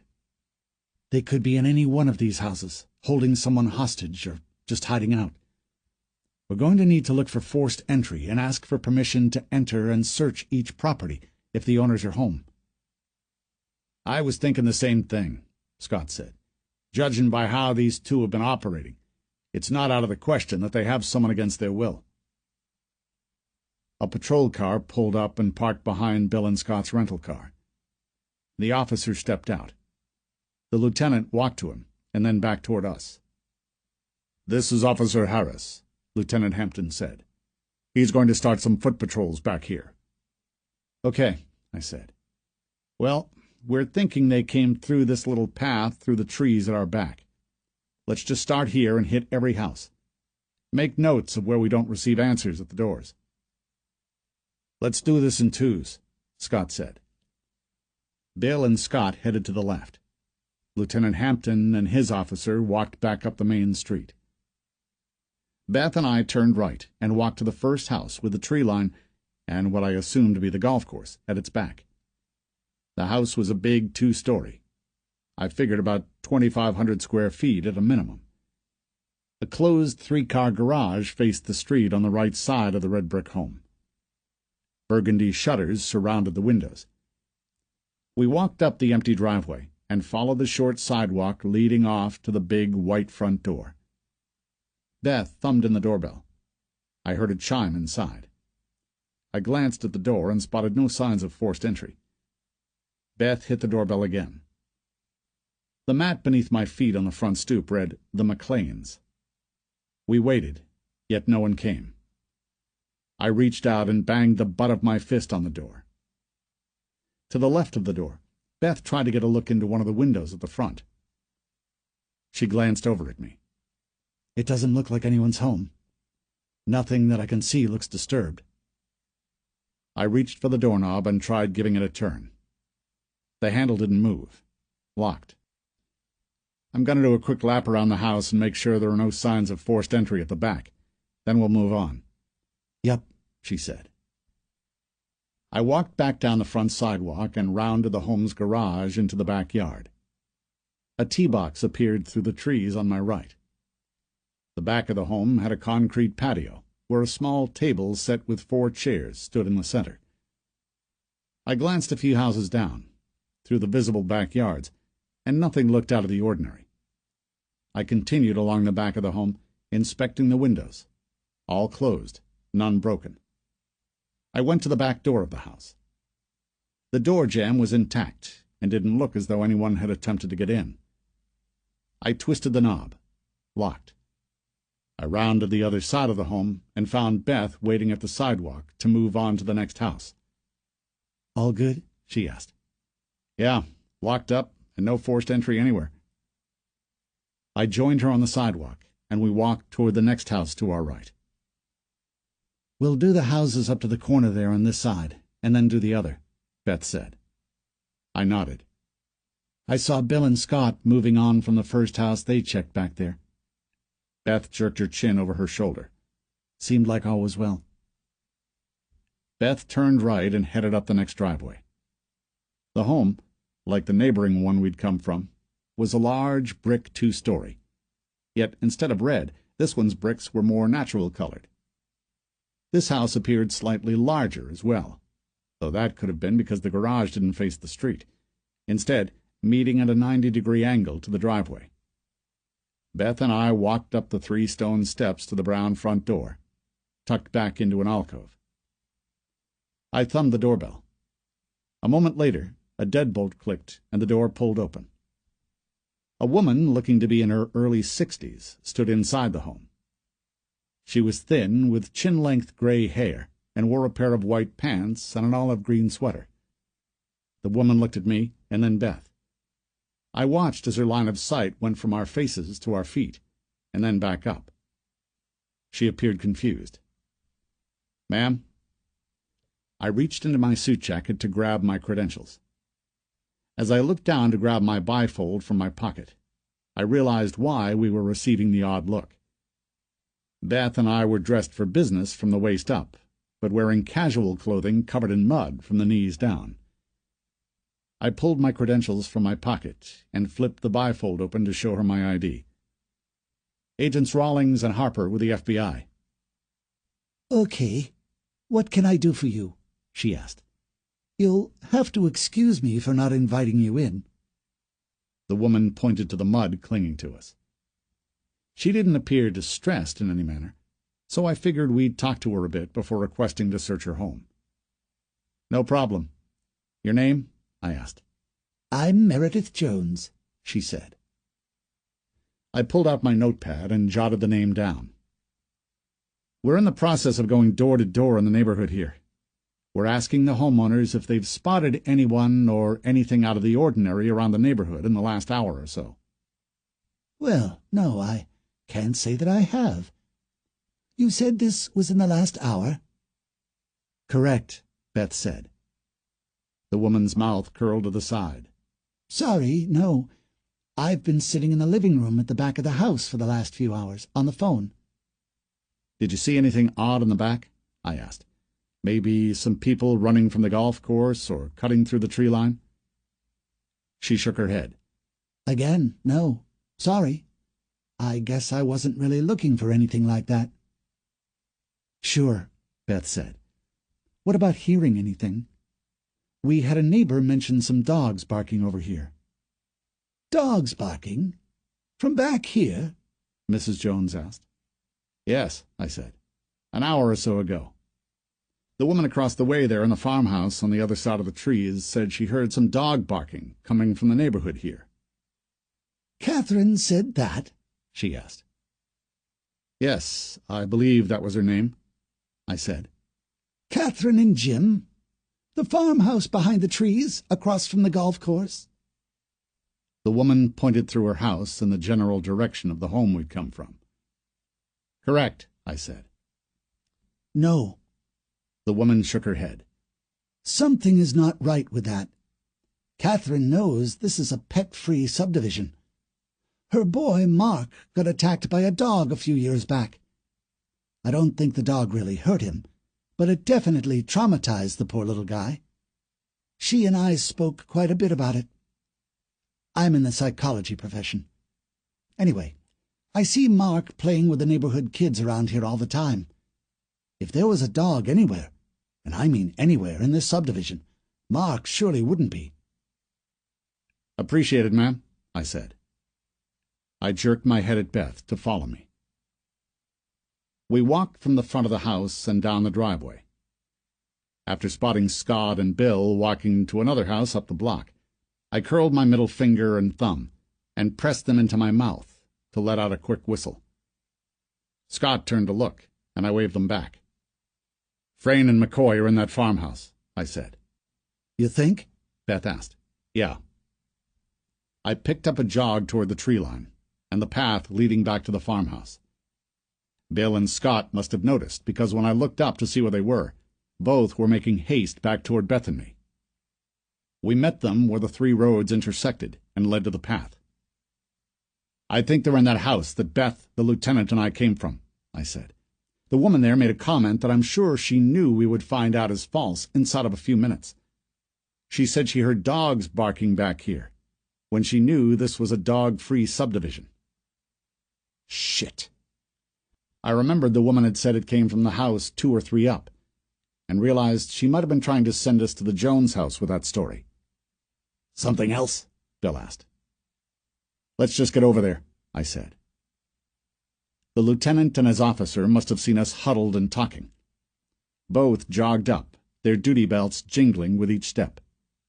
"Do we have something?" Lieutenant Hampton asked. "Get a car on the other side of that road that the farmhouse and golf course is on." I pointed through the trees. "I want it blocked." "What happened?" Hampton asked. "I think they are in that farmhouse that we stopped in at." "With the guy and the wife?" the lieutenant asked. I nodded. "I'll make the call and get over there myself," Officer Harris said. He jogged toward his patrol car. "Does someone have Makara's and Gent's phone numbers?" I asked. "I have them," Scott said. "Get them off that store and at the entrance to the driveway for that house. Tell them it's just past the golf course entrance, where the road turns to gravel." Scott pulled his phone and made the call. After clicking off, he said, "They're leaving now. Shouldn't be more than a few minutes until they're in position." I pointed toward the path in the trees. "Let's go." Chapter 21. We quickly made our way up the path leading back toward the farmhouse's driveway. I led, service weapon drawn and ready. Beth was at my back, followed by Scott, then Bill, and then the lieutenant following at the rear. I had eyes on where the path exited the tree line at the gravel of the driveway. I shifted my line of sight toward the house, catching glimpses of it through the breaks in the leaves. Nearing the end of the path, I slowed for a bit to get everyone bunched. We have the two homeowners, and the woman from that neighborhood back there mentioned a kid. The man and woman we saw. Man, blue hooded sweatshirt, jeans, baseball cap. The woman, gray long-sleeved shirt, jeans, brown hair. Keep those friendlies in mind. You see someone using a human shield, you get to some cover, and we hold these two in that house until we can get the necessary people here to put an end to this. Yeah, Scott said. I looked out through the trees straight ahead.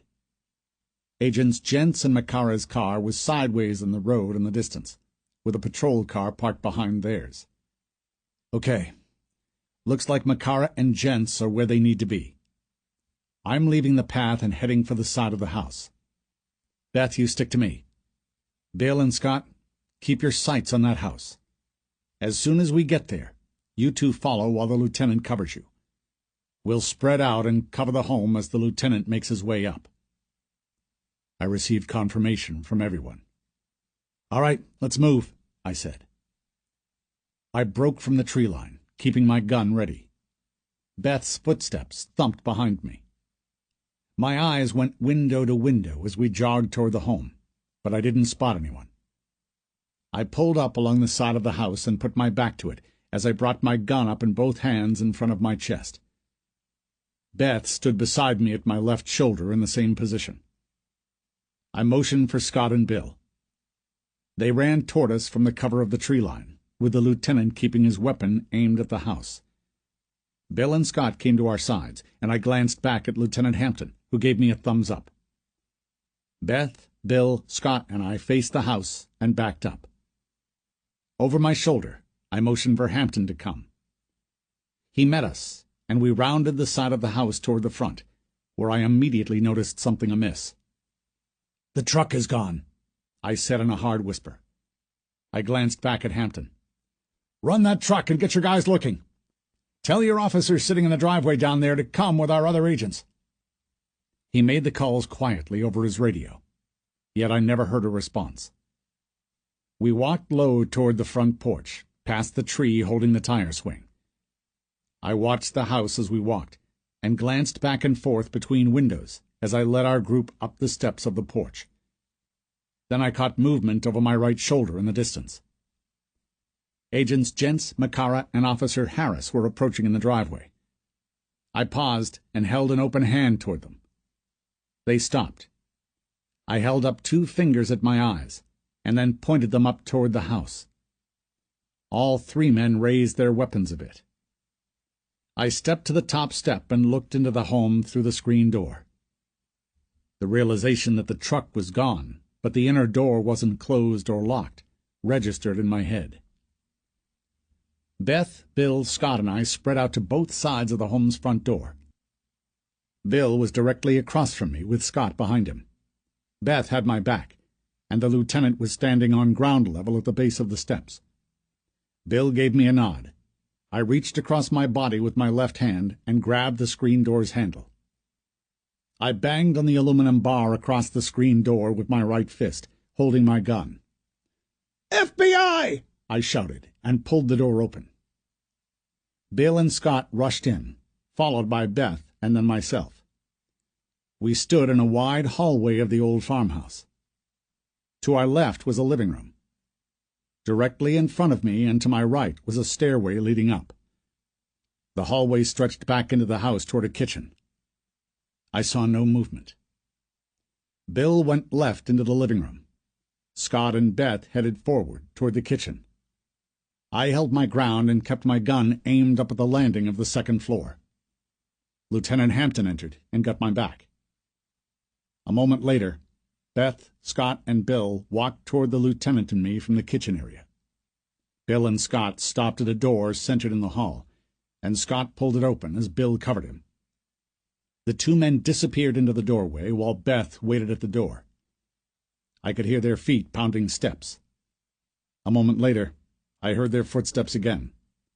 Beth, Scott, and Bill came back to the lieutenant and me. "Kitchen, living room, dining room, and basement are clear," Bill said. "There's a utility room and bathroom off of the kitchen, also clear," Beth said. "Let's head up," I said. I took the lead up the stairs. Lieutenant Hampton stayed on the lower level to cover us as we made our ascent. At the top of the stairs, the hall spread to the left and right. We split up as Bill and Beth went left, and Scott and I right. Scott and I had 3 doors, one straight ahead, one left, and one right. We quickly cleared a spare bedroom filled with sewing supplies and a bathroom, and made our way to the final room at the end of the hall. The door was half closed, allowing us to see only a bit of the old wooden floor behind it. Scott put his back to the hallway's wall, and I did the same across from him. Scott pushed the door open with the side of his foot, and I entered the doorway in a firing position. My eyes went left, right, and then down. "Shit," I said. Scott and I entered the bedroom. Before us, in the center of the room's floor, were the 2 people I'd spoken with a half-hour prior. A bloody butcher's knife lay beside them. Their blood appeared to have pooled together. The man lay on his side, in a position that looked as though he was reaching out for his wife. More blood, and what looked like cut-up sheets, covered the bed beside the couple. "Son of a bitch," I said. "Homeowners?" Scott asked. "Yeah. I just talked to these 2, I said. "They gave us no immediate sign that they were in danger." I crouched next to both bodies and checked for pulses. I shook my head and stood. The guy had a classic truck outside. I'm guessing that's what Molly McCoy and Nick Frayne are in. Orange and white 70s pickup. I think it was a Chevy. Big wheels. We'll need to find them fast before they ditch the vehicle. They'll stick out like a sore thumb in it. Scott pulled his phone from his pocket and glanced over at me. "Do we need an ambulance?" I shook my head. A sound caught my ear to the right, and I snapped my head in that direction and brought up my gun. The noise, coming from the closet, was like a sniff. Scott jammed his phone back into his pocket and followed suit, aiming at the white folding doors of the bedroom closet. "Whoever is in the closet, come out with your hands up," Scott instructed. I heard movement, confirming that someone was inside, yet the doors didn't push outward. Scott reached out and grasped the small, round wooden handle on the door. He looked at me. I bobbed my head, signaling I was ready. Scott yanked it open with his left hand and kept his gun aimed inside as the door opened. I saw nothing but clothes, and then dropped my line of sight to the floor. I saw little shoes and legs. A child was sitting in the back of the closet against the wall. I reached inside and spread the clothing to the sides. A brown-haired boy about the age of 5 stared back at me. He had a gag tied around his mouth. His eyes were red and swollen, and his cheeks pink and wet with tears. His hands were behind his back. Restrained, I assumed. I quickly holstered my weapon, reached in, and took the boy in my arms. The only thought in my head was a hope that he'd been in the closet before his parents were killed. Then I looked at the boy's face beside mine, and realized he was gagged with a section of the bloody sheets. "We're the good guys, buddy." I lifted the boy from the closet, and tried to make sure he couldn't see his parents as I carried him from the room. The boy held my neck firmly as I carried him down the steps and through the front door. I walked him down the front porch, set him down on his feet, and removed the restraints from his hands and the gag from his mouth. Agents Macara and Gents and Officer Harris were standing in the yard watching me. You guys just want to have a look at the rest of the property? I asked. The house is clear. Yeah, Agent Jent said. I turned my attention back to the boy. He slowly and sheepishly brought his hands around to the front of him and rubbed his wrists. I knelt before him. "Are you okay?" I asked. The boy's bottom lip trembled. "I want my mom," he said. "I know, Bud." I rubbed the boy's shoulder and looked back toward the house. Beth was standing on the front porch, staring at me. I waved her over. I didn't have much experience dealing with kids, especially those that might have just witnessed their parents being murdered. My only thought was that maybe Beth had the kind of gentle touch that would help. Beth walked up and whispered in my ear. "We need to find a family member for him. The neighbor lady said his name was Mark, right?" I nodded. Beth crouched next to the boy and flipped some of her brown hair off of her shoulder. "Hey, I'm Beth," she said. "Your name is Mark, right?" The boy said nothing, just staring at the house. Chapter 22.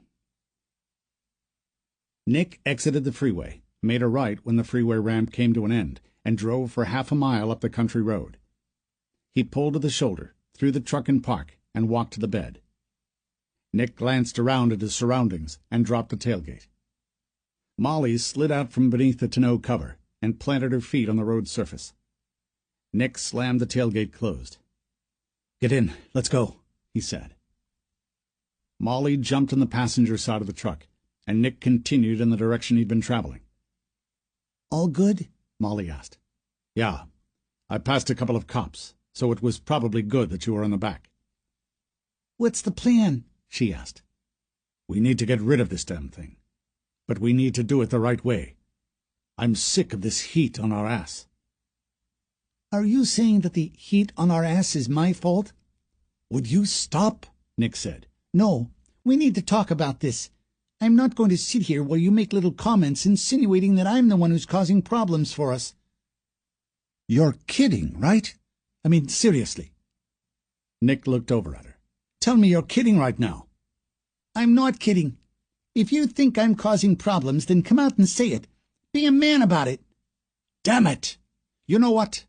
That is precisely what I'm saying." Nick stared over at Molly. "You do some stupid shit at every turn that is keeping these cops on us. If it wasn't for you, they wouldn't have a damn clue where we are." "If it wasn't for me, you wouldn't have an escape plan." "Whatever. Here is what is going to happen. You're going to sit there, shut the hell up, and let me handle getting rid of this vehicle and finding another. I've had entirely enough of your bullshit." Molly rubbed her nose and let out a short chuckle. "You know what, asshole? Pull over. You can find your own way out of the country," she said. "What?" "I'm serious. Pull over. I'm out of here. This was all fun while it lasted, but I've had enough." "But what about love at first sight? You wouldn't spend a day of your life without me, remember?" "Things change, I guess."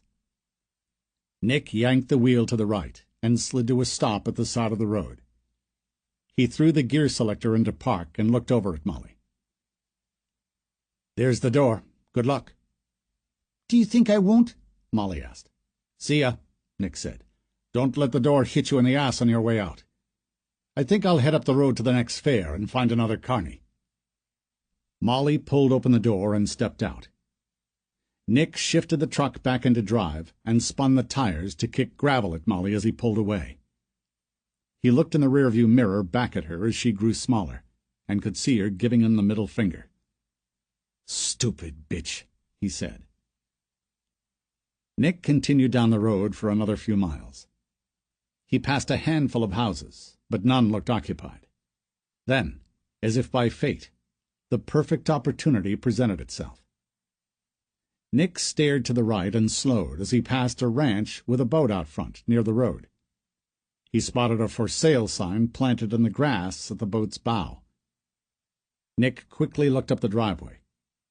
An older Chrysler was parked near the house.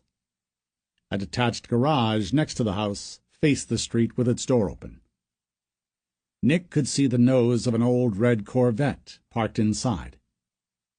He pulled to the side of the road, turned around, and slowly idled up the driveway of the house. Nick put the truck in park, clicked off the ignition, and stepped out. "Help you with something?" a man asked. Nick glanced up toward the house, looking for where the question had come from. "In the shed," the man said. Nick walked up the driveway toward the shed and found the man lying under a riding lawnmower held up by a pair of jackstands. "Hi," Nick said. "Interested in that boat down there for sale?" The man slid himself out from under the lawnmower, planted his hand against the concrete floor of the garage, and slowly pushed himself to his feet.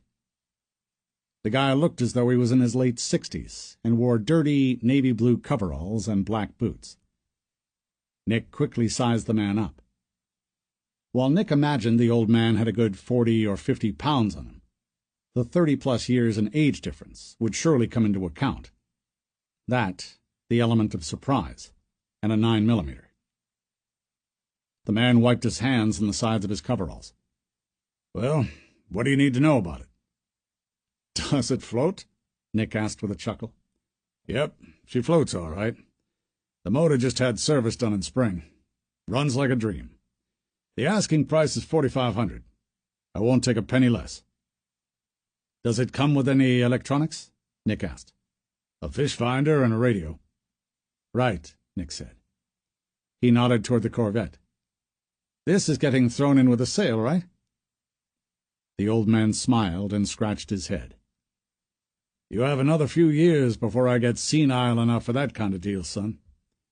You're into the classics, I see." The man jerked his head toward the Chevy Nick had pulled into the driveway.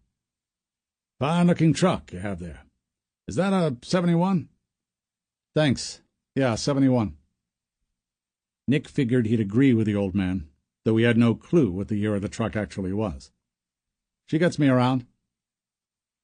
Nick took a few steps toward the Corvette. "What year?" he asked. 72. I brought her new off the showroom floor after I got back from Vietnam. I took my wife on our first date in her, rest her soul. Yep, Betty here has gotten some use over the years. But a few years back I took her to a shop for a full top-to-bottom restore." The man walked over and patted the car named Betty on the hood. "This baby has some get-up-and-go now." "Runs good, huh?" Nick asked. "Better than good. She fires the first time and rattles every window in sight. 1 second." The man left Nick alone in the garage and walked toward the house. He returned a minute later, spinning a pair of keys on a keyring around his finger. "Get a load of this," the old man said. He opened the driver's door of the Corvette and took a seat behind the wheel. The starter cranked, followed by the thunderous exhaust of the car. Nick looked in at the old man behind the wheel. He had a look of pride all across his face. The car roared twice when the man tapped the gas. Then he clicked it off and used the car's door to pull himself back out. Nick whistled. "Sounds like she's got some power." "Oh, yeah. This thing will leave 2 black stripes a mile long if you stay on the gas." The man swung the driver's door closed and walked toward Nick, who was standing at the Corvette's front. "Ready to go have a look at the boat?" the old man asked. "Nah," Nick said. He pulled his gun from his waistline and fired twice into the old man's chest. The man dropped to his knees. Nick looked around, spotting no one. He reached into his pocket, pulled out his garrote, and wrapped it around the man's neck. He used the garrote's handles to drag the man back into the garage. Nick positioned the man face down on the floor, mounted his back, and yanked back on the handles with all he had until the old man was dead. Nick pulled off the garrote and rushed to the open garage door to look around. No one was in sight anywhere. The gunshots had gone unnoticed. Nick took a seat behind the wheel of the Corvette. The old man had left the keys in the ignition. Nick fired up the motor and pulled the vehicle from the garage and off to the side of the driveway. He shut it off, stepped out, and walked to the truck. After pulling the truck into the garage and closing the door, Nick hopped back into the Corvette and pulled out from the driveway. He traveled back toward the freeway, the way he'd come. A mile and a half up the road, he spotted Molly walking toward him. Nick stopped alongside her and lowered his window. "Hey, baby, need a lift?" he asked. Molly stopped walking and looked over at him. She crossed the street and leaned into his window with a smile on her face. "Didn't anyone ever tell you not to pick up hitchhikers?" she asked. "I like to live dangerous," Nick said. "What if I'm some deranged killer?" she asked. "What if I am?" he asked. Molly reached in and grabbed Nick by the back of the head, and the two shared a kiss. "I'm sorry for everything I said," Molly said. "I didn't mean any of it. I was just being emotional. Can you forgive me?" "I forgive you. Now get in," Nick said. Molly rounded the car and got in on the passenger side. Chapter 23. We asked Lieutenant Hampton what he could do about finding someone in the boy's family that we could turn him over to. As far as I heard a few minutes prior, they were still looking. The lieutenant had called someone from Child Services to attend to the boy, which left a bad feeling in my gut. I didn't like the thought of the boy possibly spending the next 14 or 15 years in the foster system if a family member didn't claim him. Beth had been sitting with the boy on the back of Agent Jent's and Makara's Federal-issued cruiser, which they'd pulled up near the house. The last time I'd walked over to them, he seemed to be responding to Beth as she tried to talk to him. I stood on the porch of the home with Bill and Scott. "Again, birds are in the air," Scott said. "The vehicle make, model, and description has been circulated. No sighting so far." "This is becoming a habit," Bill said. "Yeah, one I'd like to break," I said. "Neither of you two saw anything out of the ordinary inside of the house?" "Nothing that was really ringing a bell," Bill said. "The same forensics guys from Omaha should be here any minute. There's a resident agency in Sioux Falls, but seeing as how the Omaha guys have been working the rest of the investigation, I figured it better to leave this to them. They're going to give the place a good once-over before the bodies and scene are handed off to the locals. I'm assuming they'll be headed off to the superstore after that to deal with the RV." I called for Jent's and Makara, who were speaking with some of the officers that had arrived. The pair walked up. "See anything that resembled a clue as to where these two were headed in that RV when you guys were over there?" I asked. Makara shook his head. "Nothing there, aside from two bodies being stuffed into the storage compartments and the firearms. Everything else looked like it belonged to the owners.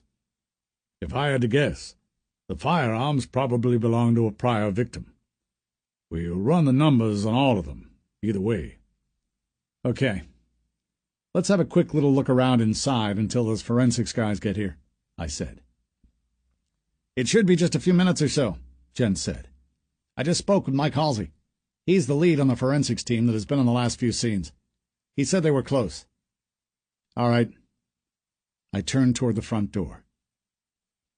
Bill, Scott, and I walked into the house, and I heard Agents Jent's and Makara climbing the front porch and entering behind us. "Spread out. Let's find something," I said.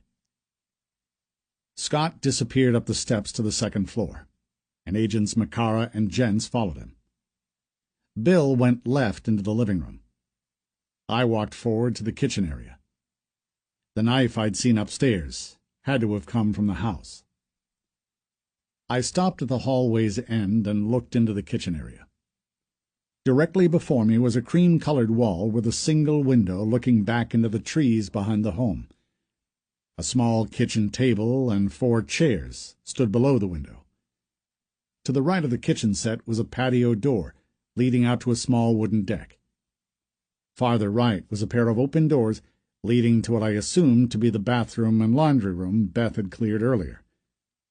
I looked left into the kitchen itself, taking up the far corner of the room. A small island sat in the center of the room. To the left of the island were the refrigerator and an opening leading out into the dining room. The cabinets of the kitchen were all white. They were broken up above the kitchen sink with another window, looking out to the back of the property. I quickly looked over the items sitting on the countertops. A coffee maker and some miscellaneous coffees and bags sitting beside it.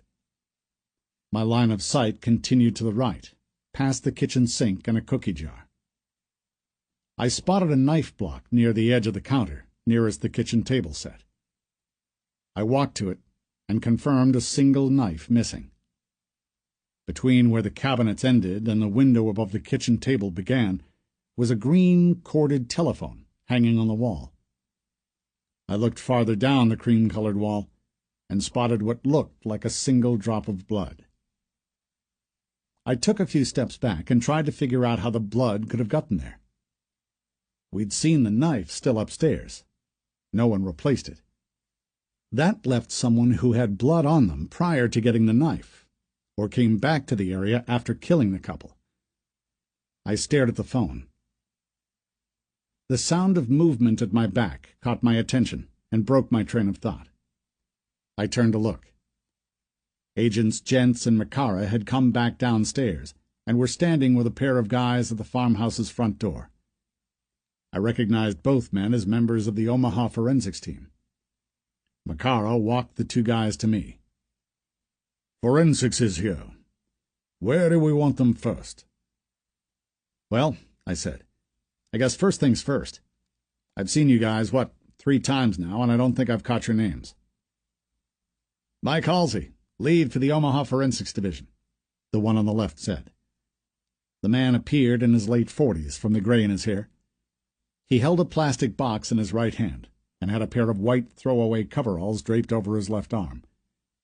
He set the box down on the floor of the house and held out his stubby right hand for a handshake. I took it. "Agent Hank Rawlings," I said.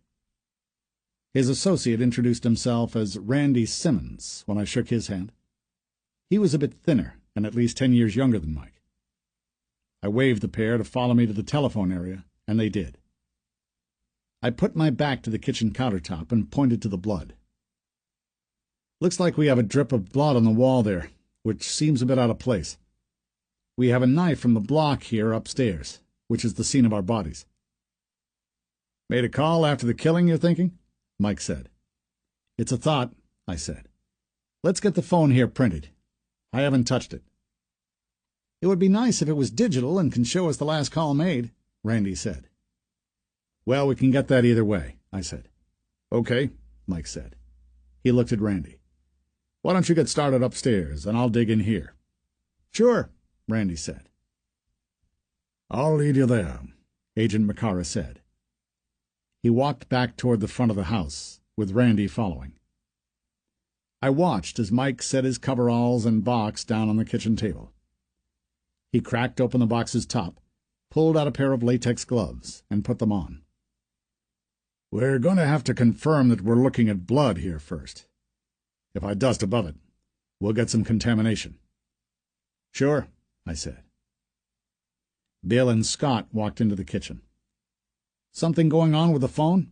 Scott asked. "The couple might have made a call," I said. "We have a blood drip over here. Thinking it came after the murders." "No screen on the phone?" Bill asked. "We haven't pulled it off the receiver yet, but I'm betting not," I said. "The phone looks like it's from the 1980s, maybe older." "Let me call back to the office and see if we can get someone on outbound phone records from here," Scott said. He pulled his phone from his pocket. Bill came and stood beside me at the counter. We watched Mike go about photographing the blood drip before he set his camera down and pulled a couple items from his box. Beside me, Bill was looking at his watch every minute or so. He glanced over at me. "We're burning time." I didn't have a response for him. "I'm going to go see if we got anything from upstairs." Bill left my side and walked toward the front door and staircase. I continued to watch Mike as he confirmed that the substance was indeed blood, and collected a sample. He first placed some of the wet blood in a separate container, and then cut out the section of wall containing the drip and placed it in another evidence container. The process took him the better part of 10 minutes. "On to the phone," Mike said. He pulled a brush and some dusting powder from the box and stepped to the phone. He unscrewed the lid on the dusting powder container and dipped a brush inside. "You said you didn't touch it?" "Correct," I said. Mike started sprinkling the dust onto the receiver from the brush.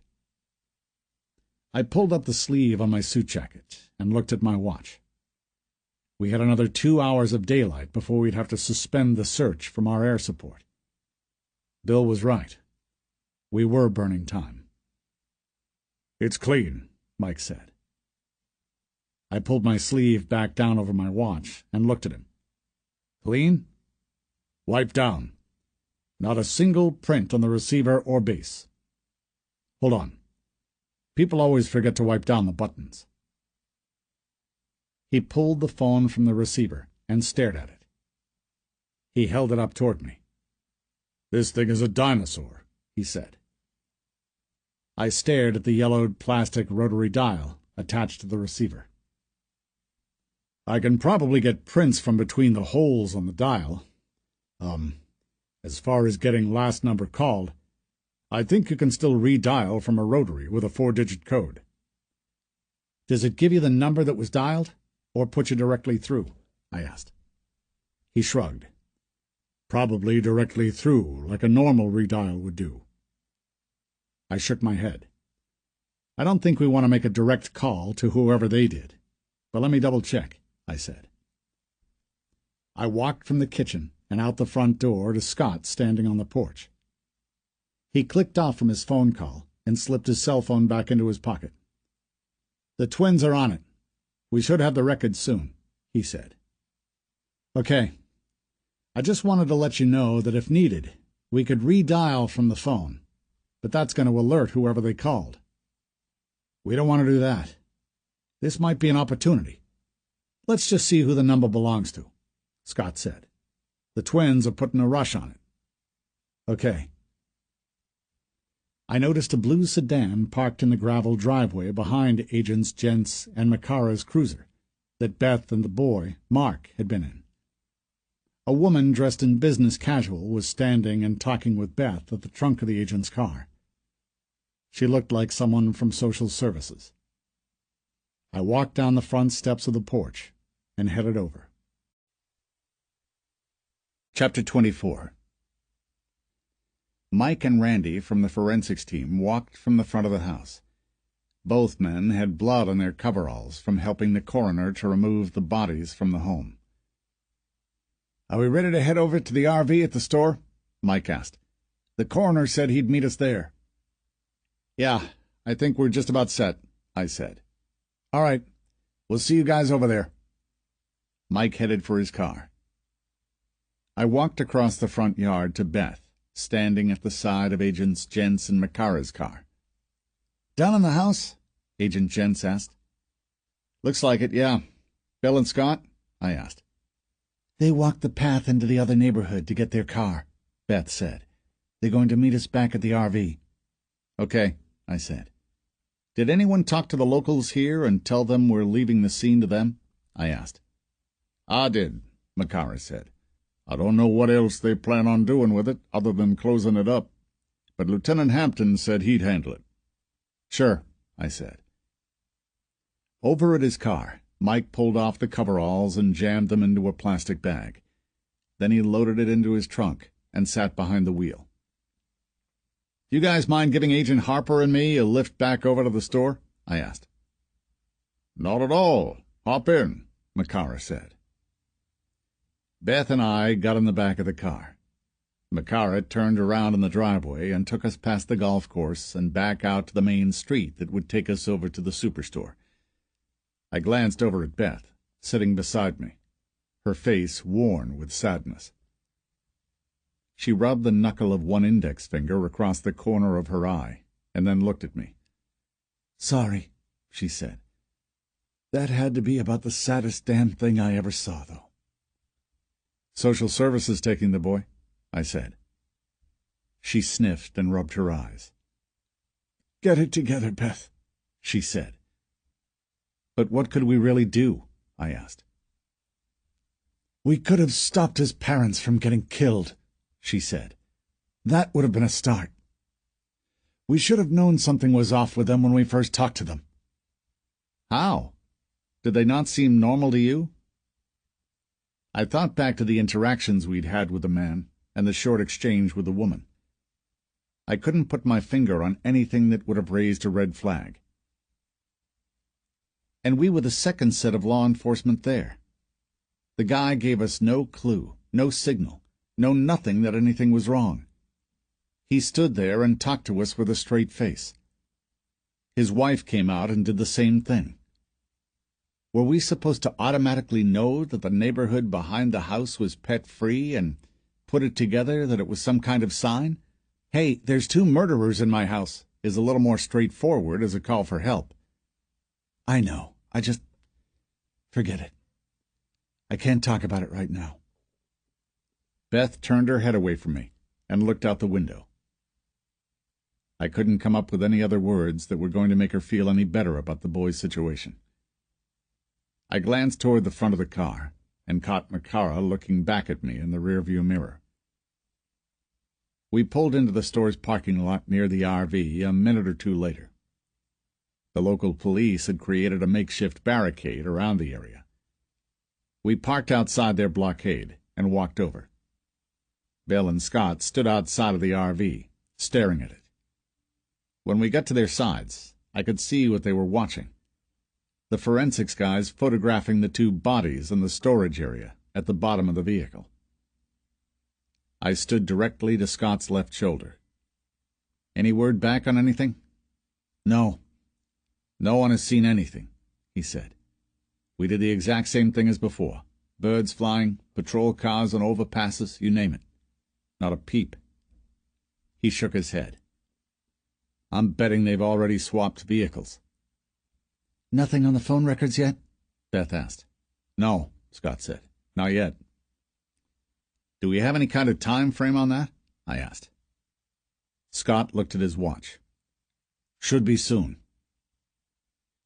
We continued to watch the forensics guys photograph the bodies lying inside the storage compartment of the RV before they assisted the coroner in removing and bagging them. Randy and Mike from the forensics team boarded the vehicle. I walked over, took the couple steps up into the RV, and looked left. The RV had white tile floors. A couch, table, and chair sat along the wall to my right, and the kitchen area took up the left side of the interior, with only a small walkway separating the 2 sides. An extension beyond the sink area of the kitchen created an area that needed to be walked around to get back to the rear bedroom and, I assumed, bathroom. Mike and Randy stood in the center of the RV. Mike turned back toward me. Any idea on how to extend the slides? I shrugged. Your guess is as good as mine. Actually, one of the other agents is an RV owner. He might know how. Let me go and check. I turned and stuck my head out the doorway. Bill, any idea how to operate the slide-out extensions on this thing? I probably can figure it out, Bill said. He walked to me. I stepped up into the vehicle and gave him room to board. I imagine the controls are similar enough to mine. Bill had the 4 slides out within a matter of minutes. We stood near the driver and passenger seats at the front, watching the forensics guys. Mike stood in the kitchen area, staring down at the white tile floor. The murders happened in here. Well, at least one of them did. Looks like a half-assed cleanup job here. He pointed at the floor in the kitchen near the sink. We have some blood in the joints between the tiles still. I'm going to get at processing this. You guys have already been through here? He asked. Makara and Gents went through it, I said. Okay. Do you guys need to look around? This will take us a bit, and we're going to need some room to work. Why don't you have a look around quick? avoiding this area here before we get started. Sure, I said. There's some gloves in my box if you need them. Mike jerked his head at the gray kit sitting on the small table on the other side of the RV. Bill and I walked to it, gloved up, and took a quick look around. I headed for the back bedroom. The bed was unmade, the closet doors and a few drawers open. I went through each cabinet and drawer, and pulled the sheets back on the bed. I didn't see anything that made me think it belonged to our couple. I took a quick glance around the bathroom and a small room with a pair of bunks on my way back toward the front. Nothing stood out to me. I walked around Randy and Mike and the area they wanted undisturbed in the kitchen. Bill met me just beyond them. Nothing in the front. No paper with an address written down, no destination programmed into the navigation system, Bill said. Guess that would have been a little much to ask for.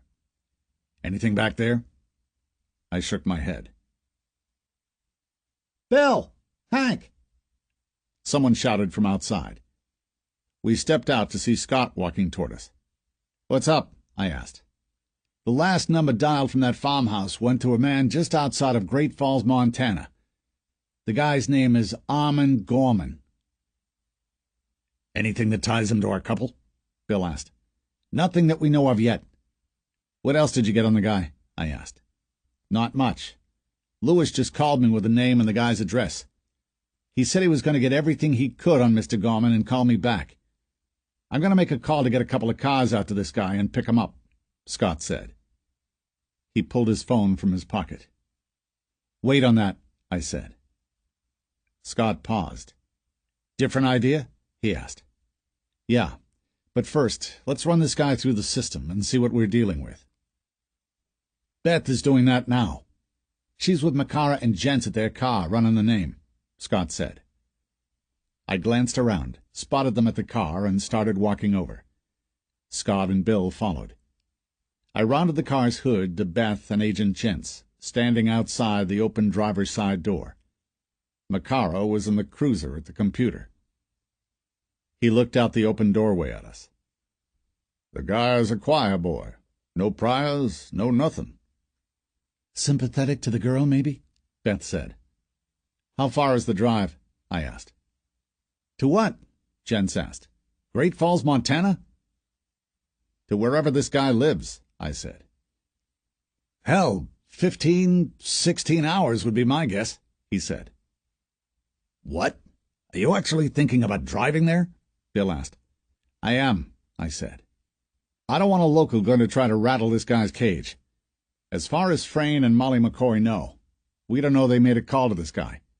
They might be headed there. And like you said, Scott, this could be an opportunity. I know, Scott said.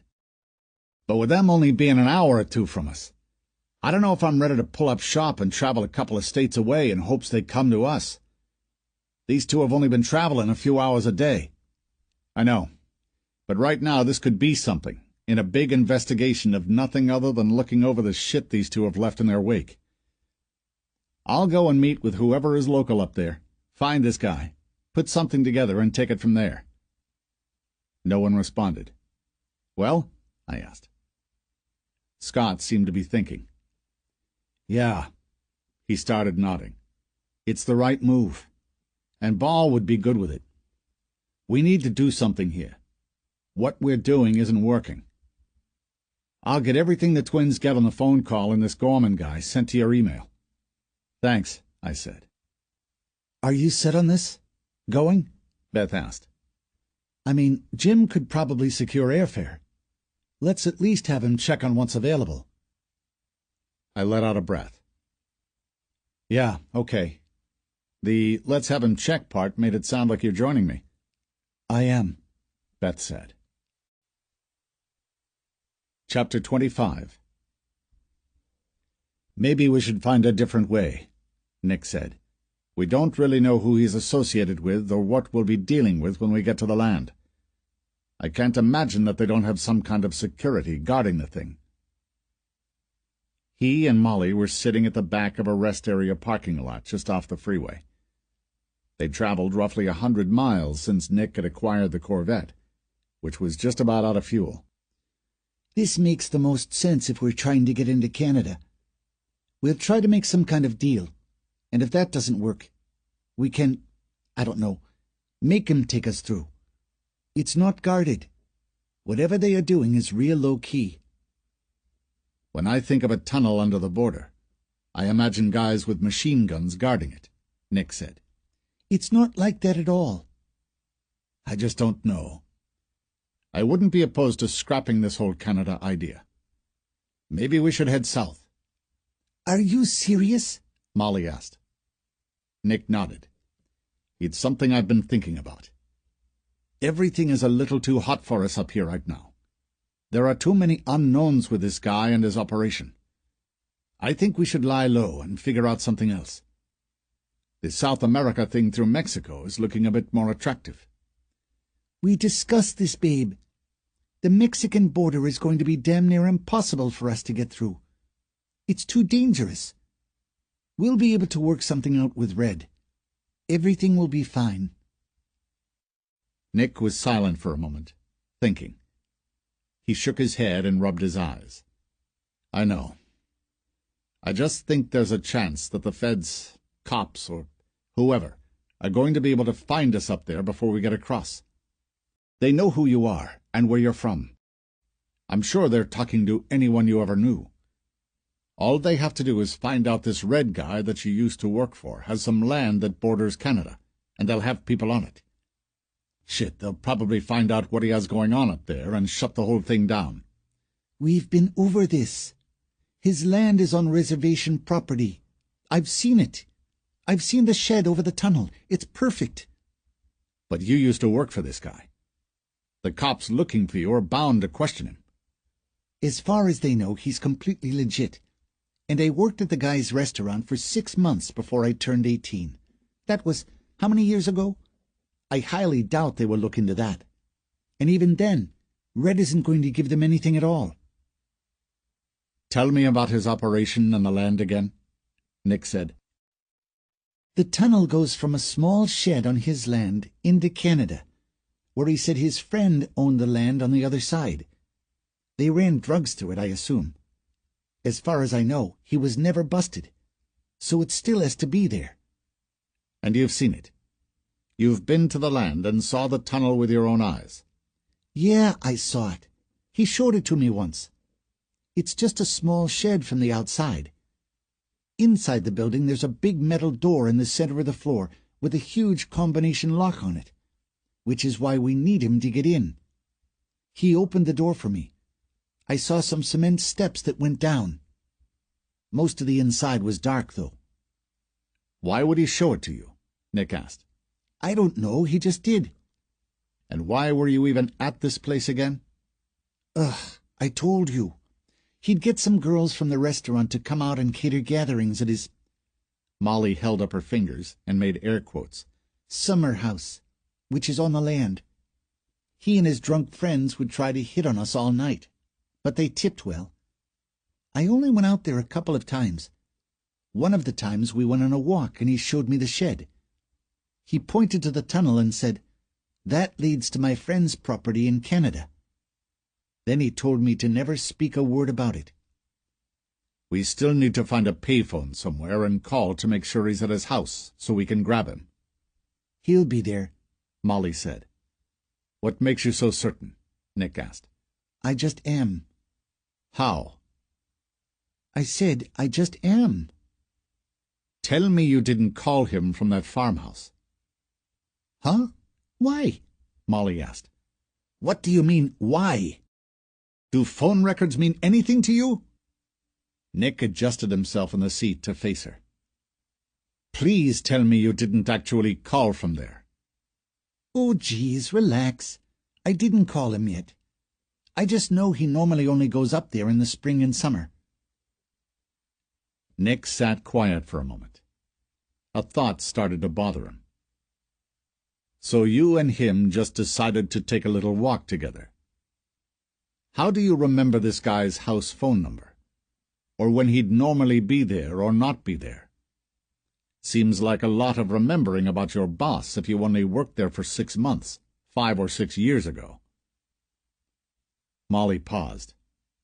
I don't know. I just know. So you used to screw this guy, is what you're saying? Whatever, Molly said. I have a good memory. I've told you that. Nick stared at her, not buying her flimsy explanation. He placed one hand behind his bald head and rested it on the driver's seat headrest. I'm still waiting for you to deny the part where I accused you of sleeping with the guy. I remembered a phone number, so that automatically means I slept with him? Wow. Jealous much? Molly asked. She turned away from him and looked out the passenger window. Still waiting, Nick said. I'm not even going to answer that. You can sit and wonder if you're going to be like that. Just admit it. No. How was he? Molly snapped her head back to face Nick. Ugh, fine. I used to sleep with him, okay? Happy now? I thought you said he was old and fat. Why would a 17-year-old girl be sleeping with an old fat guy? Just leave it alone already. Tell me. Nick, come on. Tell me now, or this is over. God. He used to give me money, and I used to sleep with him, okay? He had the same arrangement with half the girls that worked there. I'd meet him out at the summer house, which is why I know where it is. I used to call his house to ask when he wanted me to meet him out there. This went on for years, which is why I remember the number. There we go. Honesty. Since we're being honest, why didn't you tell me you were a hooker when we met? That would have been good to know prior to us beginning this relationship. So I'm guessing that you normally ran the kissing tent at the carnival? A couple extra bucks for a little special treatment in the back? I'm not a damn hooker. I did what I had to do at the time for a little extra money. It's not like you came out and told me you killed people either, Molly said. So you took money for a man for sex? Pretty sure if I look up what that is, it's going to say... Nick leaned his face next to her and whispered, Hooker. She pushed him away. Stop calling me a hooker. That's not how it was, and it was a long time ago. Right. That's what you said. When you were 17. That's just great. An underage hooker. I bet a lot of guys like that. Please stop. Maybe we should have just been hitching rides with truckers the entire time. Nick pointed through the car's windshield at a semi parked on the far side of the lot. Why don't you go see if that guy is buying? Maybe he can give us a lift after you two have finished. Nick felt the slap hit him on the nose and the side of his face a moment later. He reached across the car and grabbed a handful of Molly's hair with his left hand. He yanked her across the center console toward him and pulled the gun from his waistline. He held Molly's head over his stomach and kept her from moving by gripping her hair. He jammed the barrel of the gun under her chin. Now that I know you're a hooker, you're pretty easy to replace. Give me a reason why I don't blow your hooker brains all over this car.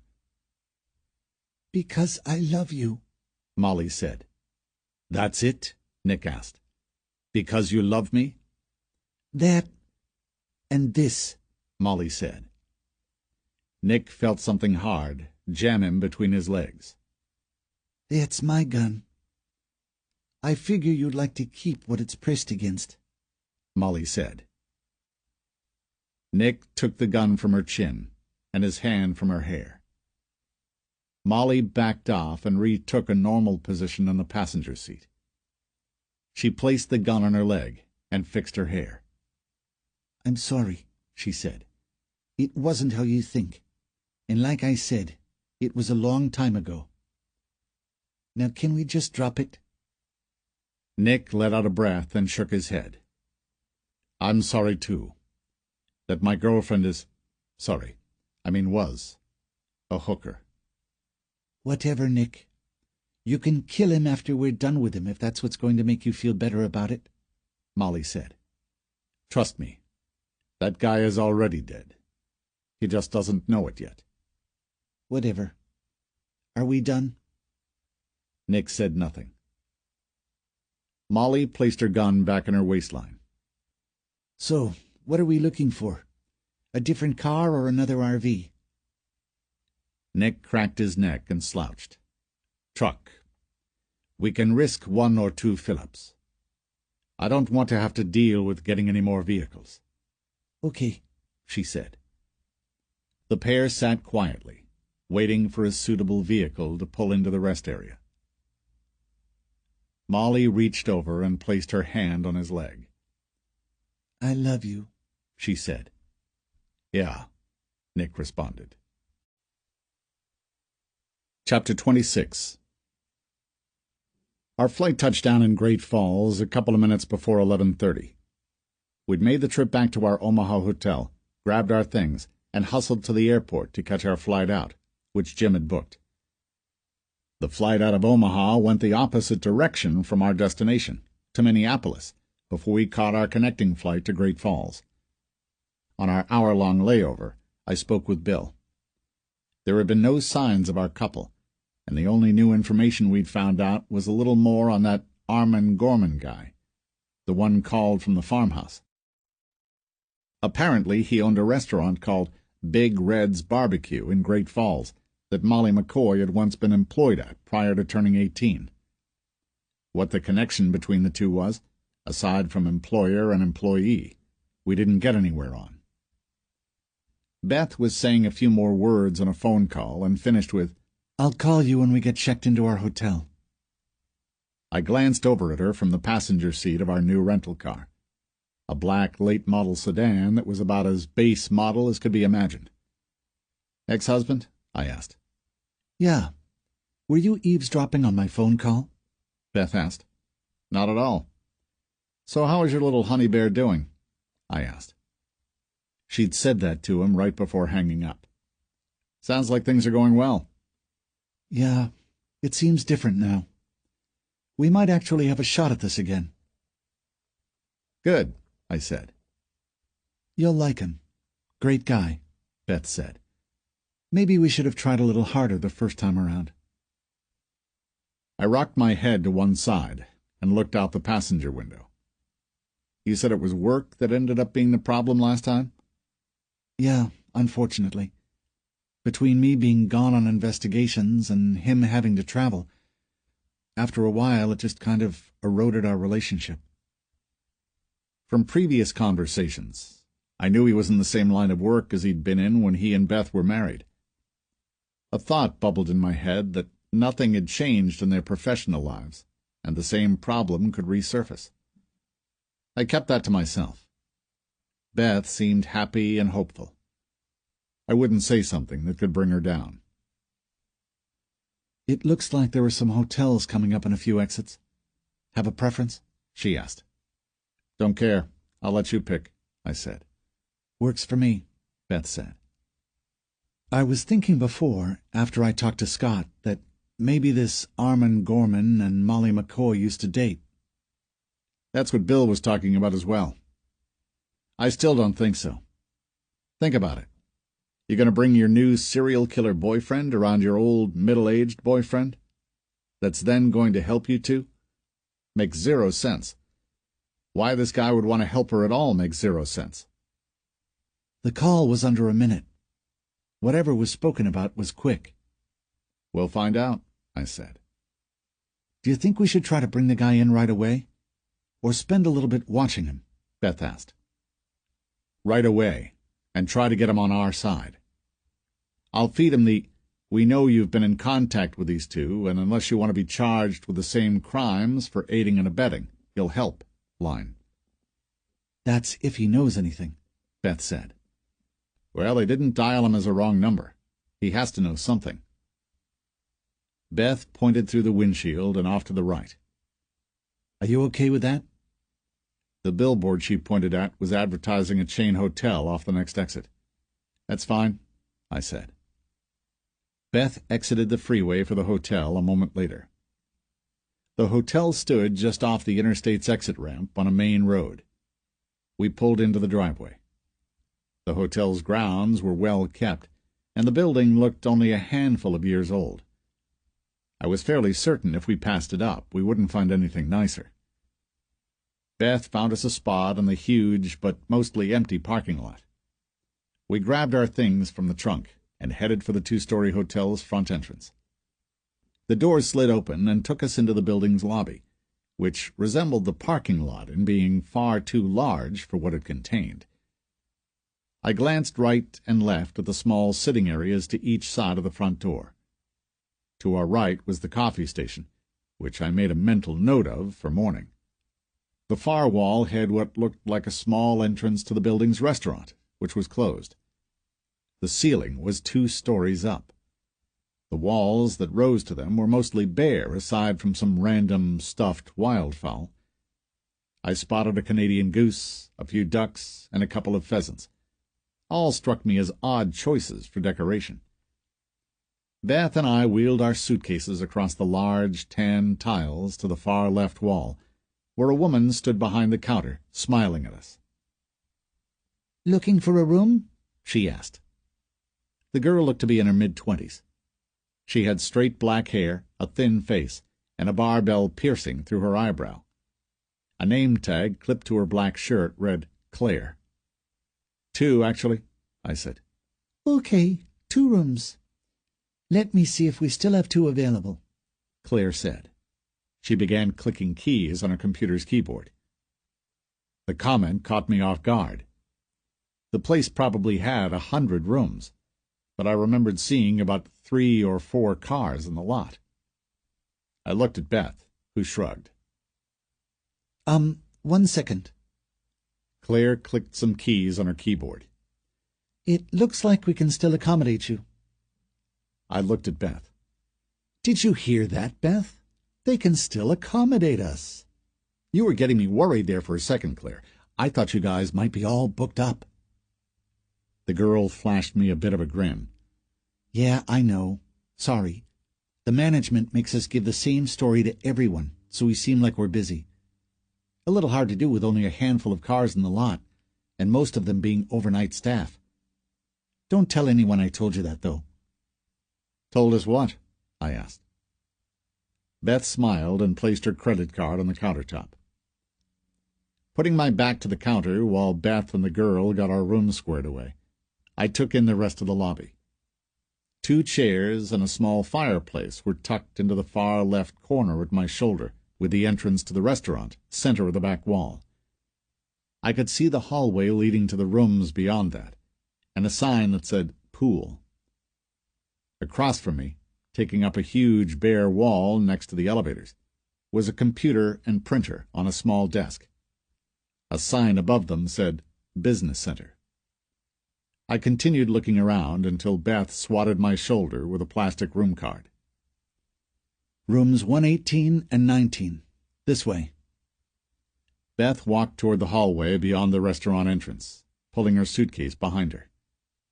I followed. We entered the hall and passed rooms starting at 100. We found our room doors a little ways down. Beth stopped at her door, across from mine. "What time are we headed out?" I pulled up my sleeve and glanced at my watch. The time was a couple minutes before 1 in the morning, which was wrong. I pulled out the crown on my watch and dialed the time back an hour. "Let's try to be out of here by 8 or so. We'll make contact with the local law enforcement and the Great Falls Resident Agency." "I'll be ready," Beth said. "Don't stay up all night on the phone," I said. Beth smiled and entered her room. I slid my keycard and walked into mine. The door clicked shut at my back. I flipped on the lights and took in my room. A pair of queen beds, with bedspreads somewhere between the colors pink and brown, stood before me on the right, just past the open bathroom door. A pair of paintings hung on the wall just above each headboard, and a nightstand with an alarm clock and lamp separated the 2 beds. I walked farther in and glanced at the television on a set of light brown cabinets across from the beds. A small table with an ice bucket and a couple plastic-wrapped cups sat on the table's surface. The hotel room was the standard side-of-the-freeway fare for around $70 a night. I wheeled my suitcase against the wall near the television, slid out a chair at the table, and pulled out my cell phone. I dialed Karen, who'd instructed me to do so when I'd spoken to her earlier when leaving the Omaha hotel. "Hey, baby," she said. Karen's voice was groggy, as if I'd wakened her. I quickly did a little mental math and figured it was about 2 in the morning where she was. "Hey yourself. Sleeping?" "Maybe," she said. "I just lay down a little bit ago. I was waiting for you to call. So you're there? Everything good?" "We're here. All is well." "Okay." Karen yawned into the receiver of her phone. "How was the flight?" "We had a quick layover in Minneapolis. Hit the ground here about an hour ago. Just checked into the hotel." "Did you guys get anything new on the investigation?" she asked. While I'd talked to her earlier, I didn't give her anything from the day's investigation. I knew if I gave her the part about the son of the couple from the farmhouse, our phone call would drag on for hours. It was late for me, and later for her. That wasn't the time. "We can talk about it in the morning. It's late by you, and I just wanted to let you know I was here, as instructed." "Okay, I guess." She yawned again. "Get some sleep, babe. I love you, and I'll call you in the morning." "Okay. I love you, Hank." "Sleep well. Bye, babe." Karen clicked off.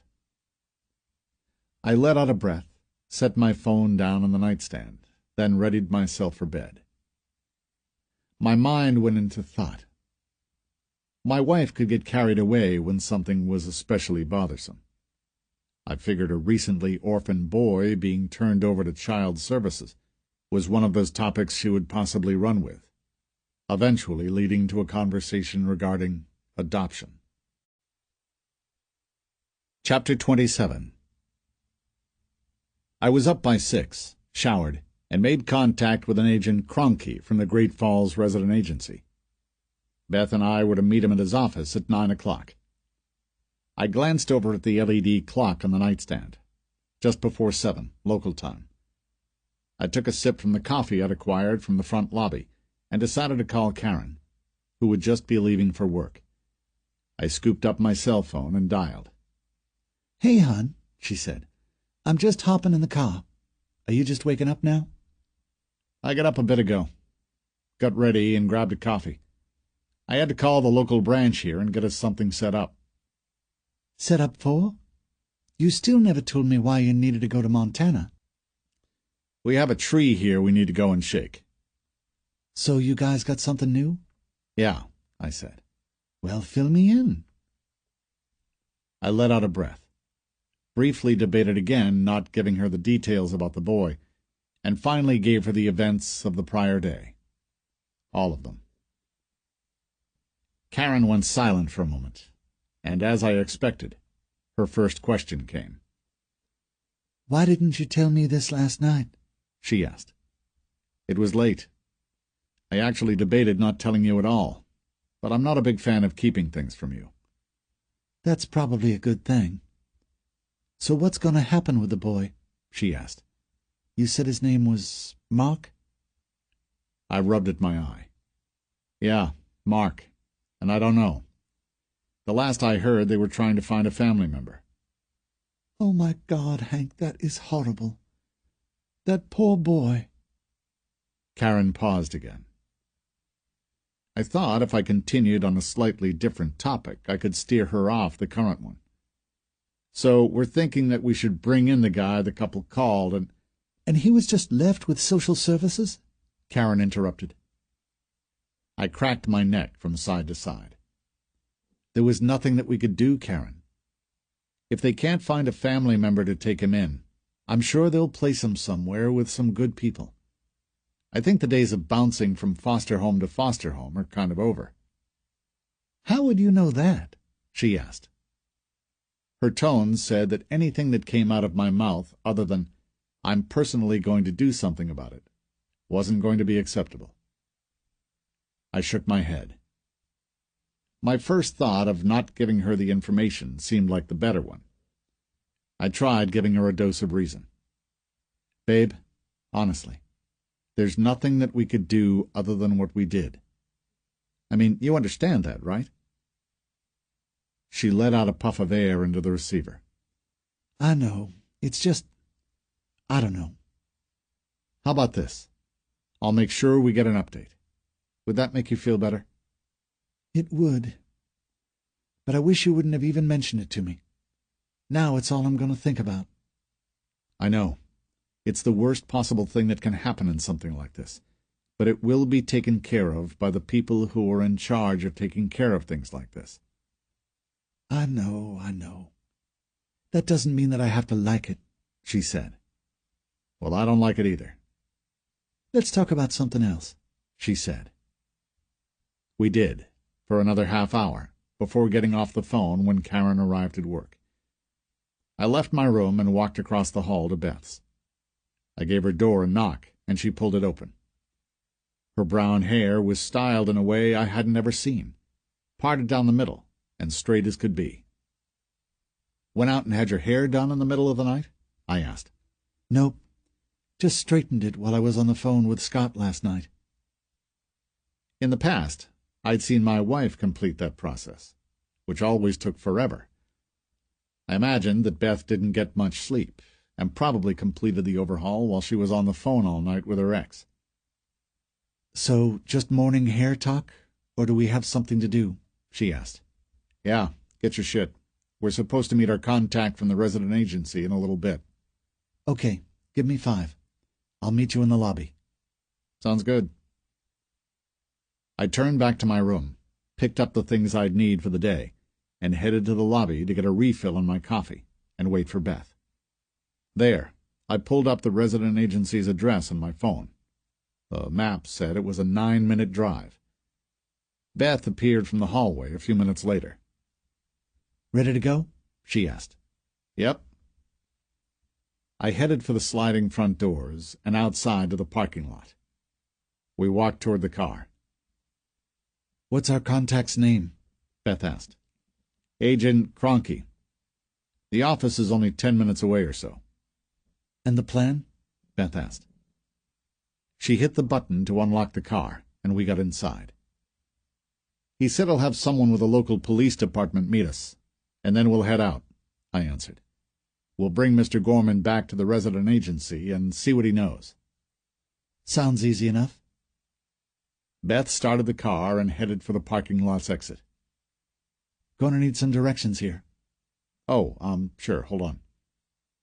I brought the map back up on my phone, hit the button to navigate, and handed my phone to Beth.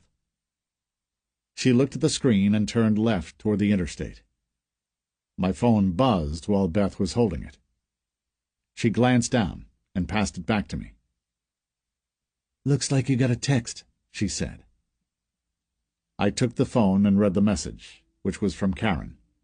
It read, "Remember to check in on Mark when you can. Don't forget." I brought the navigation screen back up without responding to Karen's message, and passed my phone back to Beth. We rode in silence for a few miles. "I told Karen about the boy from the farmhouse this morning," I said. "That's what the text message was about. She wants me to check in for an update if they found a family member or not. Hear anything?" No. And don't make me start thinking about that again, Beth said. The boy. Everything that happened there is just awful. He was clinging to me when the social services lady was trying to take him.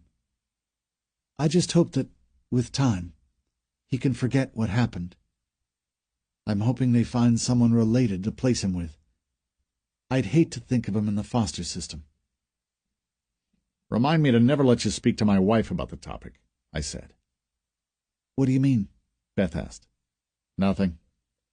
We should be pretty close here." I pointed at my phone's navigation screen. "Look for a place to park." Beth found us a parking spot along the curb, half a block up from where my phone said the address was. We got out of the car and headed back toward the buildings we'd passed. "The office has to be down this little street here," I said. I motioned toward a block-long road that ended with what looked like some kind of courtyard. Along both sides of the road were 5 or 6-story red brick buildings. The one on the left was a large bank. To our right was a hotel. An elevated bridge with a clock in the center above the courtyard connected both buildings. We started down the street and found the bureau office was on the upper floors of a building on the left, beyond the bank. Beth and I walked inside and headed up. We found ourselves in a gray hallway with an FBI logo taking the center of the hall's back wall. The left wall was 6 windows facing the alley and the red brick bank. The right wall held a single frosted white glass door set back a few feet from the hallway itself. The door had a black FBI logo. We pulled the door open and walked into a small lobby the size of a normal bedroom. 4 metal and plastic chairs lined each wall. The back wall was gray, like the hallway, with a sliding glass window and security door. Beth and I walked up to the window. A woman at a desk on the other side noticed us and slid open the glass. She was a brunette and looked far more office worker than FBI agent. "How can I help you?" she asked. I pulled out my credentials and handed them to her. "Agents Rawlings and Harper to see an Agent Cronky. I believe he's expecting us." I looked past her and her workstation to the room at her back, which appeared to take up the better part of the entire floor of the building. Cubicles filled the center, and people rummaged about.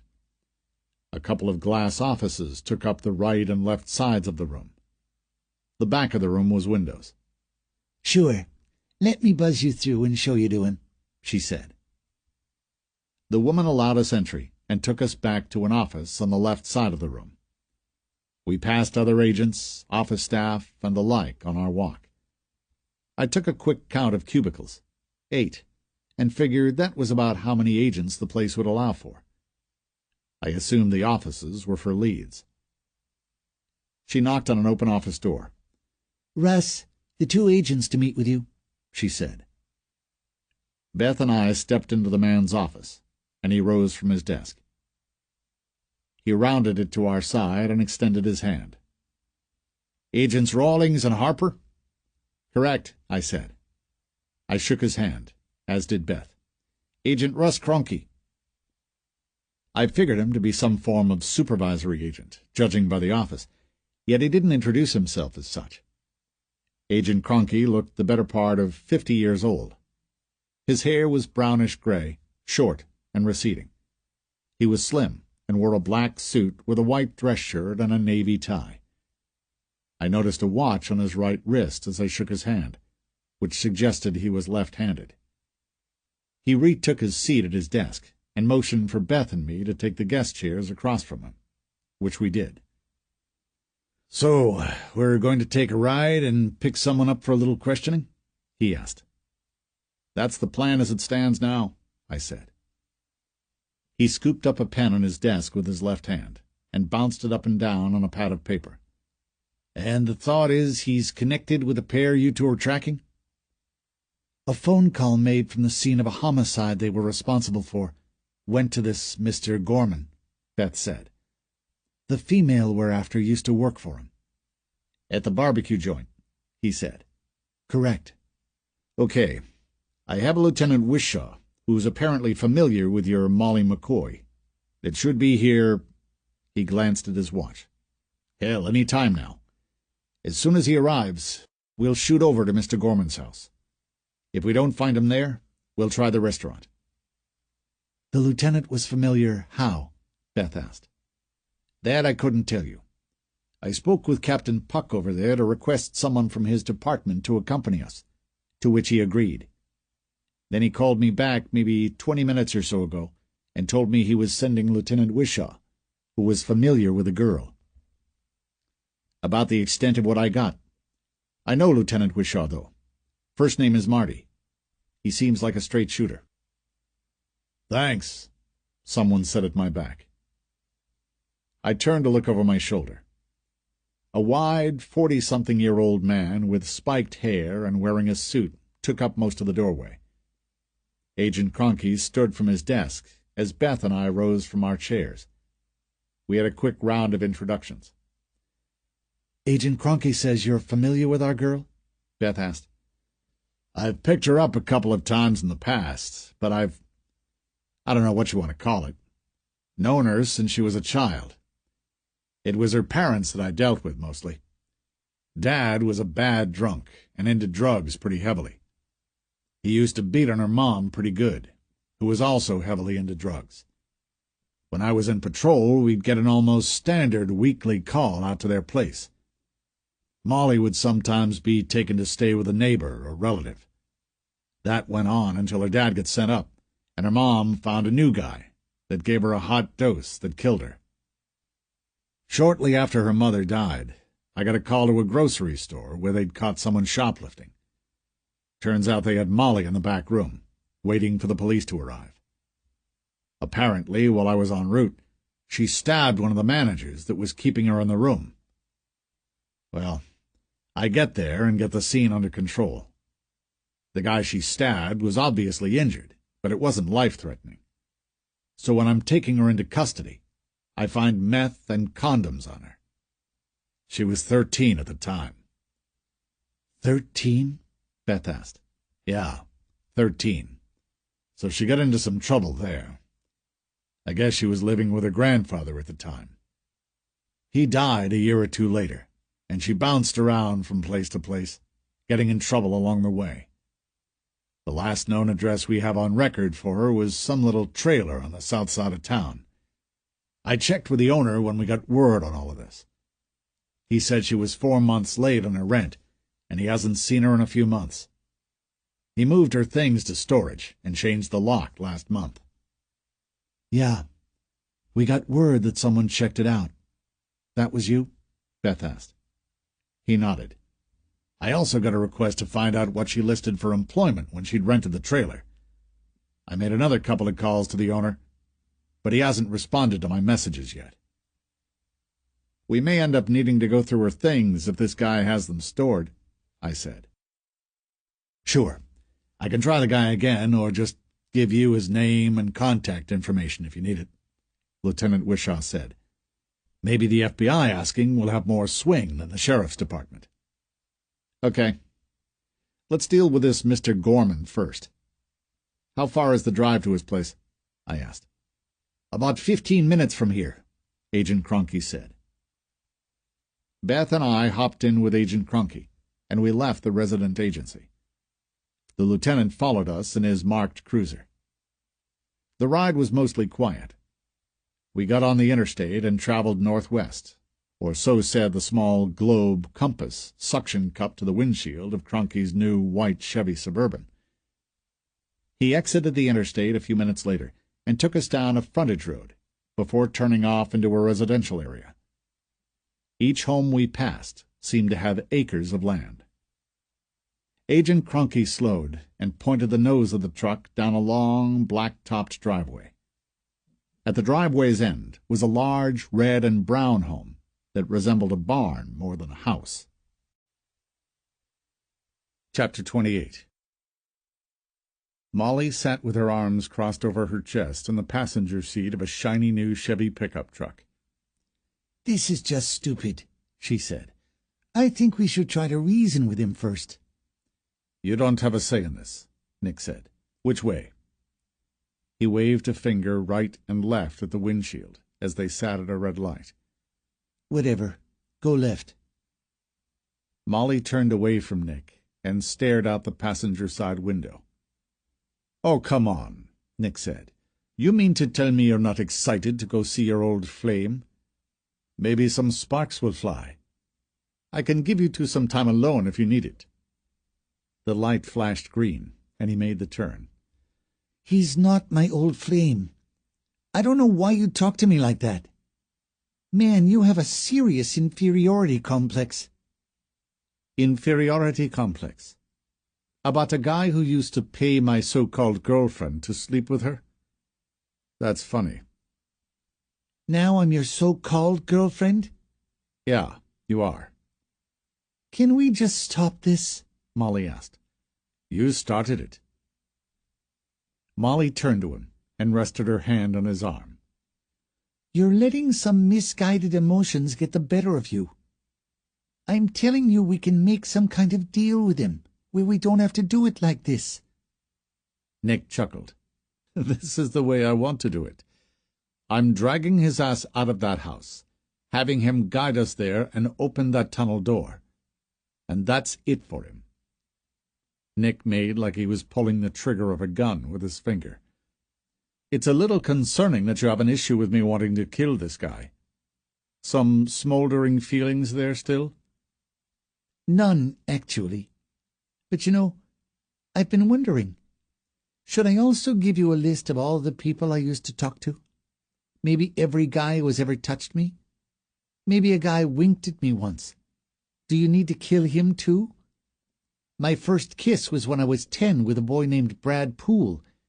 Should we look him up and go take care of him? Don't get smart with me, Nick said. Don't get smart with you? Molly asked.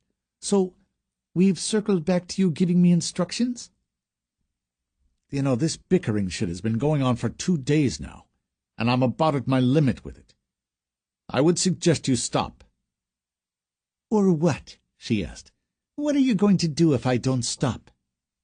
Nick remained silent. I'm serious. I want to actually know what you're going to do. Are you going to kill me? Beat me up? What is it exactly that you plan to do? You're just a jealous little boy trapped in a man's body. Did your mommy not give you enough love when you were little? Molly made baby noises and patted Nick on the head. He smiled. Whatever.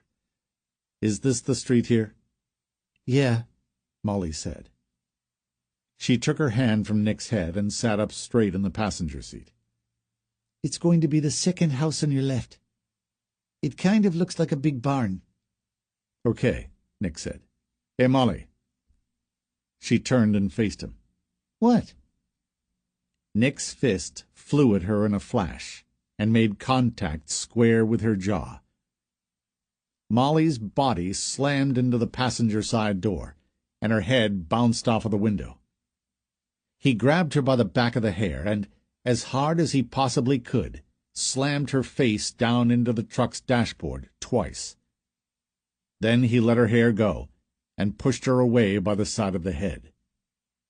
Molly's body went limp, leaning against the corner of the dash and passenger door. Blood spilled from her face to the truck's carpet at her feet. Don't talk about my mother. Nick stared out the windshield as the second driveway approached. He slowed, looked to his left, and spotted the home up a long, blacktop driveway. He began to turn, but yanked the wheel back straight, staring down the driveway as he passed. A police car and newer white Chevy Suburban were parked next to it. "Shit," Nick said. "You stupid bitch. You did call from that house." He followed the street to the end, turned around, and put the pickup truck in park. He reached over to Molly to check for a pulse. She was alive. He slapped her on the side of the face. Molly moaned a bit before coming to. "What the—" She brought her hands to her face, pulled them away, and looked at the blood covering them. "You asshole!" she shouted. Molly reached over and swatted at Nick repeatedly, screaming profanities. Nick grabbed her by the forearms and held her. "Let me go!" she shouted. "You prick! You don't hit women!" She tried to bring her feet up to kick him. "Quit it," Nick instructed. "No!" she continued. "Let me go!" Nick let go of her arm with his right hand and backhanded her across the face. She stared back at him, her face showing shock that quickly flashed back to anger. Nick backhanded her again. "You did call from the house, didn't you?" He balled his fist to punch her. "I didn't call," Molly said. "Yeah, bullshit.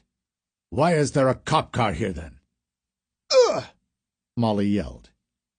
She ripped the arm he still held from his grasp, but didn't exit the vehicle.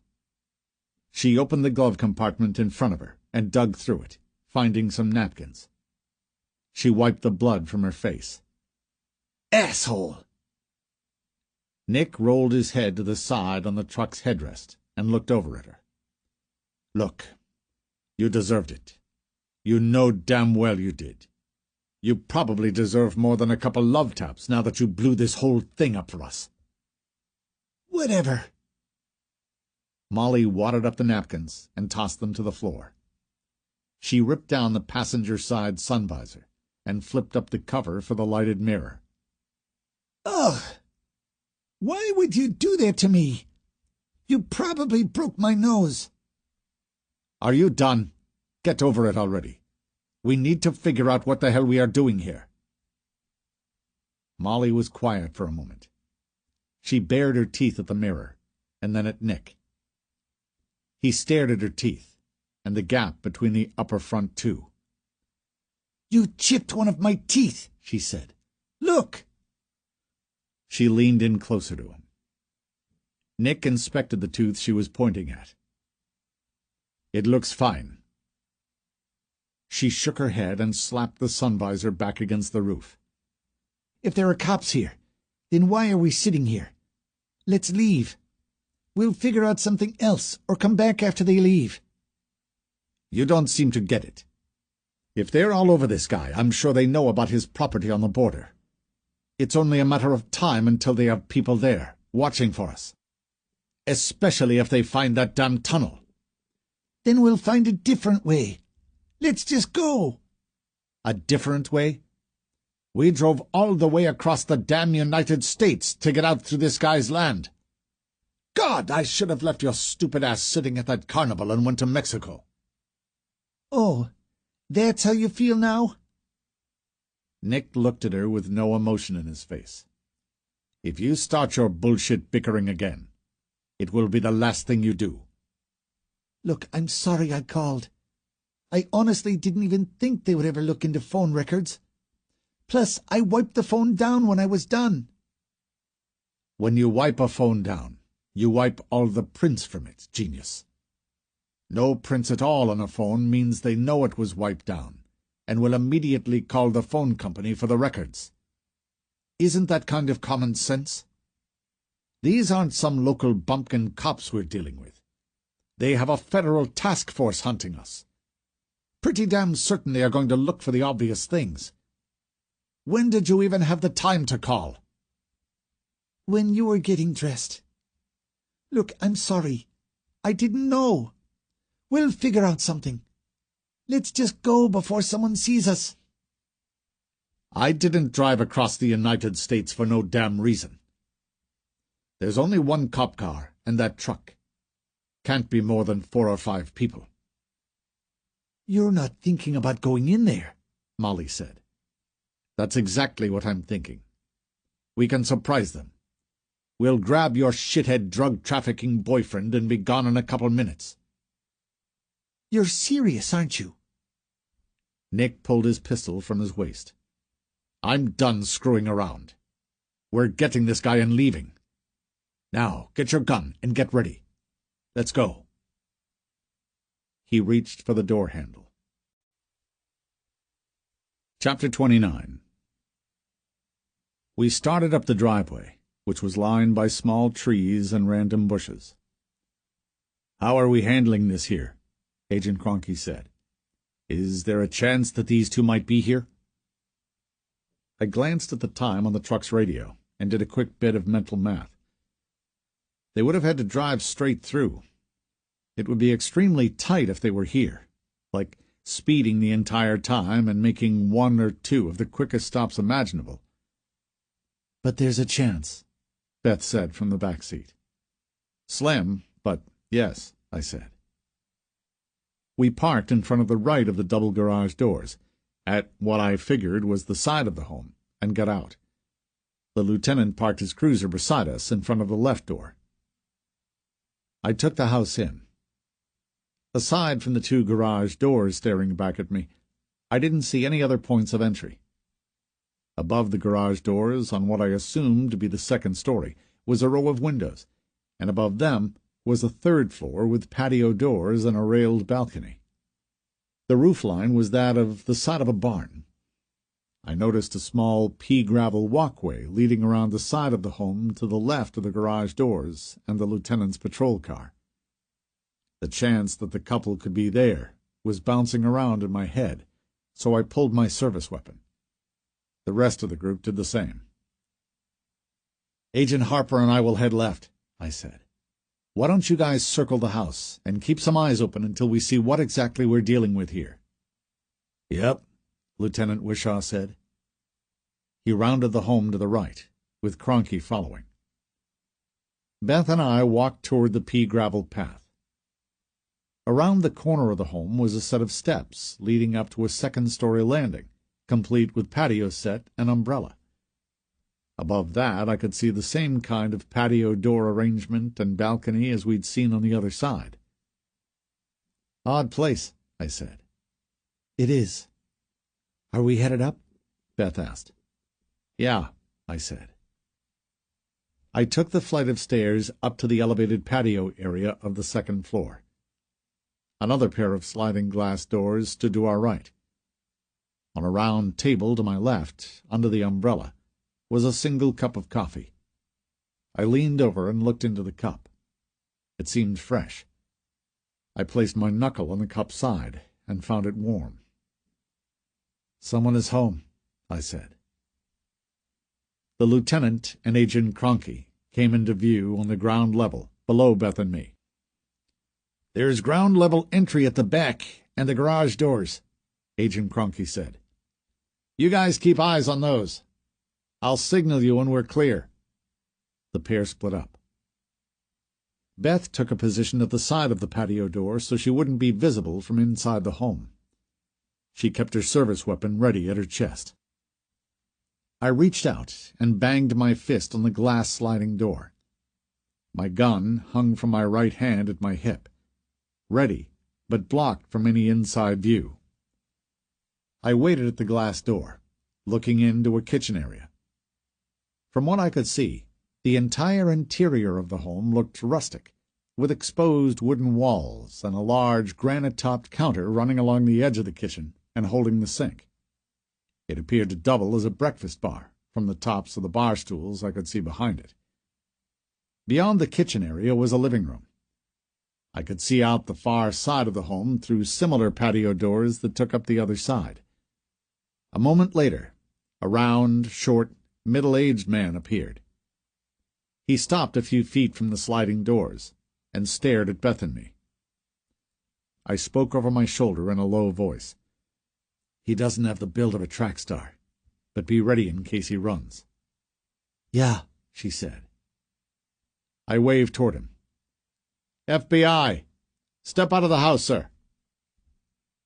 He stood in the same position briefly, before coming to the door. Then he slid it open and stepped onto the patio. The man wore a white T-shirt and a pair of gray sweatpants. A gold cross on a chain hung around his hairy neck. "You're Armin Gorman?" I asked. "I am," he said. "Most people just call me Red, though." He scratched at the remaining red mixed into the gray in his short beard, seemingly trying to show me how he'd received the nickname. "What's this about now?" He saw Beth and then noticed my weapon. He slowly lifted his hands. "Mr. Gorman, have a seat for me right there." I nodded to his patio set. "Check him," I said.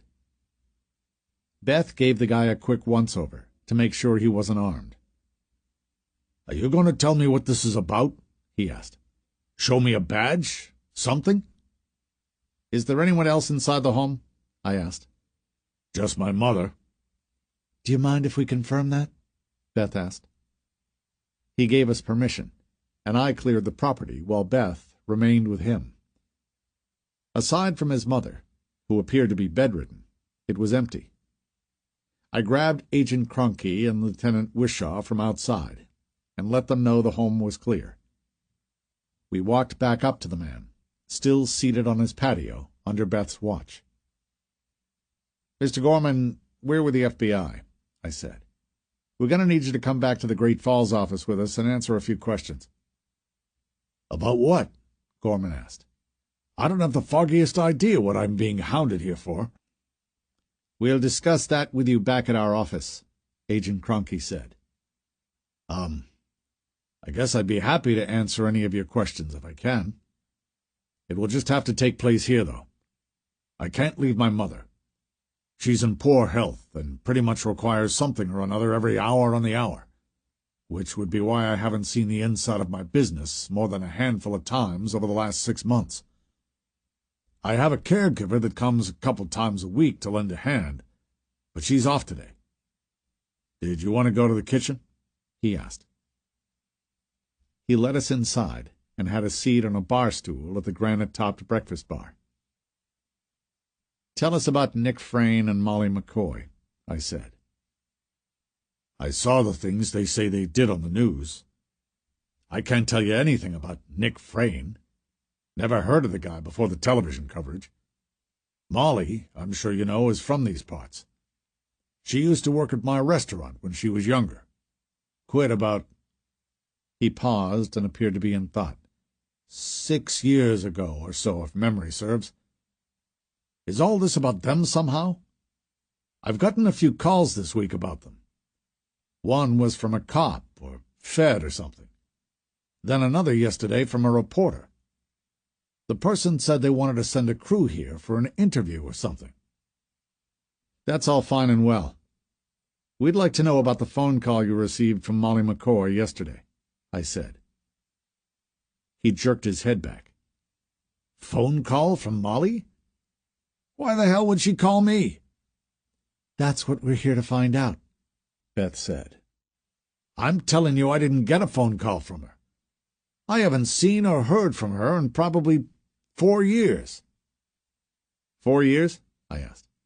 "I thought you said that she quit working for you 6 years ago."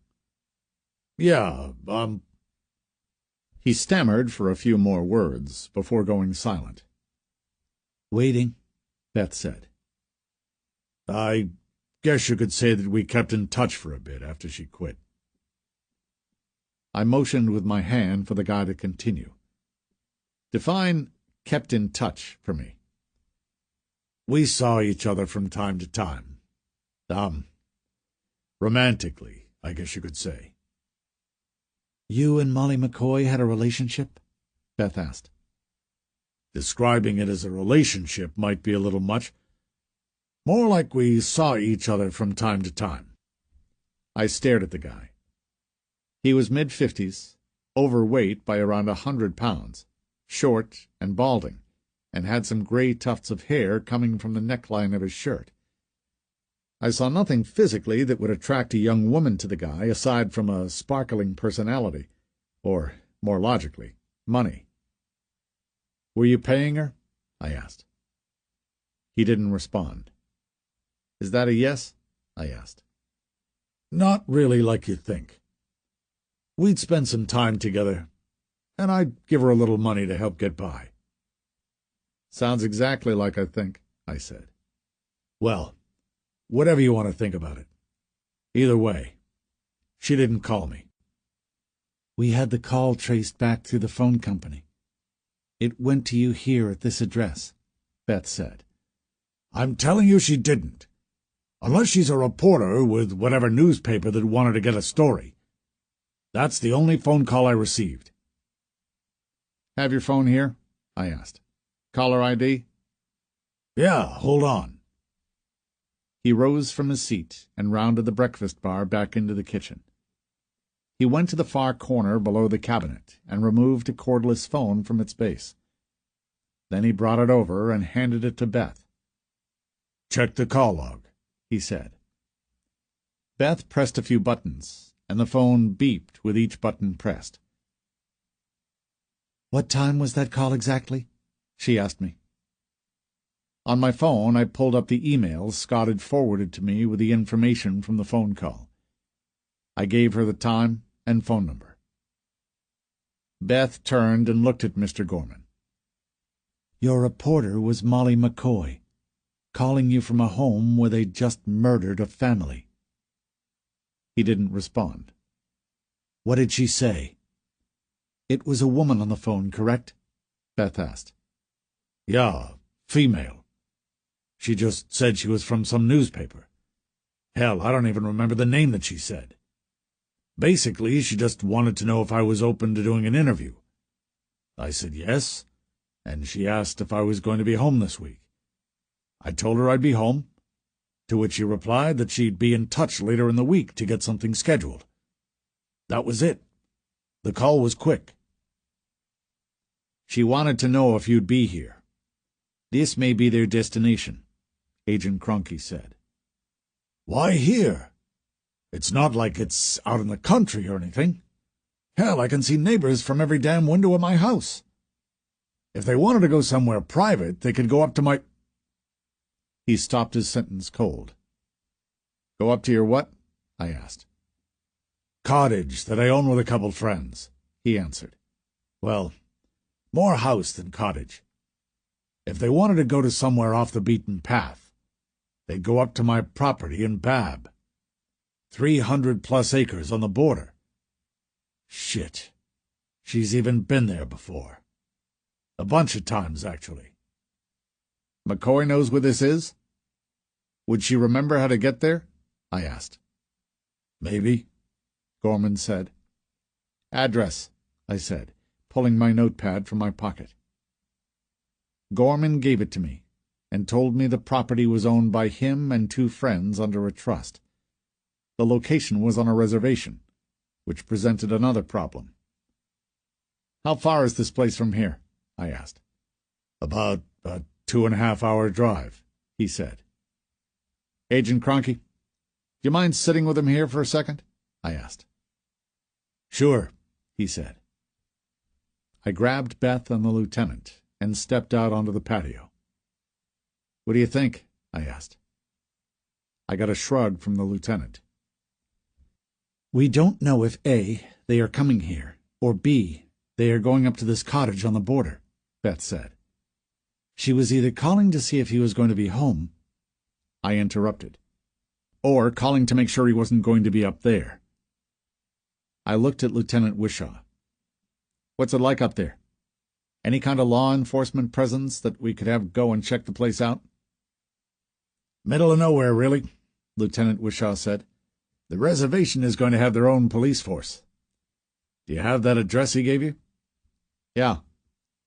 I pulled my notepad from my pocket and flipped to the page.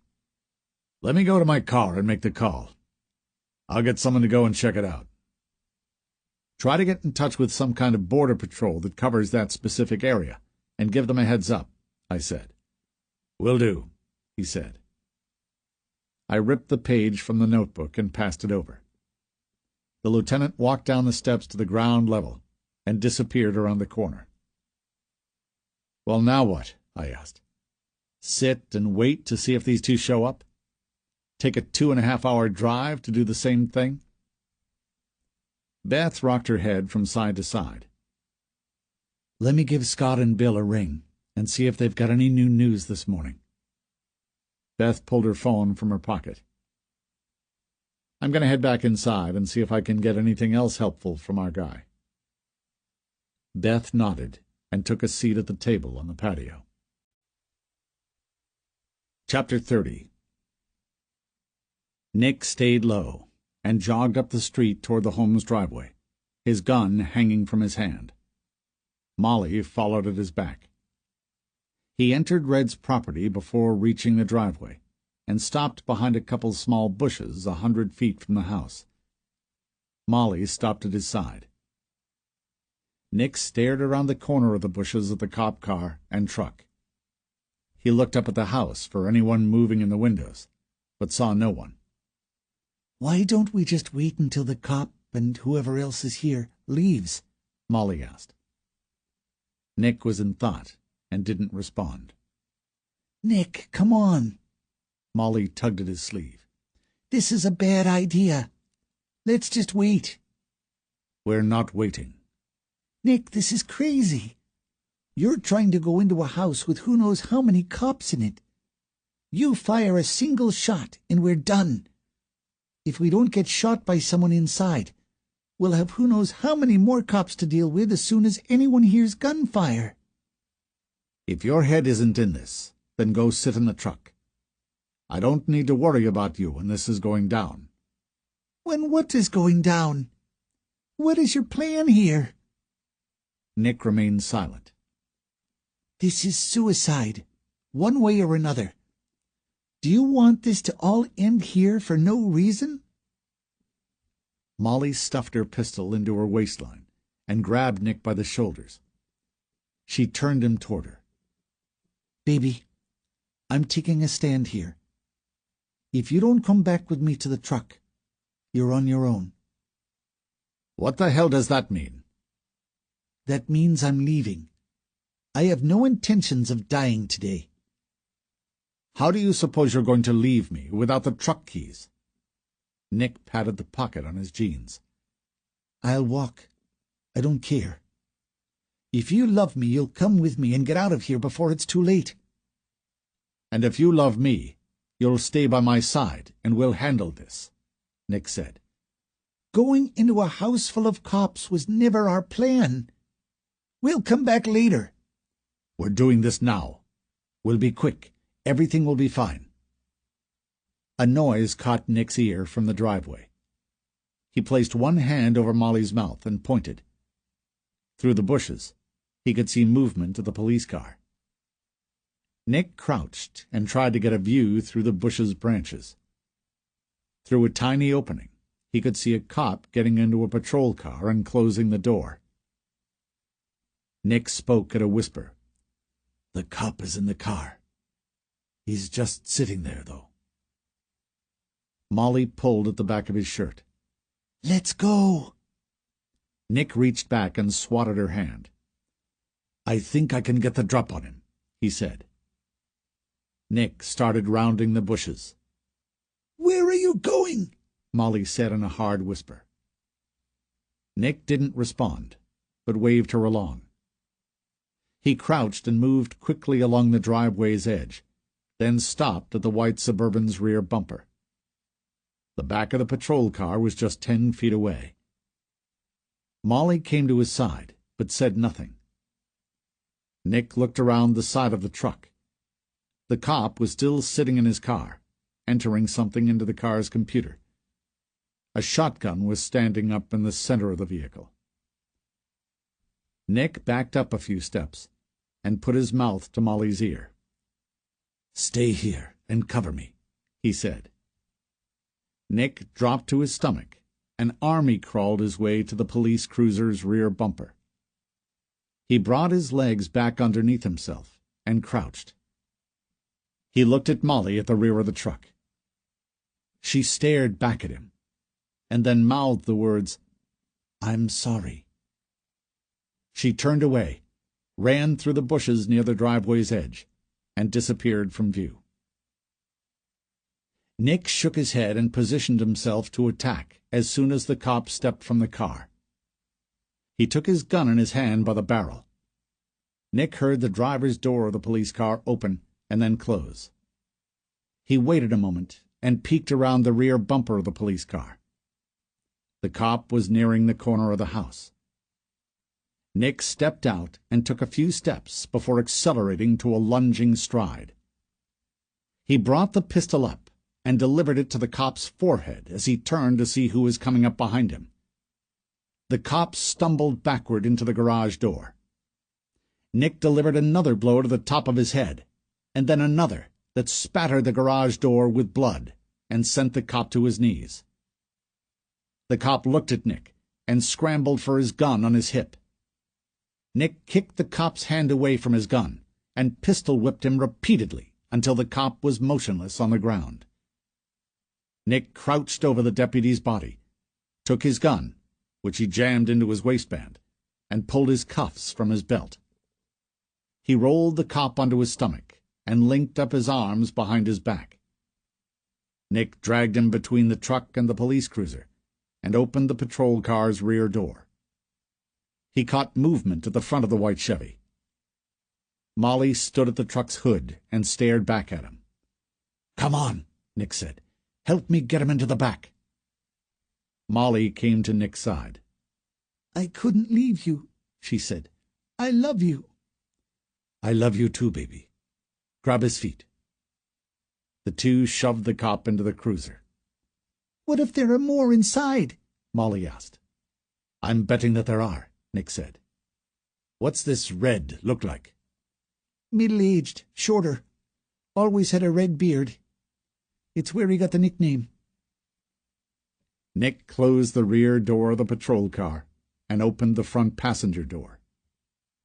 He reached inside and took the deputy's shotgun. Then he swung the door closed and propped the shotgun up against it. After pulling the cop's service weapon from his waist, he handed it to Molly. "Round up anyone you see that doesn't match that description. We'll kill them quietly if possible. If someone shoots at you, all bets are off." Nick jerked his chin to the side of the house. "You get the stairs going up on that side. I'll get the other." Chapter 31. I stood in the kitchen speaking with Agent Cronky and Mr. Gorman. "I'm not sure why they would be trying to get to my land, now that I think about it," Gorman said. "Why is that?" I asked. "Well, I mean, she's been there. She's had to see what they have going on there." I motioned for him to continue. "Well, first, there is a trench and a fence at the border. Second, I think they have ground sensors or some kind of hidden cameras or something.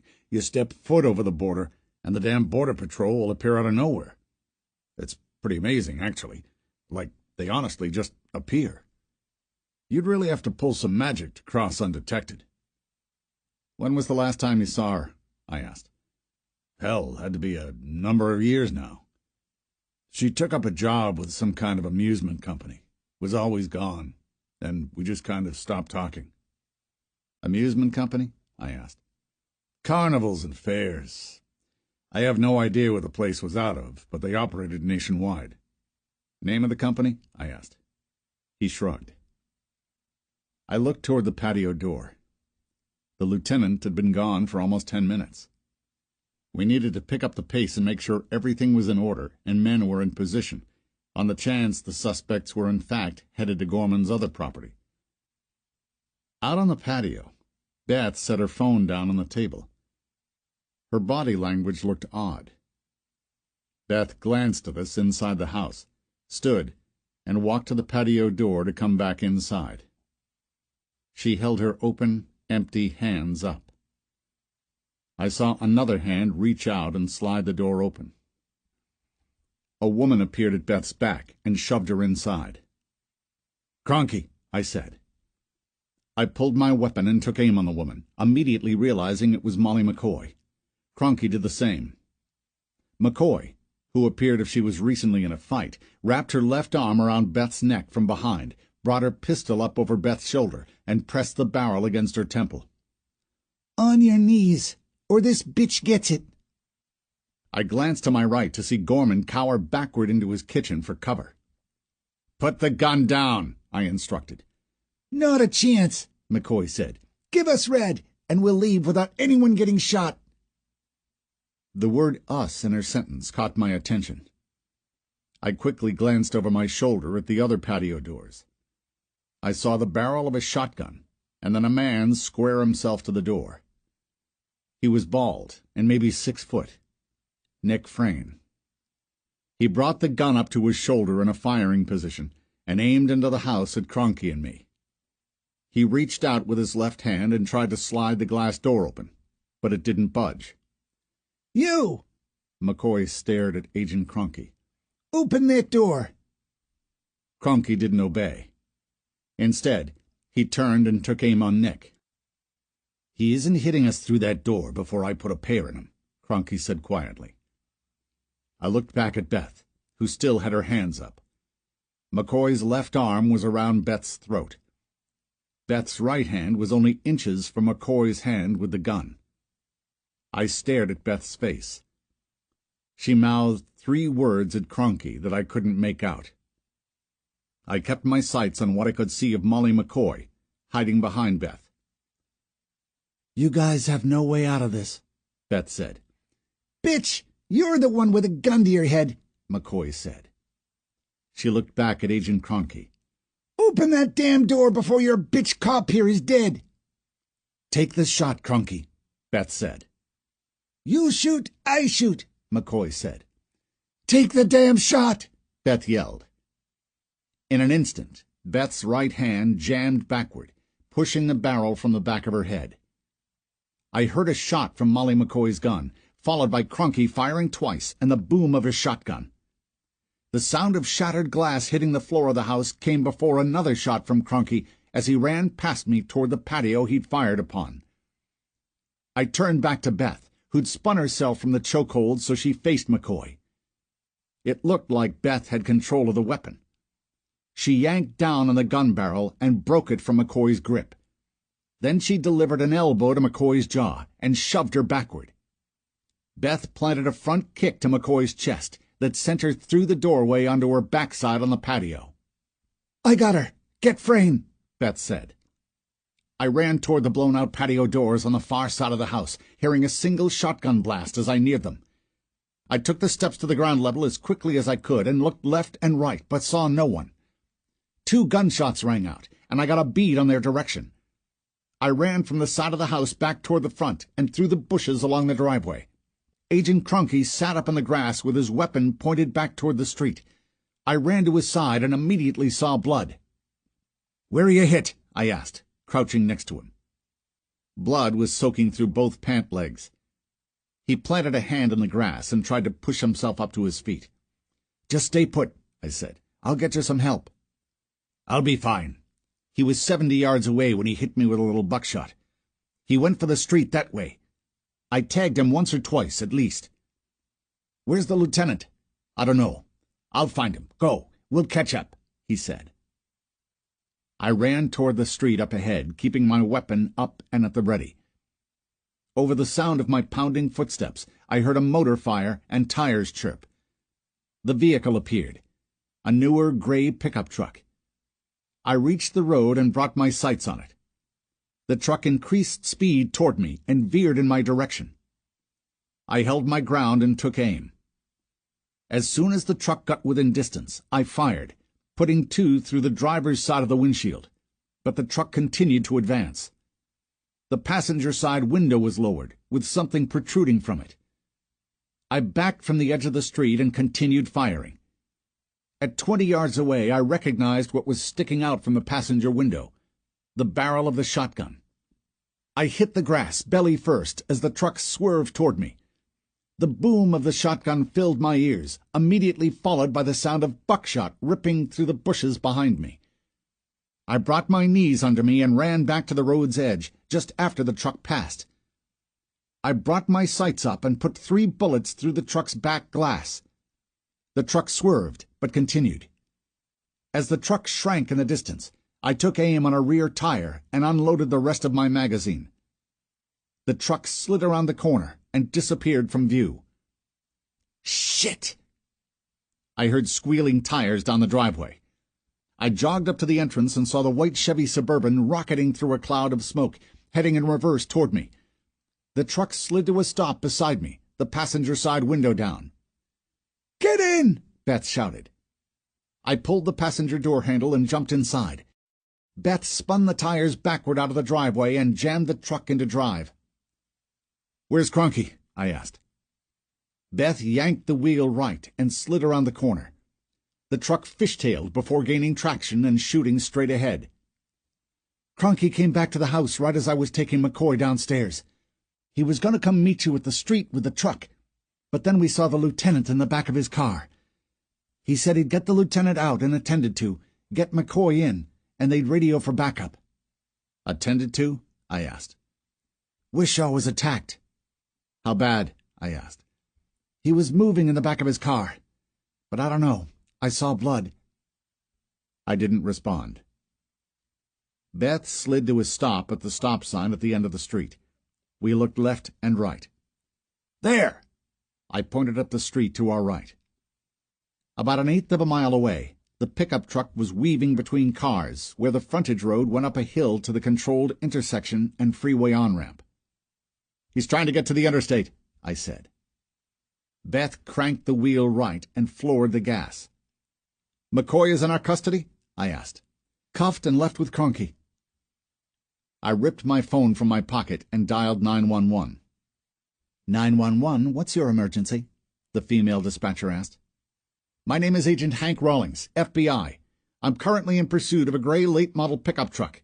The driver is Nick Frayne. He's wanted for multiple homicides. I need any available law enforcement to my location." Beth weaved back and forth between some slower cars and those turning into businesses off the frontage road on our right. We were gaining ground on the pickup with each passing second. Beth made gratuitous use of the horn as she maneuvered. I kept my eyes on the pickup truck until it disappeared over the crest of the hill the intersection was on. "Your location, sir?" she asked. "Just a second," I said. Beth held the horn down as we crested the hill and drove around cars waiting for the light to turn green. "I see him!" She floored the gas again. I spotted the pickup truck just down the hill, where the on-ramp merged into the interstate. "We're entering Interstate 15, heading northbound from—" I glanced to my right and caught the sign for the street the overpass was on. "Vaughn Road. We're in a white Chevy Suburban, government tags." Beth gained more ground on the pickup. My line of sight shifted from the pickup truck to the other vehicles on the interstate. While I wouldn't call it traffic, there were enough cars to be a potential problem. The truck clung along the shoulder, past where he should have merged. As we got within 5 or 6 car lengths, I could see bits and pieces of tire flying from the rear of the pickup. "He's got a tire out," Beth said. "One of my shots must have hit." Beth continued to advance. Frayne swerved into the rear of a car he was approaching, sending it sideways in the interstate. Frayne's pickup passed the car as it slid. Beth stepped on the gas to get ahead of the car, which came past the rear of our truck and planted its nose into the cement barricade behind us. Beth's and my attention went from the sliding car back to Frayne, ahead of us. The brake lights on his truck went solid red, and we rear-ended him. My cell phone flew from my hand, bounced off the dash, and hit the floor. I reached down for it and heard 5 or 6 pops, which were accompanied by metallic-sounding slaps and cracks of bullets splintering glass. "Shit!" Beth yelled. "Stay down!" Beth yanked the wheel to the right and bounced us off the concrete barricade at the interstate's edge to the sounds of metal crushing and scraping. Then Beth and I lifted our heads. My eyes followed a row of bullet holes up the hood of our truck and into our windshield. Frayne had put a few car lengths between us, so Beth sped up. Other motorists slowed and moved to the far left lanes. Frayne leaned out his window, looking and firing back at us, but none of the shots hit us. I looked back at the other motorists on the interstate. Most had pulled to the far left and were out of harm's way. Frayne fired 2 more shots, one of which ripped through the driver's door mirror of our Suburban. Then he threw the gun out the window and sped up. "That tire isn't going to last much longer," I said. "The truck will throw it, be down to the rim, and spin out." "Which could put him directly into other motorists," Beth said. I glanced back over my shoulder and saw police cruisers' light bars flashing in the distance. "Go for a pit." Beth sped up and got us in position. She brought the nose of our Suburban perfectly into the left rear quarter panel of the pickup. Beth slowed as the back of his truck swung right and made contact with the cement barricade. The truck Frayne drove fishtailed, regaining traction for a moment, and then made a hard left across all 3 lanes of the interstate in front of us. I watched his truck bounce down into the grass median separating northbound and southbound traffic. "Did he lose it?" Beth asked. The truck was keeping a steady course for the other side. "No," I said. "He's going for the oncoming cars." I looked behind us. 2 patrol cruisers were a few car lengths back. I imagined they were on their radios with additional backup and possibly air support. We moved to the far left lane and kept pace with Frayne. The 2 patrol cruisers followed. The pickup truck bounced up from the median toward the first lane of oncoming traffic. The rear of the truck slid before grabbing. Frayne picked up speed and barreled down the interstate's shoulder, against traffic. He swerved into the first oncoming lane, narrowly missing a car that slid sideways and plowed grass into the median. I didn't know if he'd intentionally swerved at the car or was struggling to control the truck. "Get over there behind him." "Are you serious?" Beth asked. "He's going to kill someone. We need to wait for a gap in the cars and try another pit."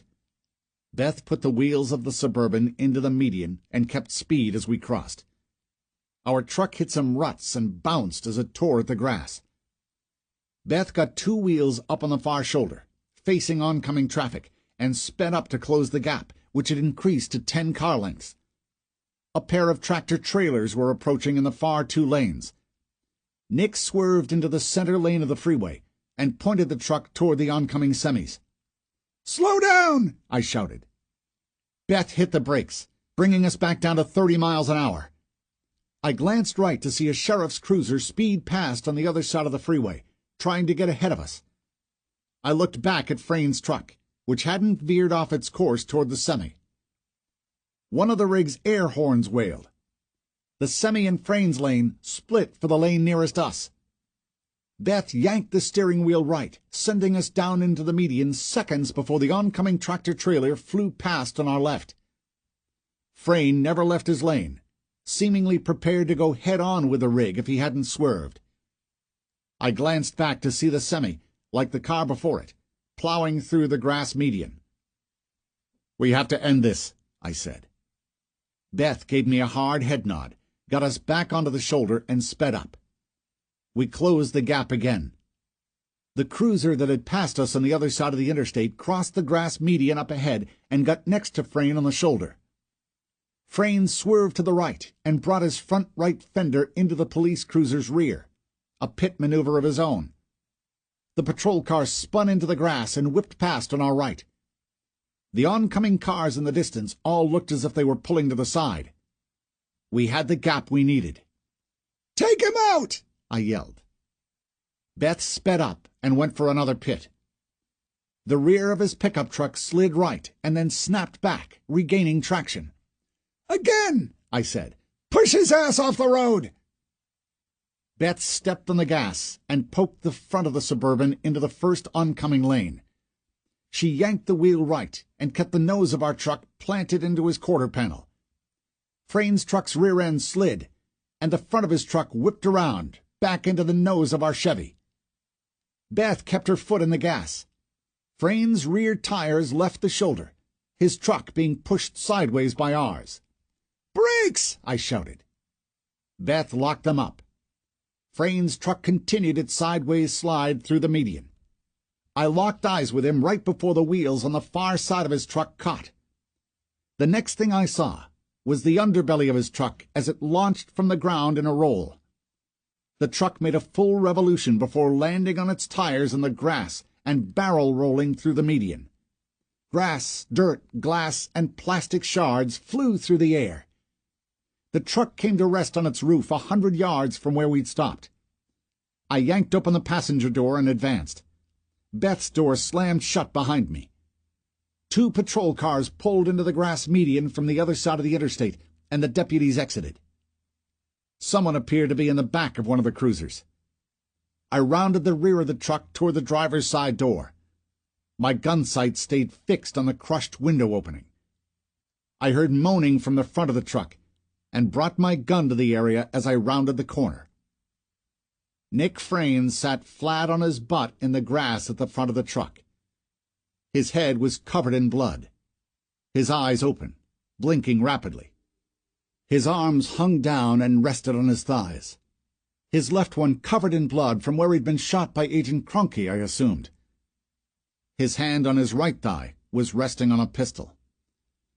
"Nick Frayne, get your hand off of that gun!" I commanded. He turned his head and looked at me. I stood 10 feet away, gun bearing down on him. Beth came to my shoulder. Her gun also aimed at Frayne. A bloody Lieutenant Wishaw and another deputy were jogging across the median toward us. "Now!" I instructed. He lifted his hand from the gun and reached up to his face. Lieutenant Wishaw, who had gaping lacerations across his forehead and hairline, and the other deputy, stood on Frayn's opposite side, guns drawn. Frayn rubbed the blood from his eyes, and then ran his hand over his bloody bald head. He let out a chuckle. What the hell? May as well make this interesting. In a single motion, he scooped the gun from his leg and turned it toward Beth and me. We both fired, 3 shots each, hitting him center mass. I heard more shots from Lieutenant Wishaw and his deputy. Frayn's hand with the pistol dropped, squeezing off a single round into the dirt beside him. His body jerked, and a cough sent a mouthful of blood down his chin. His head fell left against his shoulder, and his body went limp. I kicked the gun from his hand. We sat silent for a moment. Then a sound caught my ear. I looked at the police cruiser parked across the median. McCoy was screaming and staring at us from the back window of Wishaw's car. Chapter 32. I caught the time on my watch. 8:15 in the morning. I grabbed my suit jacket from the back of the hotel room's chair, put it on, and headed to the lobby. I tossed a wave to Claire, the girl working the front counter, as I headed for the coffee station near the hotel's entrance. Bill and Scott were seated in the lounge area, waiting near the coffee machine. I headed over. "What time did you guys end up getting in?" I asked. "A little after 2 in the morning," Bill said. "And this hotel was able to accommodate you?" Bill smiled. "Yeah, we got the same treatment." "How was the flight?" "Well, we missed our first flight and then had to sit and wait around for another. That flight bounced us down to Houston, where our connection was delayed." "I heard you were dealing with something that made you miss your first flight, but I only got bits and pieces from Beth and Ball. Somehow you had another vehicle and body that were connected with the truck Frayn was driving up here?" "Yeah," Scott shook his head. "I'll give you the quick version, but basically, we have a couple more to add to the body count. So security from a wayside finds a classic Corvette parked for too long. It's not something that you would leave sitting. Security guy calls the local PD to see if they can get in touch with the owner prior to him having the vehicle towed. Well, he rounds the back of the Corvette to get the tag number to give to the PD, and sees blood all over the rear bumper. The local PD comes out, gets into the trunk of the vehicle, and finds a body. The DB had ID on him. Registered vehicle of the DB was the truck the couple had up here. Well, they still didn't know what they were dealing with, and were still missing the Corvette owner.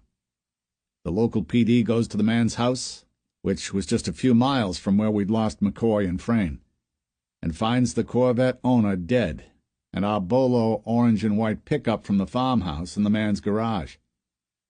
They called in to the local FBI, and then Jentz and McCarra called us. We spent pretty much all evening going over that, which is what made us miss our flight." "I see," I said. "So we have these two on how many murders now?" "Too many," Bill said. "One of the local agents was shot, I heard." "Buckshot at a distance. I got an update on him last night. He went to the hospital and got patched up. Nothing too major, thankfully. Frayn assaulted a lieutenant that was working with us as well. Just stitches and probably a concussion there. Both should be fine." "That's good," Bill said. He brought his soda to his mouth and took a drink. He made a sour face and dropped the can in the garbage bin beside him. "Something wrong with your soda?" I asked. "Yeah, unleaded," he said. "The wife has been nagging me that all the caffeine from the energy drinks and coffee is going to give me a heart attack. She gave me a yarn about my kids not having a father and the whole works. She legitimately seemed worried, so I figured I'd at least try to appease her. If I go narcoleptic at the jail, at least you'll know why." "What time are we supposed to be over there?" Scott asked. 9, I said, and walked to the coffee machine to fill a cup, catching a look of envy in Bill's eyes. "We can head out as soon as Beth comes down." The place is only a couple minutes away. The locals there know we're coming? Scott asked. Yeah. I spoke with the lieutenant that Frayne assaulted about an hour ago. The regional jail and sheriff's department are in the same complex, so he's going to meet us. He said he'd walk us into where she's being held and get us set for our interview. And no clue on what she wants to deal with? Scott asked. I don't know what she has to deal with, which is what makes her asking to talk to someone about a deal, I guess, intriguing. I guess it's worth finding out, Scott said. I agree. I heard the clack of footsteps against the tile floor, and Beth rounded the corner. "Morning, ladies," she said.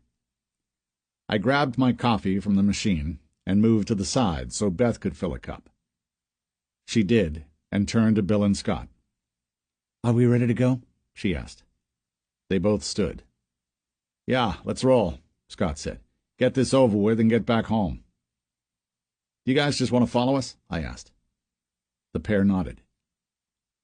We left the hotel a moment later. Beth drove our car, with Scott and Bill following. "I got an update on the boy, Mark," Beth said. "Good or bad?" "They found an aunt, mother's sister, that's going to take him in." "That's good," I said. "At least I'll have something good to tell Karen." "Have you guys ever considered adoption? I know that you'd mentioned you were trying, and then you mentioned that you were no longer trying." Well, if there was ever something that was going to stoke Karen's coals on the topic, it would be something like what happened with this boy. I actually can't believe we haven't had an adoption conversation since I told her about it in the first place. "Maybe it's coming, and she's waiting for the right time to bring it up," Beth said. "That's probably not too far off from reality." "Did you ask her about the dinner with Scott and me?" "She said that would be fun," I said. "Okay, good, because I already got us some reservations at a steakhouse in Arlington. I looked over their menu. Seems like they'll have something Karen will like if she's into the organic stuff."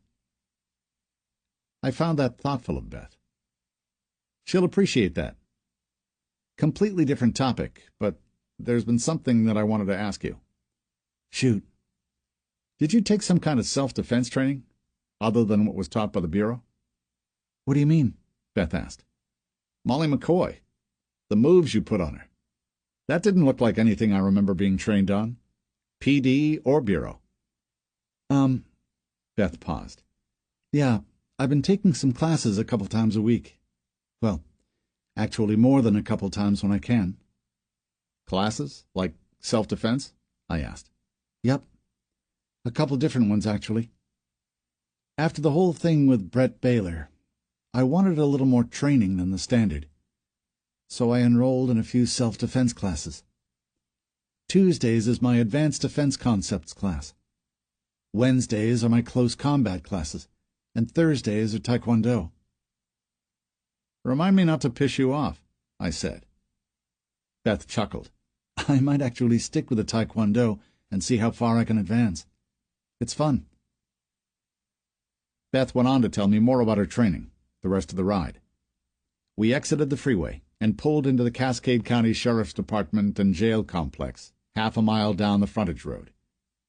We found parking spots, and Scott and Bill followed Beth and me to the front doors of the sheriff's facility, which spread out to our right in a 2-story-long rectangular building. Behind the sheriff's building sat what I figured to be the jail, 3 stories, and looking more like an office building than a prison, aside from the areas that were barbed-wired. I pulled the front door for our group to enter, and filed in behind them. We stood in a small lobby that looked like any police station, walled off with a window and a metal door. I approached the glass window. An overweight man, appearing in his 60s and dressed in uniform, adjusted his glasses on his nose. "Help you?" he asked. "We're looking for Lieutenant Wishaw. He's expecting us." "Ah, yes, the FBI guys." The man looked past me. "Sorry, and gal." "Sure, let me get him paged for you. Just a second." He made a call over the PA, and told us the lieutenant would be up in a moment. I spent the time reading over a flyer for a county food drive they had set up for the next week. Lieutenant Wishaw appeared from the metal door a couple minutes later. I pointed at the bandages stuck to his forehead. "How's the head?" He knocked on the side of his head above his ear. "Hard as a rock. Just a few stitches, 30 or so. A few staples. Nothing too serious." "They didn't give you a day or two off?" Beth asked. "The hell with that. I'm fine," he said. Beth and I introduced the lieutenant to Bill and Scott. Wishaw held the metal door open with his heel and shook Bill's and Scott's hands. He waved us in and walked us through their station. Wishaw spoke to me over his shoulder as he walked. "I called back to the detention center after we spoke this morning to let them know that you guys would be here to interview her. I got a call back about a half hour ago that her attorney was present. They should be ready for us by now." "Sure," I said. "Hear anything about what she's trying to deal with?" "No, nothing," he said. We zigged and zagged through the station and past their bullpen to a long corridor at the back of the building that led us into the detention center. We got checked in, and Wishaw showed us through the complex to their interview rooms. Chapter 33.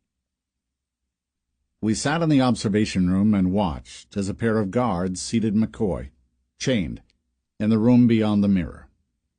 She wore an orange jumpsuit with black numbers across her chest. One of the guards chained her to the table in the room, and the pair exited. Her attorney entered and took a seat at Molly's side. The two said something quietly to each other. We heard a knock on our observation room door, and it opened. One of the guards stood in the open doorway. The other remained in the room. "They're ready," the guard standing at the door said. Beth and I stood and headed next door, while Bill and Scott waited in the observation room with Lieutenant Wishaw, the assistant warden, and the guy running the equipment to monitor the room. I pulled the door open and allowed Beth to enter. Then I followed her in and took a seat beside her and across the table from McCoy and her attorney. McCoy's head was down. She stared at her hands locked to the table in front of her. "We're Agents Rawlings and," I pointed at Beth, "Harper." Molly McCoy lifted her head. "You're murderers is what you are," she said under her breath. Neither Beth nor I responded. "I'm Attorney Keith Buford," the man said. "My client has a specific request for relinquishing some information. The information she has is, let's just call it monumental. Though I have to say this isn't really a deal on my client's behalf, and her request is against my advice. It's so far against my advice that, as I sit here, I'm debating standing and leaving this room." He let out a breath. "Just do what I say," McCoy said. "You're the attorney. Just shut up and do your damn job." I glanced at Beth. There wasn't a word that had come out of the attorney's mouth, other than his name, that didn't seem odd. I looked back at him. "The request?" I asked. Buford stared at McCoy, who'd returned to staring down at the table before her, and said, "She'll give you some information regarding something that has nothing to do with her, and, if it pans out, is without a doubt enough for a significantly reduced sentence. She wants to give the information in exchange for where she'll be tried." He looked back at me. "That's it. She just wants to have a say in where she's charged. She's also prepared to plead guilty to every charge, even though, as of this moment, neither she, nor I, for that matter, know exactly what the full extent of the charges will be." McCoy raised her head and looked at her attorney. "What, you think they'll let me ever see the light of day again? You think I have a shot of convincing a courtroom to let me go? Get real. These two know what Nick and I did. Hell, I had a gun to this bitch's head not 24 hours ago." McCoy looked at Beth. "I should have blew your head off, bitch. Would have made no difference to me in the position I'm in now. Maybe that would have stopped you from shooting the love of my life in cold blood." "Cold blood?" Beth asked. "You must have missed the part where he went for his gun, or shot at federal agents or killed who knows how many people. Whatever, McCoy said. With McCoy in front of me, I had a few questions that I wanted answers to, prior to hearing what she wanted to exchange for a deal. "Where did you two meet?" I asked. What business is that of yours? "How long were you two together?" I asked. Again, none of your damn business. "Well, you say he was the love of your life, right? I'd just like to know how this relationship developed." I'm not telling you shit. You think you can kill him, and I'm going to give you anything? He didn't deserve to be gunned down like that. "But the countless people you killed deserved what you two did to them?" I asked. "The boy deserved to see you kill his parents in front of them?" That was different, she said. We were trying to get away. How did that work out for you? Beth asked. McCoy stood from her seat and jerked at her chains. You want to start something with me? "I'm sure that attitude will help you where you're going," I said. The guard stepped from his position in the room at the back wall. "That's enough, inmate," he said. "Back in the chair." McCoy let out a puff of air through her nostrils and sat. The guard took his original position against the wall. "So, are we playing ball here?" the attorney asked. She wants a say in where she's tried, and for that she'll give us some— Beth made quotes in the air. monumental information. That's what we're looking at here?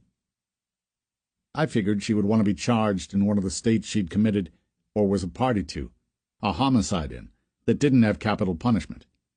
I guessed it was understandable for someone that knew she would spend the rest of her days in a cage. "Correct," Attorney Buford said.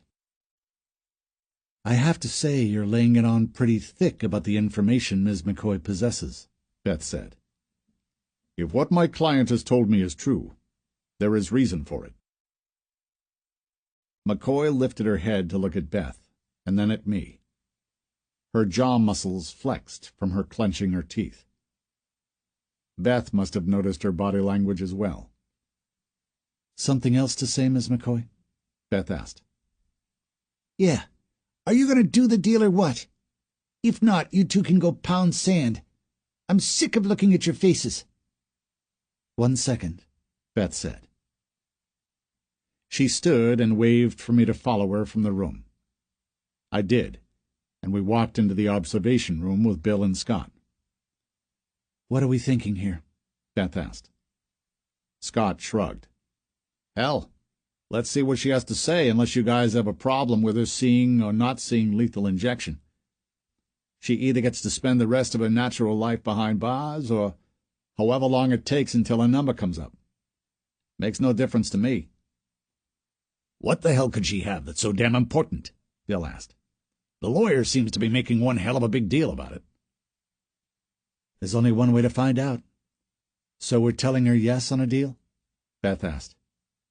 Yeah, I'll call Ball and he'll get it taken care of, Scott said.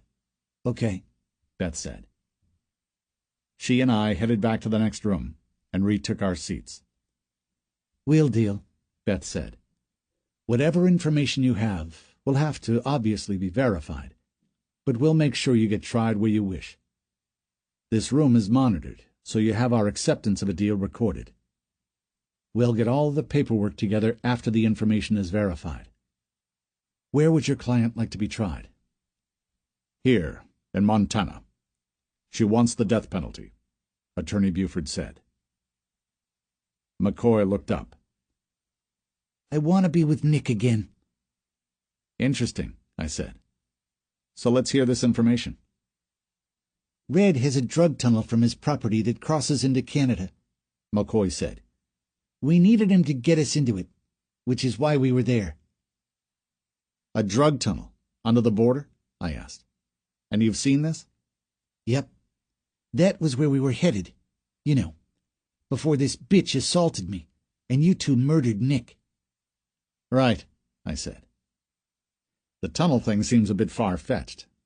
Why don't you describe it to me? I need to describe a tunnel? She asked. Humor me, I said. There's a shed. The tunnel entrance is inside, covered by a big metal door, almost like a safe would have. It has a big combination lock on it. He opened it for me once and showed me. Had some concrete stairs that went down, and then it turned black. Why would he show this to you? Beth asked. What was your involvement? Nothing. I used to sleep with the guy.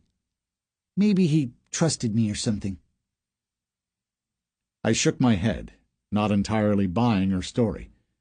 As far as I knew, there had only ever been one drug tunnel found that crossed the Canadian border. However, that wasn't the part that bothered me. What bothered me was the fact that he'd showed it to her for seemingly no reason. It's not something that would be done unless she was involved somehow. Did you ever run drugs across the border using this tunnel? I asked. No, I just told you I wasn't involved with any of that. You realize that you telling us if you were is pretty much going to have zero effect on the rest of your life, correct? Beth asked. Like I said, twice now. I didn't have anything to do with that. Did you ever see the drugs that were being transported across? Beth asked. McCoy shook her head. That's it? Anything else? I asked. That's it, she said. Okay, we'll get people looking into it. We should know something shortly, and you'll be informed, I said. Are you guys done with her? The guard asked. I slid my chair back and stood, as Beth did the same. We're finished, I said. Beth and I left the room and walked next door. The lieutenant was on his radio, Scott on his phone. Lieutenant Wishaw looked at me. Do we want to pick up Gorman? Bring him in and sit him down? Let's just wait on that for a second, I said. Scott clicked off from his call. That was Ball. He's going to get everything rolling with contacting the DEA. I may have an easier way to do that. Your wife? Scott asked. I nodded, pulled my phone, and made a call to Karen. Hey, hon, she answered. Babe, I might have something for you to check out. More of a professional call than husband call. She chuckled. I'm listening. Molly McCoy claims she knows of a drug tunnel crossing from up here in Montana onto the border to Canada. The location is about 2.5 hours from us. It's on reservation property. Drug tunnel? You're serious? I am, I said. What's your take on it? Do you think the information is good or not? Karen asked. Hell, I don't know. Coin flip, maybe a bit less. Okay. Well, either way, something like that, even if it turns out to be nothing, has to be checked out. I think Seattle is probably going to be our closest division. We'd have to fly in, obviously, but I can make the call. Just wait on that for a second. Let me get this guy that she's claiming owns the land and see what we have going on. Our flight isn't scheduled to leave until tomorrow morning, so if for some reason we have to drive up there, we'll have the time. I don't want to get too far into this and waste a ton of people's time without verifying what we have or don't have. I glanced at my watch. Let me give you a call back in a few hours. Okay, babe. I'll let a couple people know, but we'll wait for your call. All right.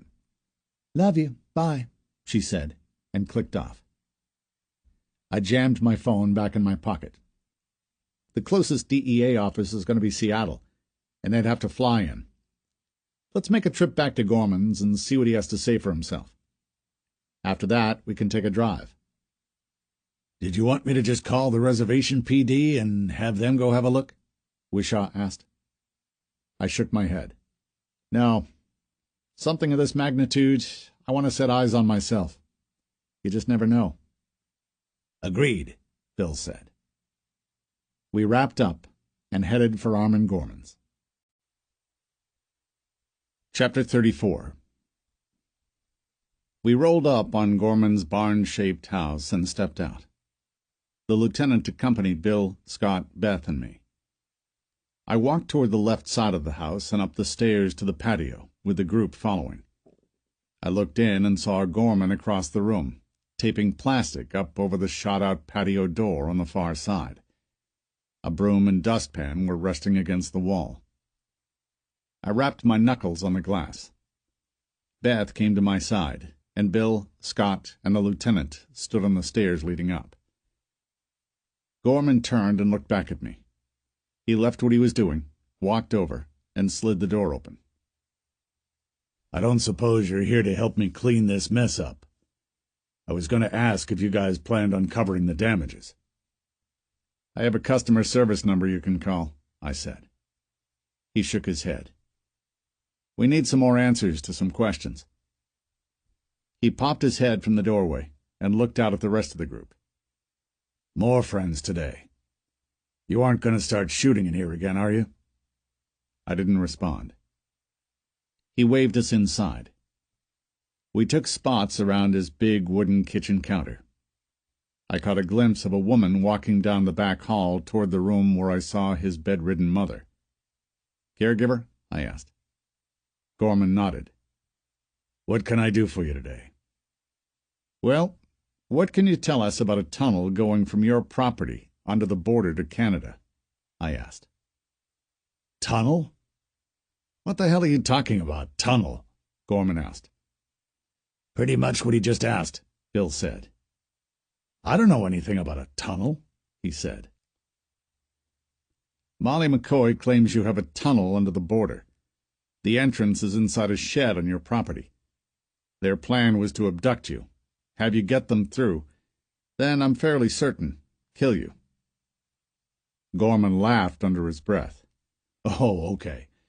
I know what's going on now. Man, that girl is gullible. He smiled and shook his head.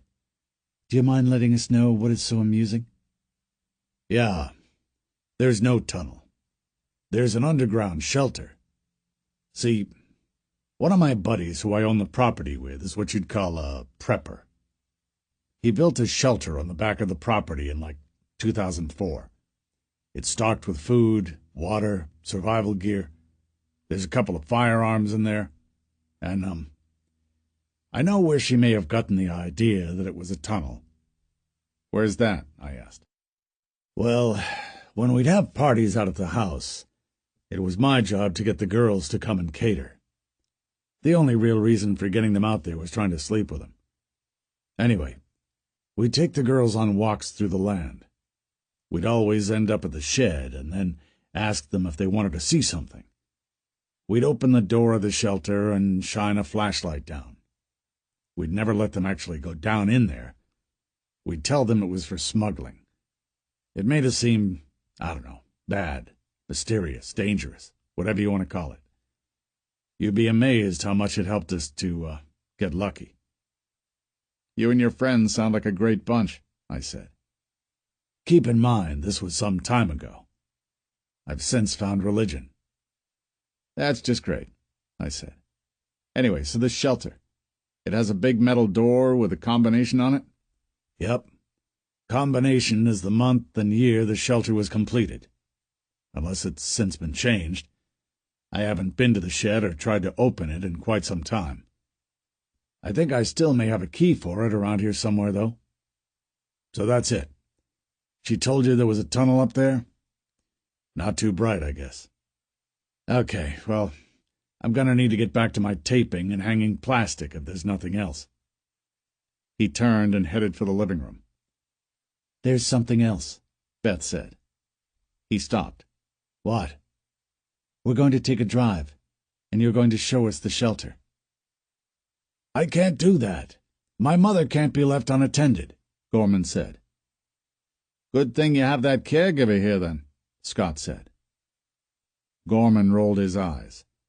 Are you guys serious? That's like 5 hours I'll be gone for nothing. I have things to do.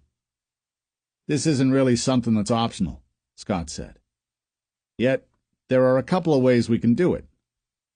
I'd say if you have nothing to hide and wish to do this in the shortest amount of time possible, you come with us now and we take a ride. The other option involves you in custody until we sort everything out. Gorman let out a breath.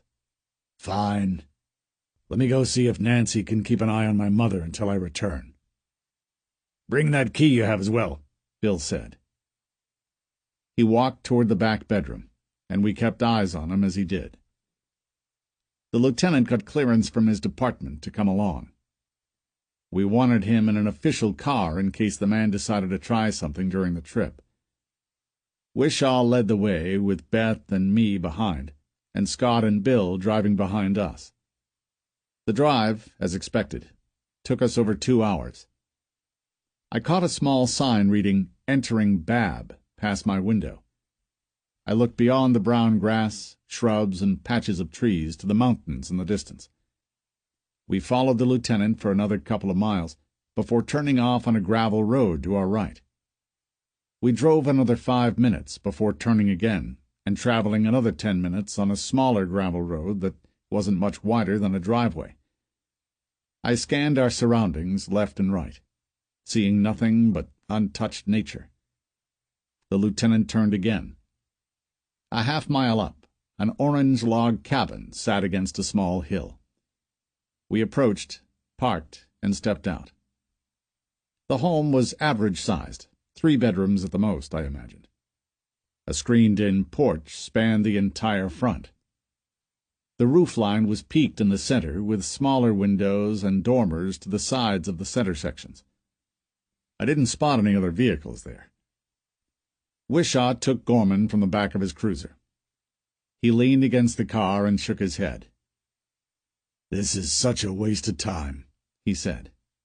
"That's fine," I said. "These kinds of things need to be checked out." "Which way to the shed?" I asked. He rolled his eyes and rubbed his balding head. "It's back that way." He pointed past the cabin. "Maybe a half-mile or so. We'll have to walk." "Geez, this is a real pain in my ass. I mean, it's not even my shelter. You should be dealing with Brad." "Brad?" I asked. "Reynolds. One of the guys I own the land and cabin with. It's his shelter." "Okay, well, we're here. So let's take a look and get this over with," Beth said. "Whatever. Follow me." He started past the house. Behind the house, he walked up a small trail. We followed. The walk along the path through the grass, brush, and scattered trees took us the better part of 10 minutes. "It's right up here," Gorman said. The path turned right and led to a weathered brown shed with a pair of barn doors at the front. Gorman walked up and pulled the pin securing the closed doors. I saw no lock, no men with machine guns guarding the so-called tunnel, no cameras, nothing. Gorman might have been right in stating that driving to the property was a waste of time. He pulled the doors open. Our group stepped into the shed, which was no bigger than one you'd see holding a couple lawnmowers or a riding tractor in someone's backyard. The walls inside were entirely empty. The floor was concrete, with a round, elevated door looking as if it should be on the top of a tank or a submarine. The door was definitely overkill. "Open it up," Beth said. Gorman knelt over the combination lock and turned the dial. He tried pulling open the handle. The door didn't budge. He tried again and again. It still didn't budge. "Use your key," Bill said. "Oh, yeah, let me try that." He pulled the key from his pocket and tried to stick it into the hole. "Damn it," he said. "This is the key to the damn lock on the back of the cabin." He let out a long breath and shook his head. "I can try calling Brad and see if he can give me the new combination. We don't really get good cell phone reception out here, though." "Try the combination again," I said. "It has to be changed. It's not working." "I guess I can try again." I watched as he spun the dial left to 8, right to 20, and left to 6. And I remembered him saying that the combination was the month and date the shelter was finished. I figured he was entering the 8th month, August, and 2006, which was wrong from what he'd previously said. "I thought the last number of the combination was 4, I said. "Huh?" he asked. "You said the combination was the month and year that it was built." Before that, you said it was built in 2004. You just entered 6 as the last number. Plus, I'm pretty sure combinations go right, left, right. Mind if I have a shot here? Yeah, whatever, I guess. Like I said, it's not my shelter, so I'm not really familiar with the lock. Gorman stepped aside, and I spun the dial to the numbers and pulled the handle.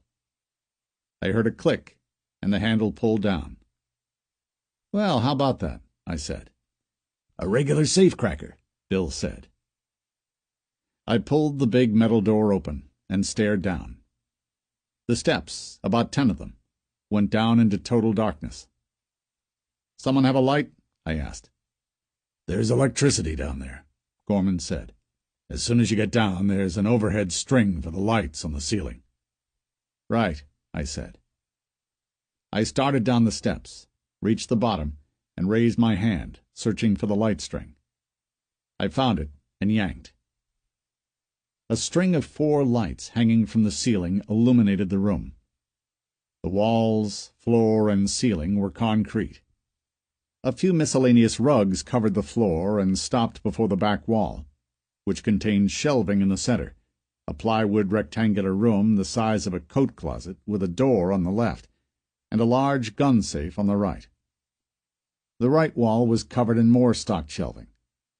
The left wall had a couch, a chair, and a bunk bed. The total room size was roughly 40 feet deep by 10 or 12 feet wide, with an 8-foot ceiling. I walked to the far wall, inspecting the items on the shelves: water, canned goods, MREs, board games, and books. My eyes went up to see some kind of ventilation via some screened circular holes near the top corners of the underground structure. I went to the small, squared-off plywood room resembling a closet, and pulled the door to peek inside. A portable commode stood in the corner. I looked over the shelving on the back wall, which was filled with more canned goods, and stepped to the gun safe. I pulled the handle on the door, which didn't budge. I stood for a moment and stared at the safe. It looked to be a fairly standard standing gun safe with a combination lock at the front. Huge metal straps and bolts anchored into the concrete wall behind it secured it in place. I heard feet coming down the stairs and looked over my shoulder to see Bill. "It's a shelter," I said. "Yeah, one hell of one, too," Bill said. He walked toward me, running his hand along the items on the shelves. "See, I told you it was a shelter. Talk about a waste of time," Gorman said. "Can we go now?" I looked back to see Gorman halfway down the steps. He continued down with Scott at his back. "You guys were ready for doomsday, huh?" Scott asked. "Yeah, I guess. Brad had this built. It's his deal." Bill came to my side near the back wall. He pulled the door open on the closet with a commode, closed it, and walked to the safe. He rapped his knuckles on the metal door. "Do you have the combination for the gun safe here?" "Nah, never had that," Gorman said. "Why would you have the combination to get into the shelter, but not the combination to protect yourself once you're in?" Bill asked. "I don't know. Whatever. I don't have it," Gorman said. "Can we go? My mother's probably wondering where I am." "In a minute," I said. "Come on. You saw what you needed to see. No tunnel. The girl fell for some bullshit. I mean, if the two would have drugged me up here, they probably could have lived in here for a few months and defended themselves with the guns if anyone came looking. But that's it." "Wait. So how would they have defended themselves?" Scott asked. "If their plan was to take you up here to get in, and there was no tunnel, defending themselves implies that you would have got them into that safe." "Well, I don't know. Maybe they would have broken in or something. I'm just spitballing here." "Why don't you call your buddy and get the combination?" Scott asked. "He isn't going to give me that to give to anyone without some kind of legal document making him do so. Warrant or something. That seems like a lot of work for no reason. I mean, come on. Why are you guys busting my ass about this? It's a damn safe with a couple of rifles inside. So you know what's inside? Bill asked. I'm just guessing. Geez, you guys, Gorman said. Can I have a try at the lock? I asked. Whatever, he said. I tried the same combination from the top door, and the door swung open. You are a safecracker. I'm in awe, Bill said. We looked in at an assortment of assault rifles and handguns. The top shelf was filled with ammo. Looks like a couple Mac 90s, Chinese AK-47s, Bill said. Oh, check these out. Hard to find these. He reached down into the bottom corner of the safe and brought out what looked like a pistol with a stock and an elongated, folded-over barrel. Kel-Tec, right? I asked. I'd seen the weapon a number of times at various gun shows over the years. It looked like a pistol converted into a small assault rifle. It used handgun ammo and magazines. Yep, and it looks like he has a couple of them in here. Bill spoke quietly. You can't tell me that he didn't know the combination was the same. We should probably get the numbers run on all of these to make sure everything is on the up and up. It could be why he wouldn't open it. The guy has been a bit chatty with the repeating that none of this is his. Bill set the weapon back down in the safe. Agreed, I said. Okay, you saw inside of the safe. Can we go? We're going to make a record of these serial numbers to make sure everything checks out. I looked at Bill. I'll read them off, you jot them down. Sure, he said. Bill pulled a pen and paper from his inner suit pocket. I reached over and grabbed the first rifle. It felt connected or hooked to its standing slot in the safe. I gave it a bit of a yank and heard a click as the back of the safe swung open. A draft blew past me. I pulled what was supposed to be the back of the safe open the rest of the way and stared down a tunnel leading back as far as I could see. Well, son of a bitch.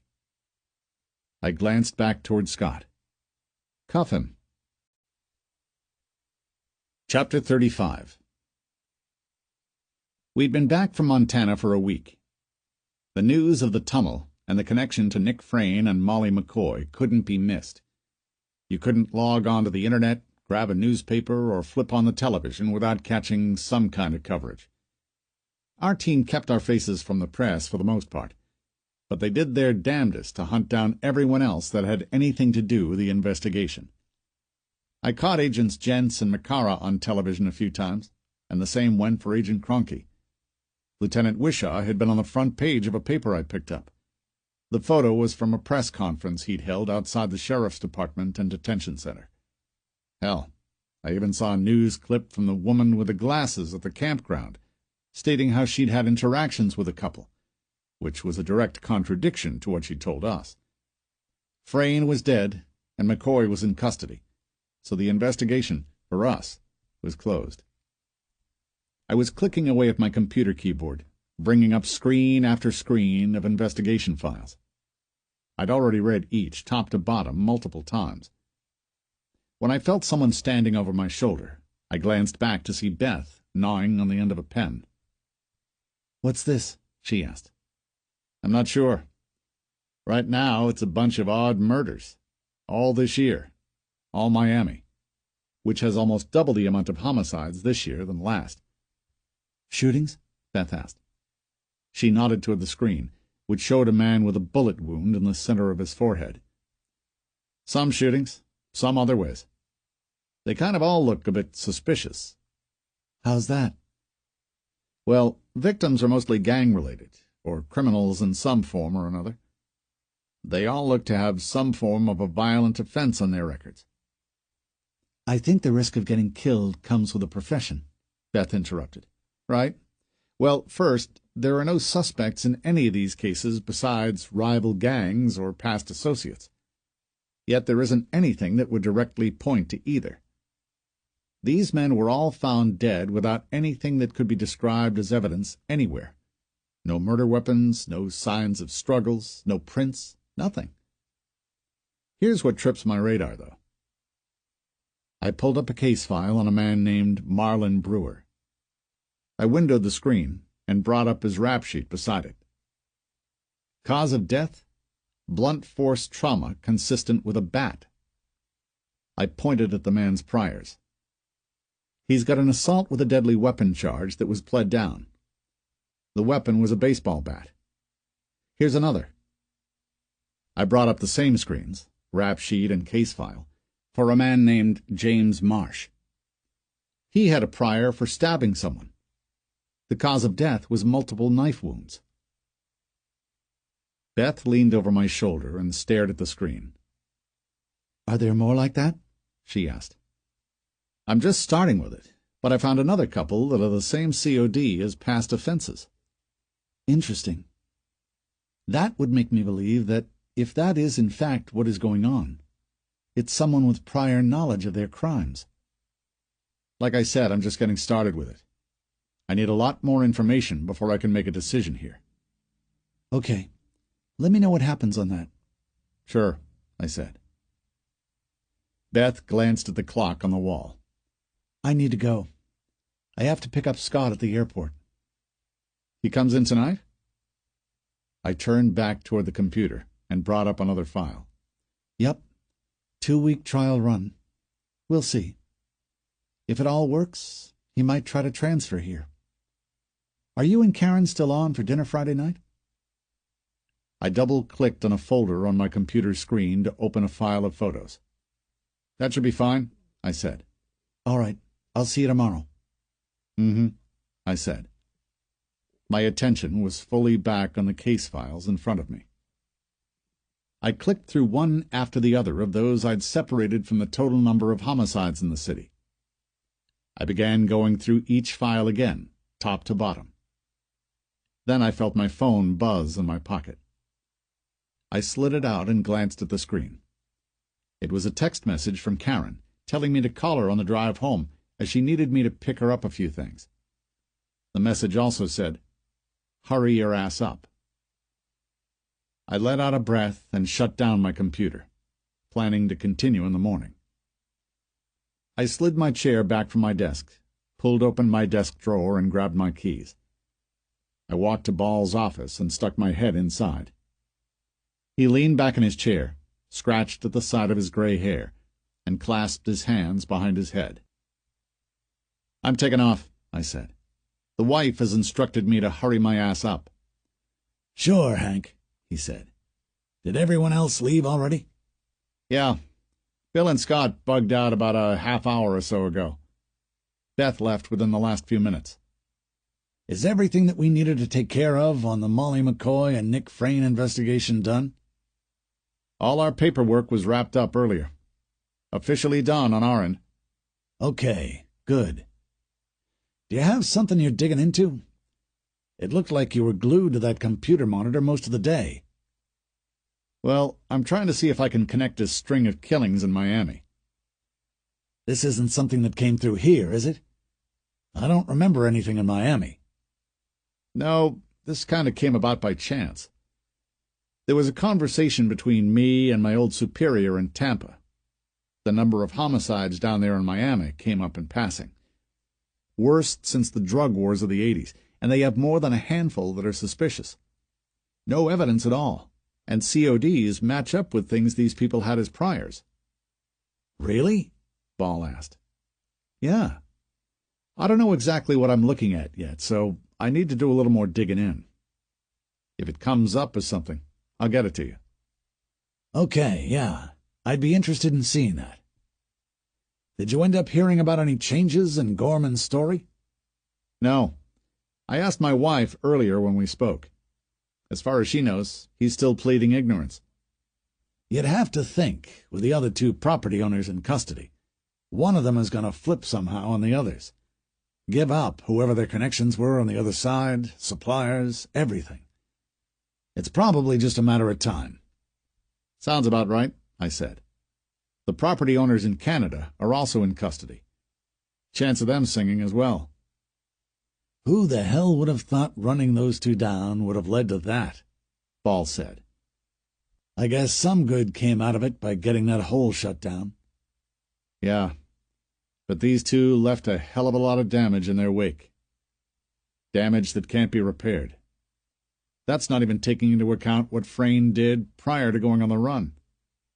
A lot of lives affected. Ball was quiet.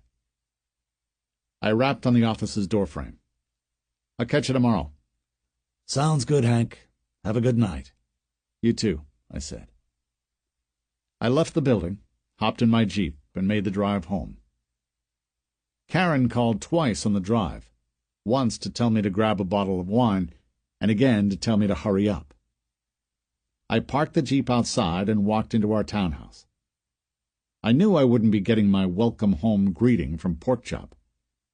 If I knew my dog, he was at Karen's feet, watching her cook. The smell of the food Karen was cooking filled the air inside our home. I walked to the kitchen. Pans sizzled, and steam rose from a pot on the stove.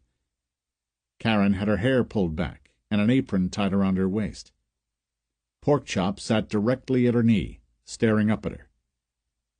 He gave me a quick, dismissive glance, and went back to staring at Karen, hoping for anything to drop to the floor. I ran my line of sight across the countertop.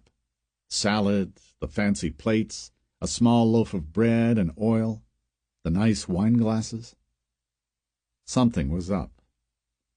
I quickly checked my mental calendar and confirmed that it was neither our anniversary or either of our birthdays. "This looks like quite the production you have going on," I said. "What occasion did I forget?" "None." "So you're trying to butter me up for something, then?" "Not at all. I just wanted to have a nice dinner, a glass of wine. I don't know, maybe talk a little." The phrase "talk a little" grabbed my attention. "What's the topic of this talk?" I asked.